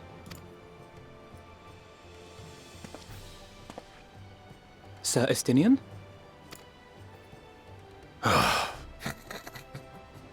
Are we strangers newly met? Why this stiff formality? I, merely meant it as a professional courtesy, since we are now colleagues in an official sense. I'd rather you dispense with the sirs, especially in private company. Or I'll be forced to respond in kind, little Lord Alphino. Stinian. Oh boy. You've made your point, Estinian. Painfully well.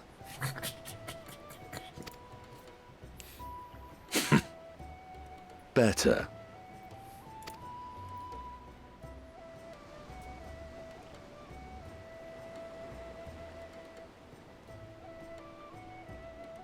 Are you alright, Tataru? You seem positively distraught. I like the voice actor for Grahatia, especially at Shadowbringers. The voice delivery is amazing. Distraught? Me? Don't be silly. I think it's lovely that they get to see their homeland. Why don't you come with us, It's just- Tataru? We're trying to thwart the schemes of an army hellbent on destroying the world. And once again, I have to stay behind and worry that this is the last time I'll get to see my friends. Yeah. I don't know how many channels you've watched do playthroughs of this game, Blake, but I try to avoid cringy comments or cringy reactions. I try to be grounded whenever possible. Sure, yeah, it's like a TV show where you have to be entertaining, you know, do what you gotta do to be entertaining. But at least I'm not trying too hard to do cringy stuff, because trust me, it gets old very quickly. But I digress. The writing for this game and the story and the setting, they definitely get better after Heaven's Word. Realm Reborn was really rough, but I never played 1.0 of this game. I'm glad I didn't. I heard it was bad. Anyway, I digress.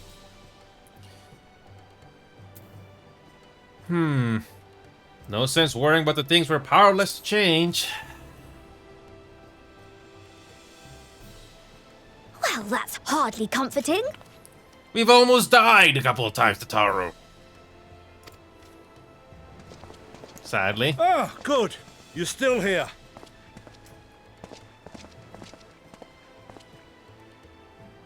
It's up to you, Blake, but yeah, some people have said Endwalker is a bit of a mixed bag, along with Dawn Trail. But the thing is, MMOs are a commitment.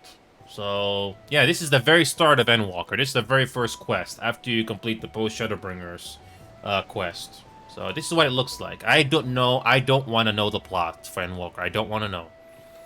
But this is the very first quest you do. Anyway, let's continue. Hori! Kultine! What brings you all this way? Yeah, I don't know. I don't know much of MMOs, Blake, but I know they take a lot of time to get through. So once you are committed yourself into one MMO, you don't have as much time to do anything else. Yeah, at least this game is generous with duty roulettes, leveling, and all that stuff, so it's not too grindy. It's not as grindy as Warframe. I don't recommend that game. Nope. Especially if you have a big wallet, but I digress. We're to assist the Maelstrom and the Kobolds with a lunar primal operation, so we thought we'd see you off before heading to the tower. Flamine and the others wish you all a safe journey, and promise that they'll look after things here until you return. We will too, of course. Aye, we, your fellow Scions of the Seventh Dawn, will do our part to ensure the end of the world won't happen on our watch. I can show you how much I've committed to this game. It's a lot, but I'm happy.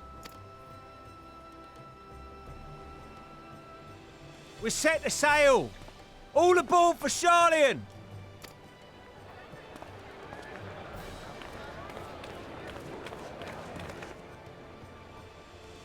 It's time. Just like we did for Then we must Shadowbringers. delay no longer. Or Stormblood. We will contact you the moment we learn aught of value. Wish us luck.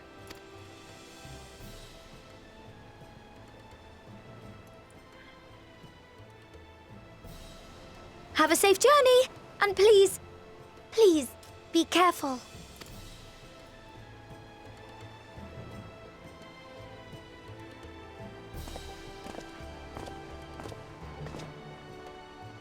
Is there any way we could bring the Taro? I wish.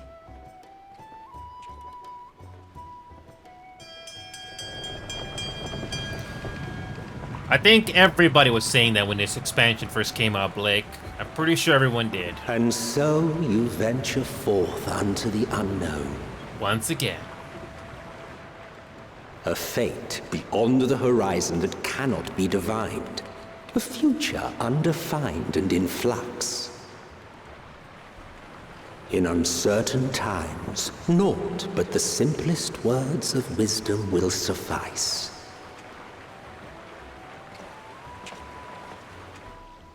That which lives is destined to die. Love leads to loss. Every beginning has an end.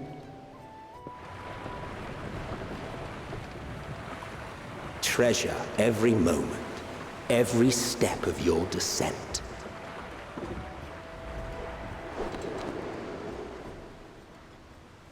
I have a feeling something's going to happen. Something.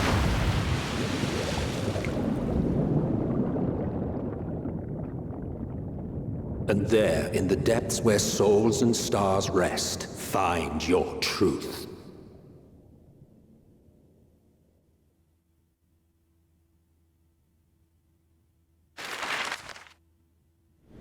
So.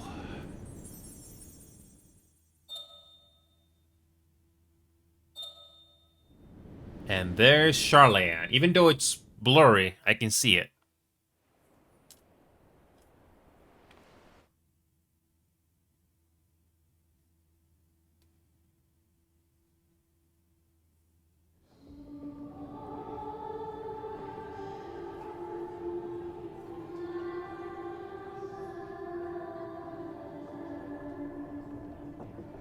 Here.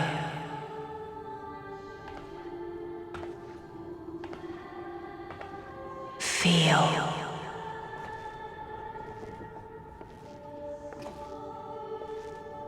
Think.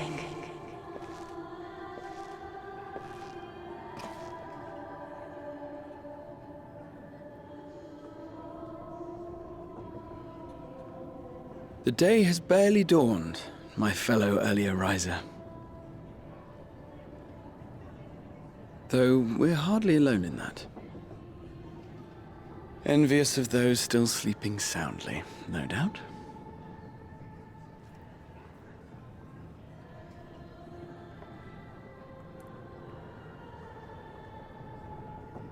So how are you doing? Called out to you, you say? Oh, Hydaelyn. Yeah. I've heard nothing myself.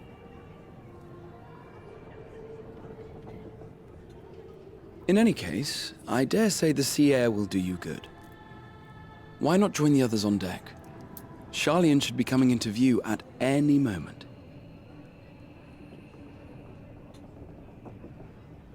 I normally wear a suit and tie, Blake, but I had to dress up casual like this to save time. There are community shirts here that you can buy if you wish. I can't sleep sitting down like that. I can't.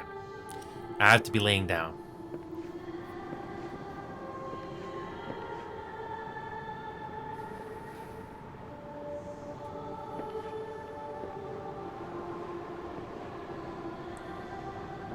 So, this is your first look at Endwalker. Something new. Hydaelyn, what are you doing here? Why is Hydaelyn appearing now?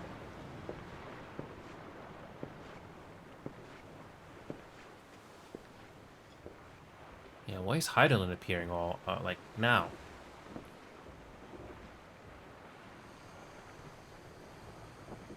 My voice yet reaches you. I am glad. Is it Minfilia, or is it Hydaelyn? Here, feel, think. And thus do we meet face to face at last, my warrior of light, guided by the crystal. It's been a long time, Hydaelyn. Why now, Hydaelyn? Why now?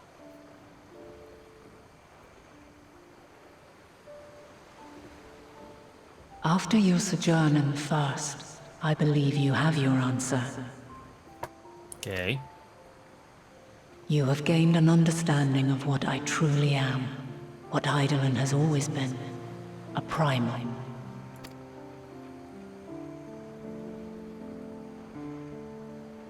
Zodiac was created to forestall the apocalypse which threatened the ancient world, and I was brought forth to bind him. I remember that. Yet 7 times now, those who would orchestrate a return to that bygone era have rejoined a shard to the god I had sundered. The greater his strength grows, the swifter does mine own diminish. The power to draw your mind into the rift betwixt is no longer mine to wield.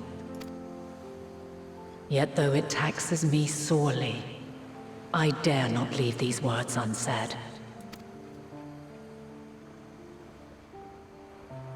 Even bereft of my guidance, you and your companions have accepted the burden of this star's troubled past.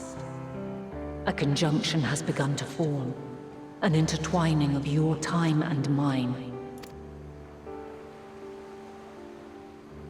Wheels shudder and turn.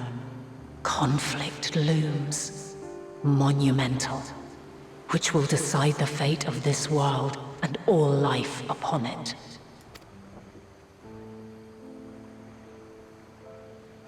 When you truly understand what is at stake, and your journey has prepared you to surmount the insurmountable, then shall I honor the promise made in another time, another age.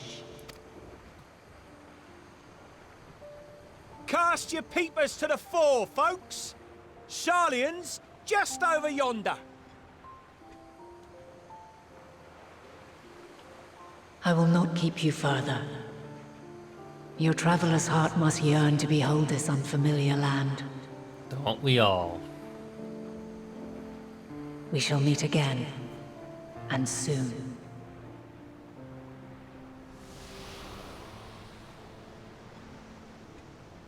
So Hydaelyn is finally making an appearance after all these expansions. I think the last time we saw her or heard her was on Heavensward, was it? I'm trying to remember.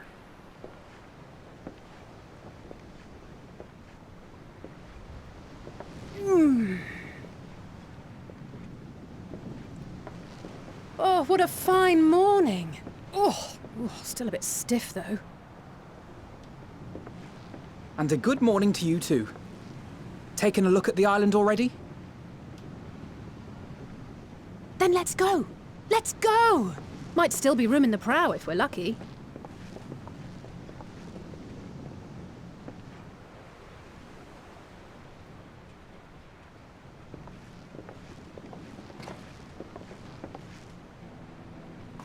Ah, the sleepers have arisen. There she is. Good old Sharlayan. Oh, I see it.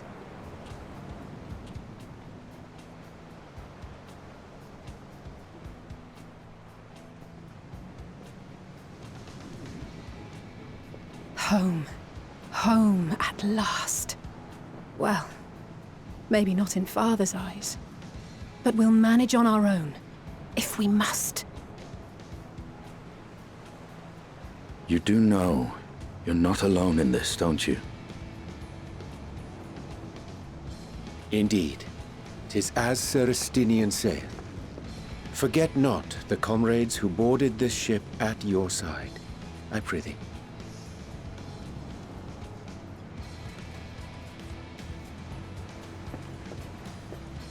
Thank you, my friends.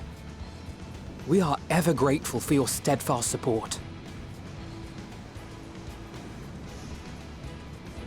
Upon arrival, we will be disembarking into the heart of Sharlayan proper.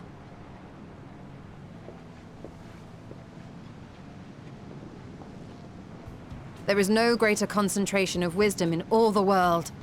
I am confident that somewhere within that center of knowledge and learning, we will find the answers we seek.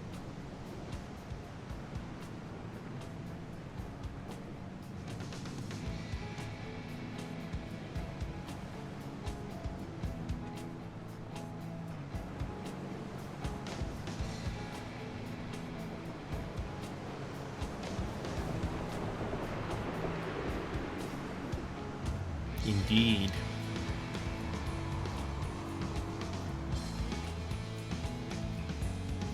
And once again, and there it is. We finally made it to the Endwalker. Kind of reminds you of the previous expansions as well. Yay. Sharlayan, the solitary island nation of the northern seas. Where under the watchful gaze of Thaliak, patron deity of scholars, academics hoard all manner of knowledge and secrets. Once, they deigned to accept foreign students into a distant colony maintained in the Dravanian hinterlands. How swiftly they abandoned it once the first Garlean boot set hostile foot on Ala Megan's soil. So averse to the prosecution of war, these men of wisdom, your would-be allies.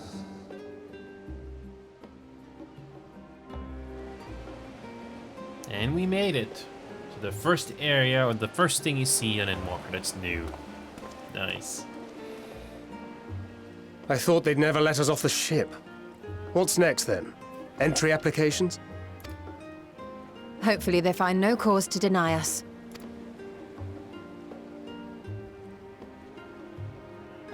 Hasn't Sharlayan all but severed relations with foreign powers? Those of us without direct ties, myself included, may be refused outright.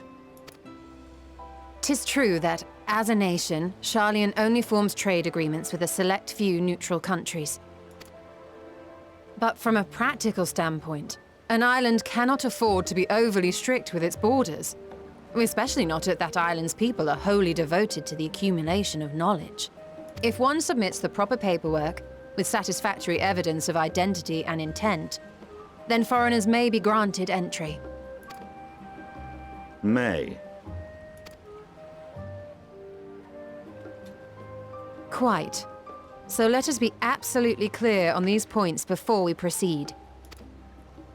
The immigration officer will ask for your affiliation and your purpose of visit.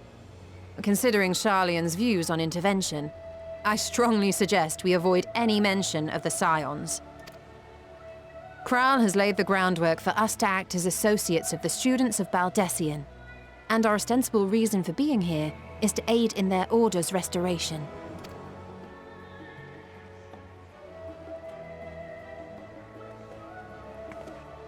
Grahatir, it might expedite our progress should an actual student be seen at the head of our little group. Would you mind leading the way? Of course. The immigration officers were this way, as I recall. Shall we?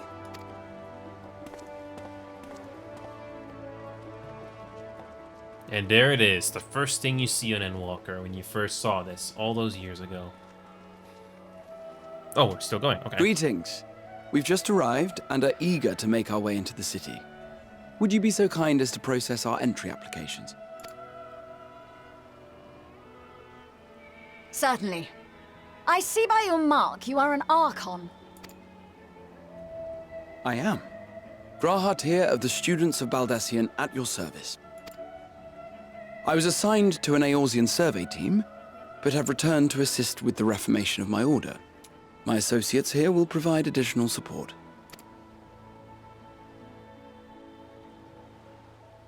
Very good. I have paperwork detailing your group and its scheduled arrival for today. And it seems some few of your companions are also Archons. If you'll step forward, we can process those applications first.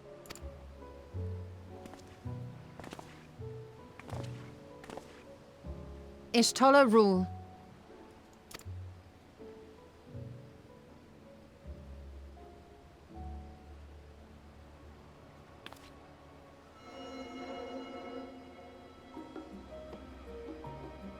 See how it glows? That list is etherically linked with the citizen registry kept in the main repository.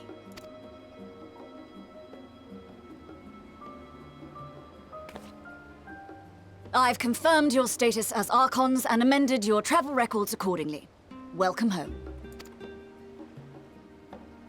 Now, who do we have here?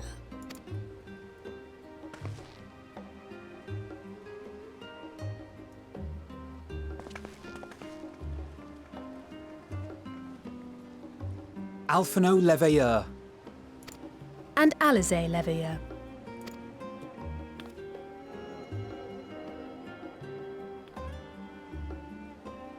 Your applications have also been approved. Having said that, the streets are abuzz with talk of how House Leveilleur's lord disowned his young progeny.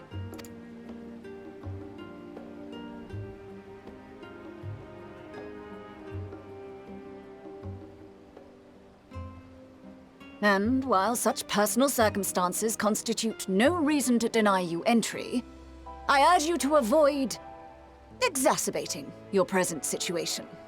Times are quite troubled enough already. Oh, you don't say. We shall keep that in mind.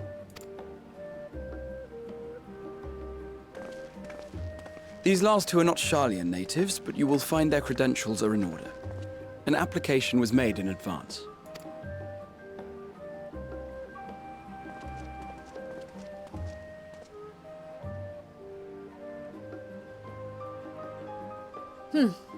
Name and occupation?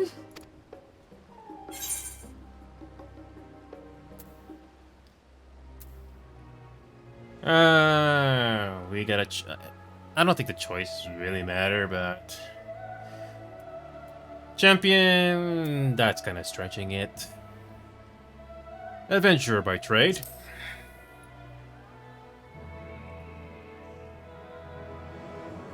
An adventurer. Well, I suppose that is considered a valid calling in your native Eorzea, and it does indeed match the profile provided. You may enter. And you, sir? Estinian Valino, formerly of the Order of the Knights Dragoon in Ishgard. Formally, at least. And what, pray tell, is your profession now?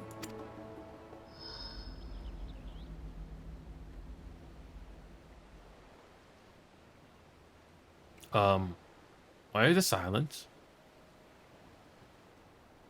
Why the silence? If you'll allow me...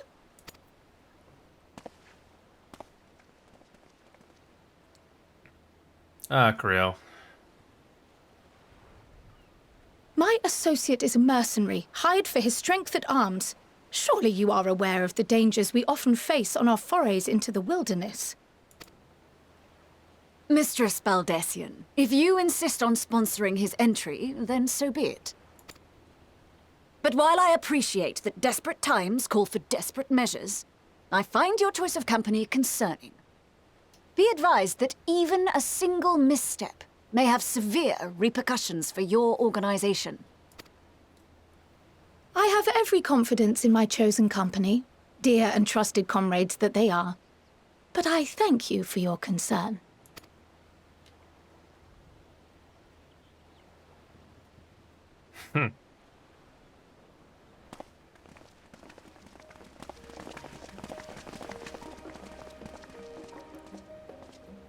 Croyle! It is good to see you. Likewise. Long voyage notwithstanding, you all seem none the worse for wear. There is much to discuss, but this is hardly the place. Let's be on our way, shall we?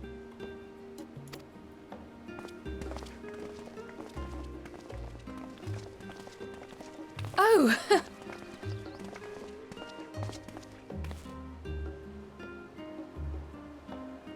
Welcome, friends, to Sharlayan. As your mercenary, I should hope my welcome includes a generous salary. Well, I had to say something, Sir Taciturn. Stenian can be witty. I like that.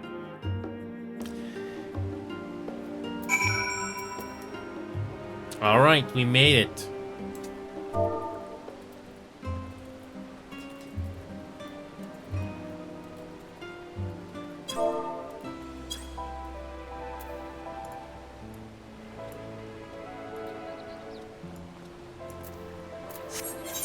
So let's finish the quest here.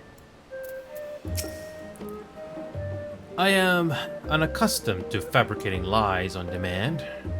Why should it matter? Why should it matter how I earn my living? It's a cover. That was about as awkward as expected. Still, we're here now, and that's all that matters. Same. Here we are at last, the great city of Sharlayan. You may have noticed some similarities with the Crystarium, yes? In fact, Oh, but we really should let Crowell have your say first. We can continue this conversation another time. You're doubtless eager to take in the sights. Not to worry, the city is not like to vanish before we finish our discussion. Even allowing that the years I spent in the first passed here in the blink of an eye, the city feels untouched by time. Allow me to extend unto thee my warmest welcome. May the wisdom of my homeland aid us in our endeavors. I am fine. Honestly, better to be waved through with a stern warning than be denied entry, after all. That was about as awkward. Okay. I'm glad I spotted your ship coming into port. The officers are born bureaucrats and sticklers for detail. In any case, you may relax and take a moment to get your land legs back. Okay. And there we go. I don't know if you're still watching, Blake, but I made it. If you're still watching, Blake, I made a lot of progress. A Realm Reborn, Heaven's Word, Stormblood, all of them done. Just got the Shadowbringers to do. Made it to Rep 5. Level 83 on all jobs. I had to get them to level 90. And almost inching closer and closer to level 90 for these as well. But yep, I am not going to be touching this expansion anytime soon until I finish the leveling. But it feels nice to have finally made it. Yep, so we have some new areas here to explore. But you can't go there until you do the MSQs. Yeah, Blake, it took me a lot of time. 1,400 hours just to get all of these jobs to level 80 plus, including the Blue Mage, which I did. I did everything, Blake. 1,400 hours. 1,400 hours. And everything here. Disciples of the Hand, Disciples of the Land. And the Reputation. Realm Reborn. Done. Heaven's Word. Stormblood. Done. Everything done. If I had to say favorite, I like tanking in this game. But I can be a little flexible, even though I don't have a lot of experience. But yeah. But yeah, Blake, if you're looking for company, you came to the right place. It's not just Final Fantasy that I do. I do lots of other games as well. Marvel Rivals, just to name another game. That's the main YouTube page as well, by the way. And give me a second here. So if there is a story moment from Post-Shadowbringers that you haven't seen yet, I highly recommend it. Let me see here if I can pull it up here. Just to save you time. Give me a second here. That's the main YouTube page link that I just did, and touching goodbye. It's a 5-minute video, brings you up to speed. And I also do lots of other games as well, just to keep myself entertained. Oh yeah. Well, I finally did it. Even though it took me 4.5 hours, but I made it to Endwalker finally. And we have our own Discord server as well, Blake, if you're looking for company. came to the right place. I'm just gonna walk the rest of this,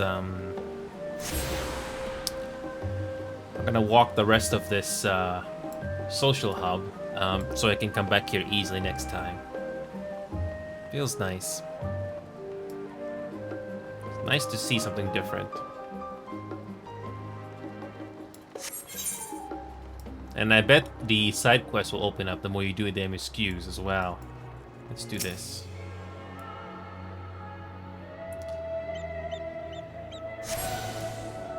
Nice to hear different music too. It's so nice. Yeah, I am not touching the MSQs again until I get these jobs leveled up to 90. It's gonna take me some time, but it'll be worth it.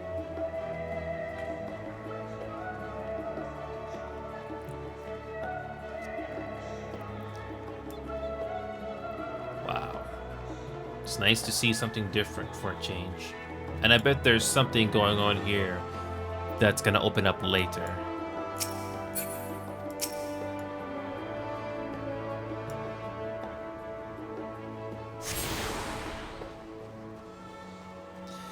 Yep, it's a 10-plus-year-old game, Blake, and I'm glad that they learned as time went on. Yeah, I need to get all of these jobs leveled up. I've already done all the duty roulettes for today, not including Guild Hess. Guild Hess, I wish it was more rewarding. Yet I have already done everything. So yeah, there's no side quests or anything like that here yet, but yeah, I'm playing the PC version, as you probably are not too surprised to notice, but I have all the graphics settings maxed out.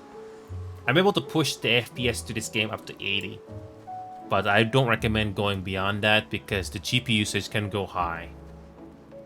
Yeah, as long as you can play this game at 60 FPS, you're fine. I'm just getting all the other teleporters here. I think I got at least 2 more to go. And I bet there are some custom deliveries or something like that that I can't see here, but yeah. Liverlear Estate. Yeah. Surprisingly, Blake, this game is not that graphically demanding. I know some other games that will run a lot harder, but if you have the right hardware, this is not so bad. But yeah, I think I got 2 more.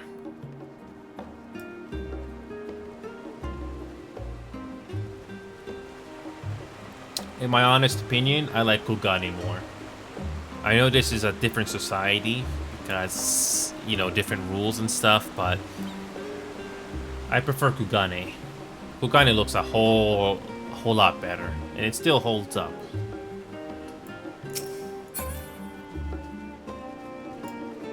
So I got another one.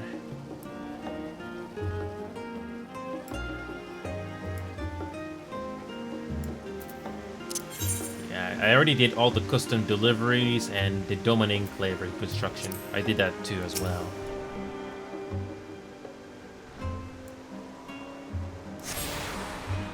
The Studium. Now this looks really good. The lighting is awesome. Amazing. I bet there are some custom deliveries here, but you can't do it yet. All right, I think I got one more Aetherite to do.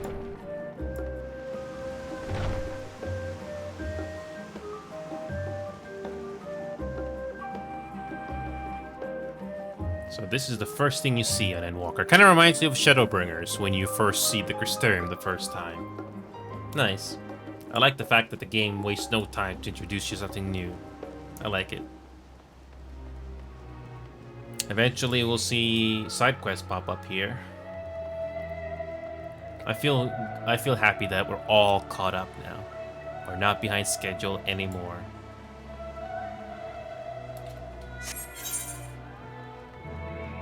Alright, this should be the last Aethernet shard we gotta do. No, this is not the latest expansion, Blake. There's Dawn Trail.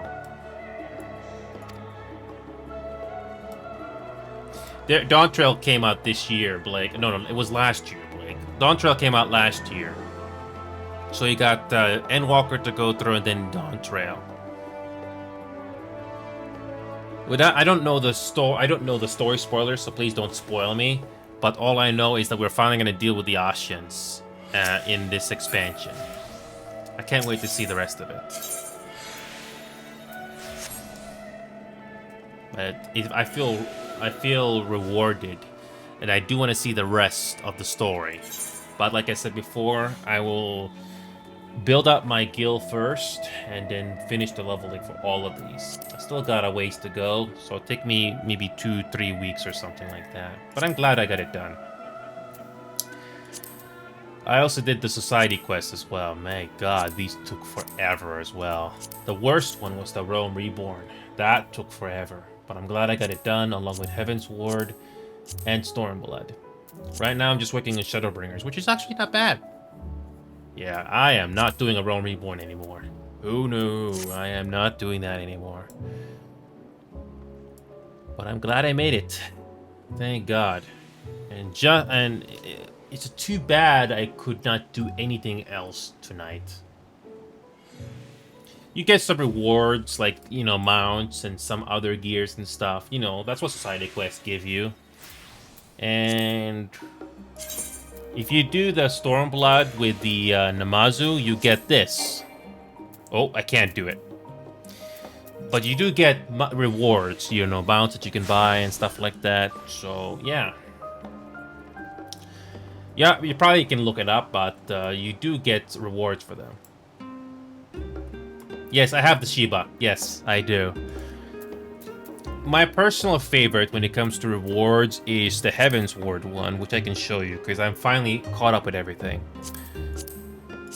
We're gonna go back to Heaven's Ward, and I did the Moogle Society quest, which was very rewarding.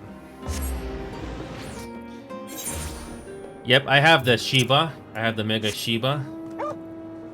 Pretty cute. But I also have the Namazu one as well, which you get as a reward that you can get. Cute. Yeah, it took a lot of time here. Also, I finished the Moogles thing completely, and this is what it looks like when it's all done.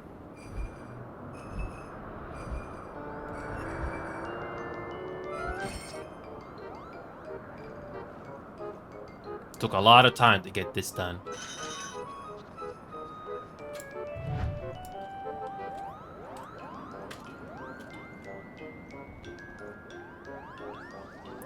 Yeah, if you do the Society quest, Heaven's Word and Rest, it does change.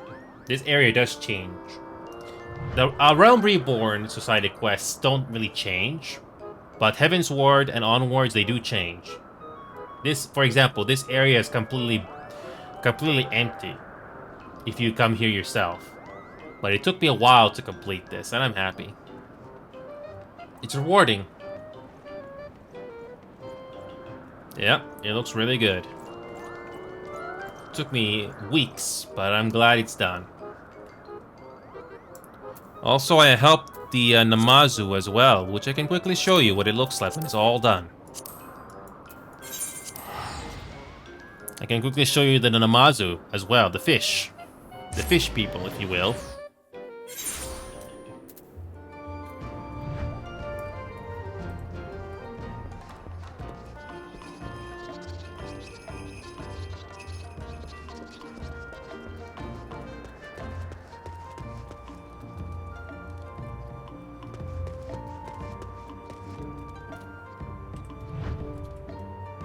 Yep. This area looks completely different when you come here the first time and there's nothing here. But after weeks and weeks of doing Society Quest, this is what it looks like eventually.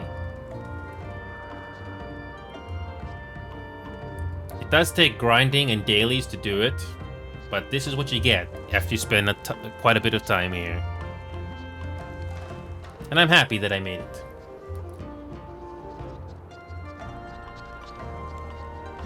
Yep. I'm glad I made it. So even though it took 3-4 hours to do this, I'm glad I made it.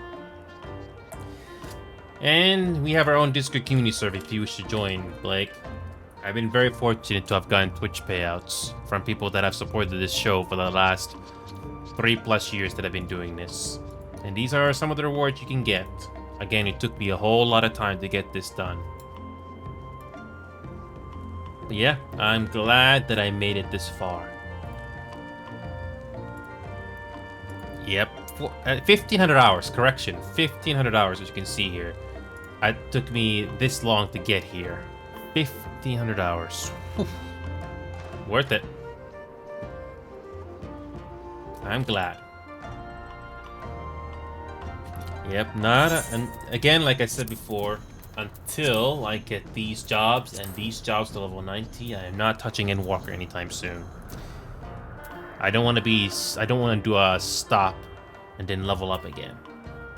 Thankfully, that's what the duty roulettes are for. These are very generous, by the way, if you decide to do them all. Pretty cool. And unfortunately, I've run out of time to do anything else tonight. But the good news is I got everything that I wanted done.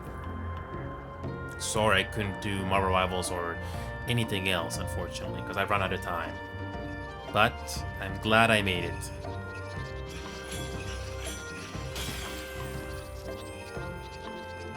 How convenient for those Namazos who just stop and pose right there. I don't know what their pathing is, but that was pretty cool timing. Yeah, no worries, Blake. And like I said, I don't know if you can see it, but on the top right corner, you can see which world I'm in. And I'm in North America, by the way. So, if you ever need somebody to play Final Fantasy XIV with, or any other games, you came to the right place, Blake. We are very underrated, Blake. I have tried to do collaborating. Thank you. I've tried to do collaborations with some other channels, Blake, but it's honestly very difficult. Because, to be honest, Blake, I don't like everyone. There was this one channel, which I'm not gonna name names, but I tried to make some connections or socializing with them, and they just kicked me when I found out what their true opinions are, or what their true behavior was. Not everyone is like that, but I'm just being honest. So.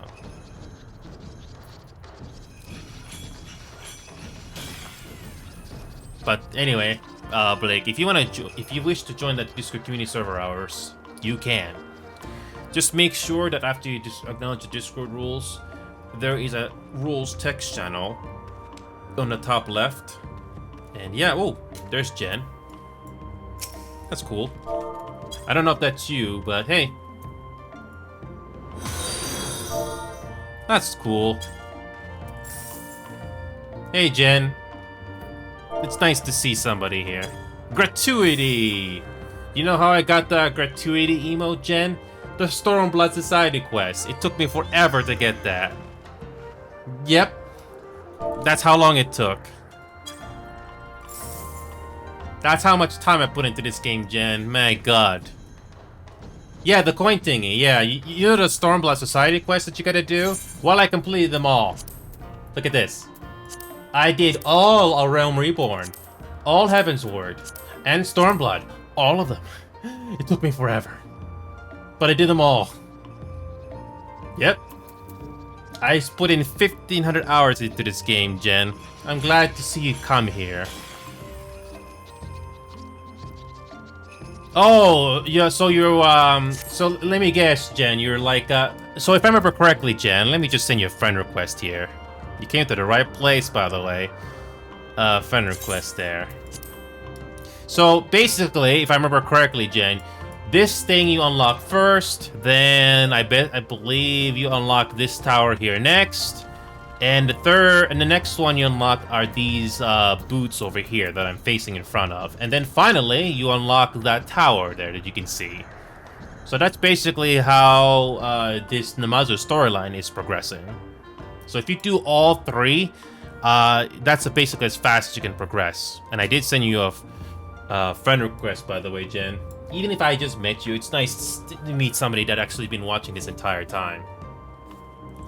So basically, Jen, I don't know how if you're aware how society quests work in this game, but basically, after you reach the highest level, which is either 7 or 8, you have to do these inter-societal quests that the game doesn't tell you. I had to Google that. And that is how you get this final level that you can see here. A Realm Reborn, Jen, was the worst. Oh my god, the Realm Reborn was the worst. These are some of the most grindy society quests I've ever done in this game. And I did them all. The most annoying was the Ixal. Yes, Jen, this was the grindiest. Yes. The worst was the Ixal one. You have to wear this glove just to do the Ixal ones. Oh my god. Yeah, it took me a while. I did A Realm Reborn, Heaven's Ward, Stormblood, and I'm finally doing Shadowbringers. So yeah, Jen, you came to the right place, Jen. And again, I don't know how much you were watching of me going through Endwalker and Shadowbringers, but I wanted to see Endwalker. So yeah, this is our Discord community server as well, Jen. So yeah. Yeah, so here's the thing, Jen. In my personal opinion, I want to get all of these jobs, as you can see. Disciples of the Hand, Disciples of the Land to level 90. I managed to get the land easily. You're wondering, how did I get Disciples of the Land leveled up to 90? Well, the answer to that is very simple. I did the mission allowance. Some days I get very lucky, and the provisioning missions, they have a little star on the side, so you get the most XP out of it, which is very useful.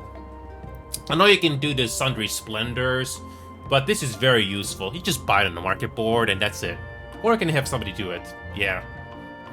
I know the Sundry Splendors can help you as well, but this is one of the things that helps me a lot. And did you do the Dome and Enclave reconstruction effort? I finished that too. I got it to 40,000. I got the Dome and Enclave thing done as well. Yep, I finished that too. Took me a long time, but I'm glad I did it.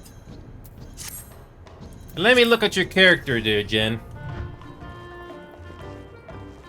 Looking stylish.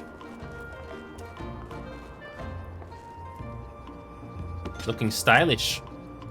You're wondering, how did I get rid of the HUD? Oh, that's pretty simple. You do scroll lock. I press scroll lock to get rid of the HUD, and then press the home button to go to first person. Simple. And sorry, so Jen, I'm sorry to disappoint you, but just like my character in game, I do wear a suit and tie, Jen. So if you want me, I can quickly show you what I look like in a suit and tie here. Let me just pull out my browser here. But you can clearly see me wear suit and tie, as you can see there. It's just that I didn't dress up today because I had to save up time on preparation. And yeah, Jen, if you got time, I will quickly copy this, and you can see me cry. So this is the short 5-minute video from Post-Shadowbringers that I think you're gonna enjoy. It's a very touching moment. Yeah, I think you know what this cutscene is about, Jen. So, yeah. But yeah, Jen, I'm glad to see you. I don't know how long you've been watching, Jen, but I thank you for deciding to chat up, and I hope you enjoyed the little commentary that I did. Now, as you know, yeah, that cutscene, Jen. Yes, that. Yes, that cutscene. Yes, Jen, I'm half Filipino. Half. 50%. And I'm 50% white or Finnish. I'm actually 6'4" in real life. Yeah? I'm half white, half Filipino. Half Finnish, half Filipino. So those tags are not lying. Yes. Yeah, I've been doing this show for the last 3+ years, Jen. Oh, the adventure plate. You know, I finally figured out how the adventure plates work. You know how I did that pose, Jen? The Menderville Mambo. I'm trying to figure that out right now. The Menderville Mambo. Where is it? This one here. This dance here. I did this Manderville Mambo and I got a pose. I did the Hildebrand side quest on Stormblood. I captured a pose during this dance, and that's how I got that adventurer plate. Yeah.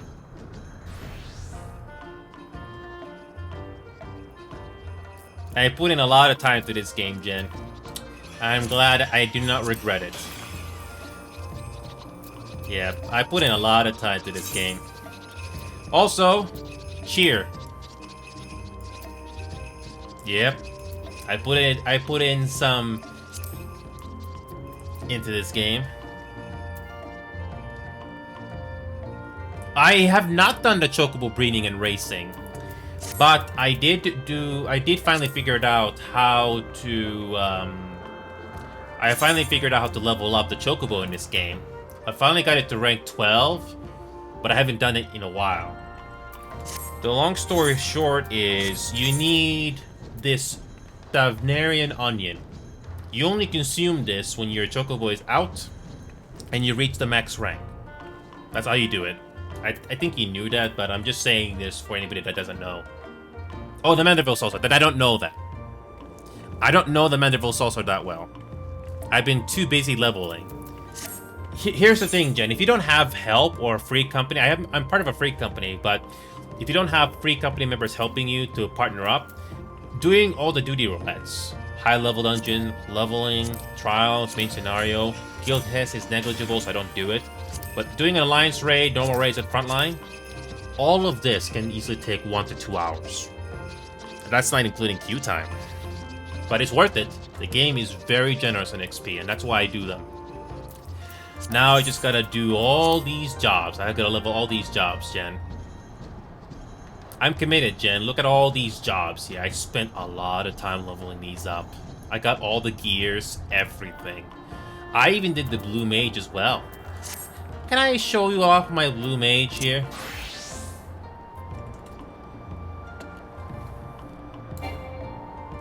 I'm just showing off my blue mage gear because you actually need to wear the blue mage gear to do the carnivals.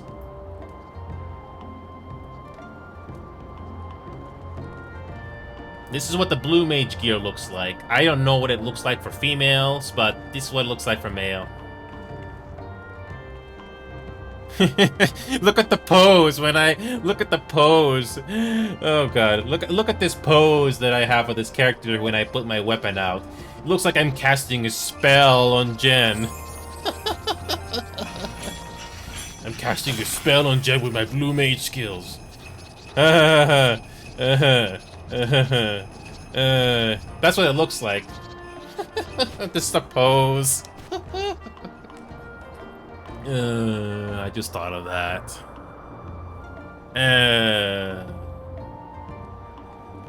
Yeah. By the way, Jen, I can show you. Or just take my word for it, but I can show you. I did all 32 carnival bosses. All 32. 2 or 3 of them were annoying to do. Yeah. Think of the extreme trials in this game, except you do it solo. You have no choice but to do it solo. I used a guide, but you still have to do them. Carnival 32, I had 1 freaking second left. Yes, it does take quite a bit of time to grind, Jen, because you have to get the spells for them. These these spells that you need to get them from either open world, and some of them you have to do certain trials. Yeah. You have to go to certain trials just to get some of these spells. Like, Etheric Mimicry. You're gonna need to use that and become a healer. Diamondback is an important spell. What else is there? Exviation is another important spell. Palm Cure is very good if you heal yourself. You're gonna need it. This Saintly Beam you're gonna need for 1 carnival boss in particular, just to deal undead damage. Again, I had to use a guide, but you still have to do the boss battles yourself, and they can be annoying. Some of them are annoying. So be prepared to grind some of them. And yes, you have to wear this. You have to wear these blue mage gears because they actually do provide additional damage, like critical hits, that you will need. I don't use materials, but you need to wear the gear for them. It's a lot of grinding, Jen. It's a lot of grinding just to get the spells, but some of these spells are important. Also, Jen, might I do some fan service for you? Okay, I'll invite you to parties because I have a cool mount here. I have a cool mount here for you. Yeah, I got a cool mount for you that you can hop on. Yep, you can hop on. Yeah, isn't that cool? Yeah. Unfortunately, these are not free. Yeah. You're welcome, Jen. Or, how about we go something modern, Jen? Here's something more modern for you, Jen. Hold on. Let me just do something more modern for you. Again, this is from a Savage. This is from a Savage Shadowbringers trial that anybody can get, but you'll like it. This is a mount that you've probably seen many times in the game, and this is something that anybody can get. So, to make a long story short, this mount you can get from a Savage trial in Shadowbringers. As long as you do it unsynced with at least 3 or 4 people, you can get this mount yourself. It's nice.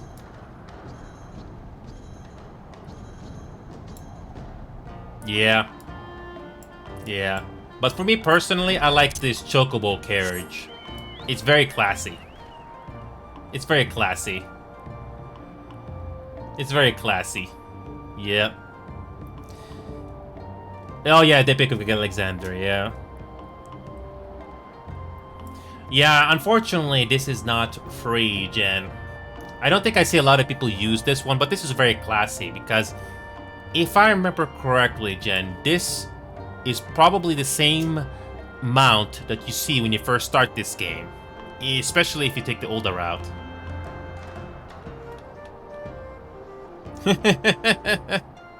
Wait a minute, change to a different seat. Just get off the mount and choose a different one, like mount 3 or 4. I think there's a different look, I'm not sure. Just choose 3 or 4, I think it's different. Oh, that's different, look at that. That's more appropriate, not looking bored. That's cool. See? Yeah, isn't that cool? See? I've always wanted to do this. Yeah.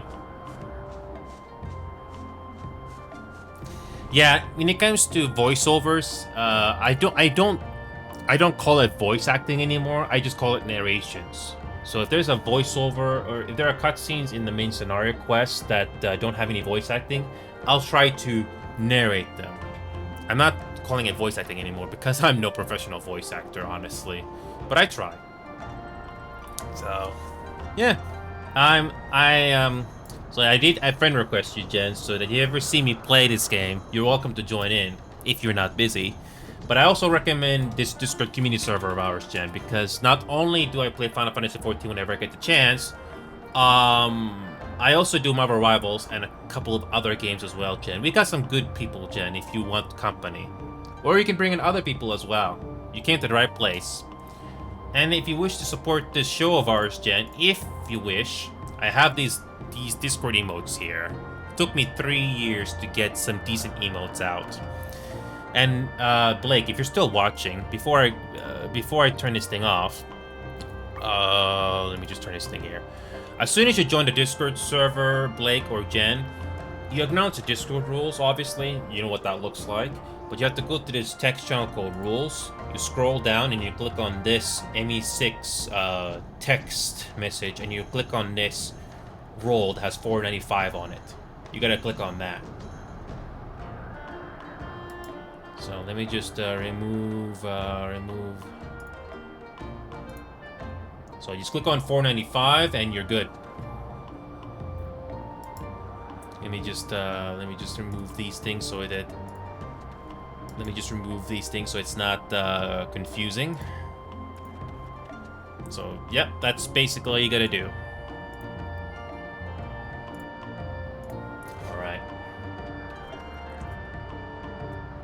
But yeah, Jen, it's nice to meet another person. I finally reached the end of Endwalker, or at the beginning of Endwalker.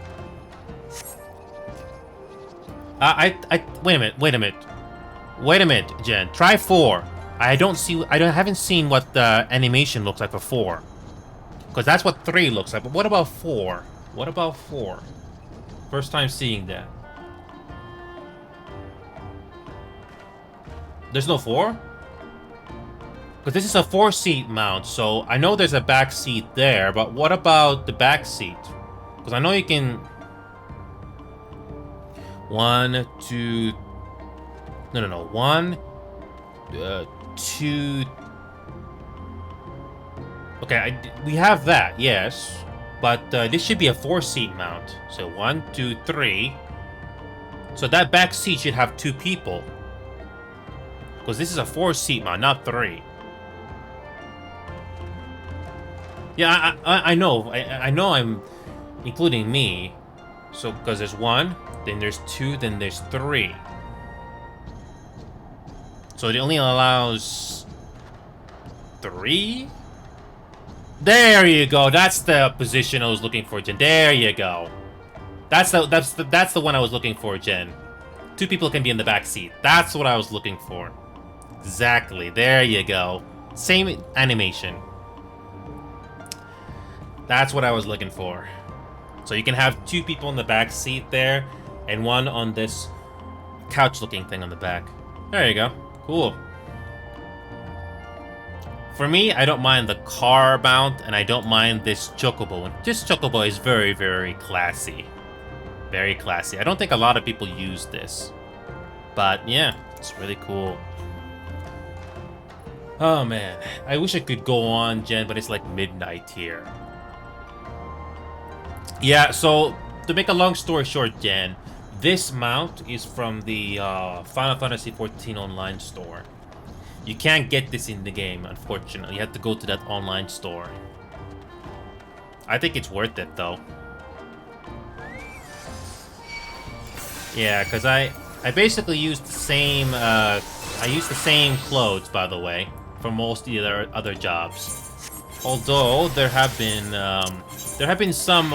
I have this Yanxian merchant Haori and this Namazubel that I did get as a reward for doing the society quest, but I haven't had the chance to look at them yet. So yeah, I haven't had a chance to look at them thoroughly. I've just been very, very busy. Oh, there's some cool emotes here. Oh yeah, I haven't even looked at all the emotes here. But yeah, I gotta go. It's been late. I need to turn this, I need to turn up this broadcast here, but it's been a pleasure. We can talk a little bit more, Jen, once I turn this game, once I turn this OBS off. But yeah, it's been a pleasure, guys, but I gotta go. It'll be a while before I touch Endwalker on this game, because I have to do the leveling. But I can't wait to do it. Thank you. And I'm gonna turn this OBS thing here first. We can talk in game for a bit, Jen, after I turn this OBS thing off. But yeah, Blake and Jen, thank you so much for coming on, guys. Again, I don't know when the Endwalker thing is gonna happen on screen live, but I have to do the leveling first, like I said. It's gonna take some time, but I can't wait to get back to this. It feels so rewarding to get through all of this. Thank you.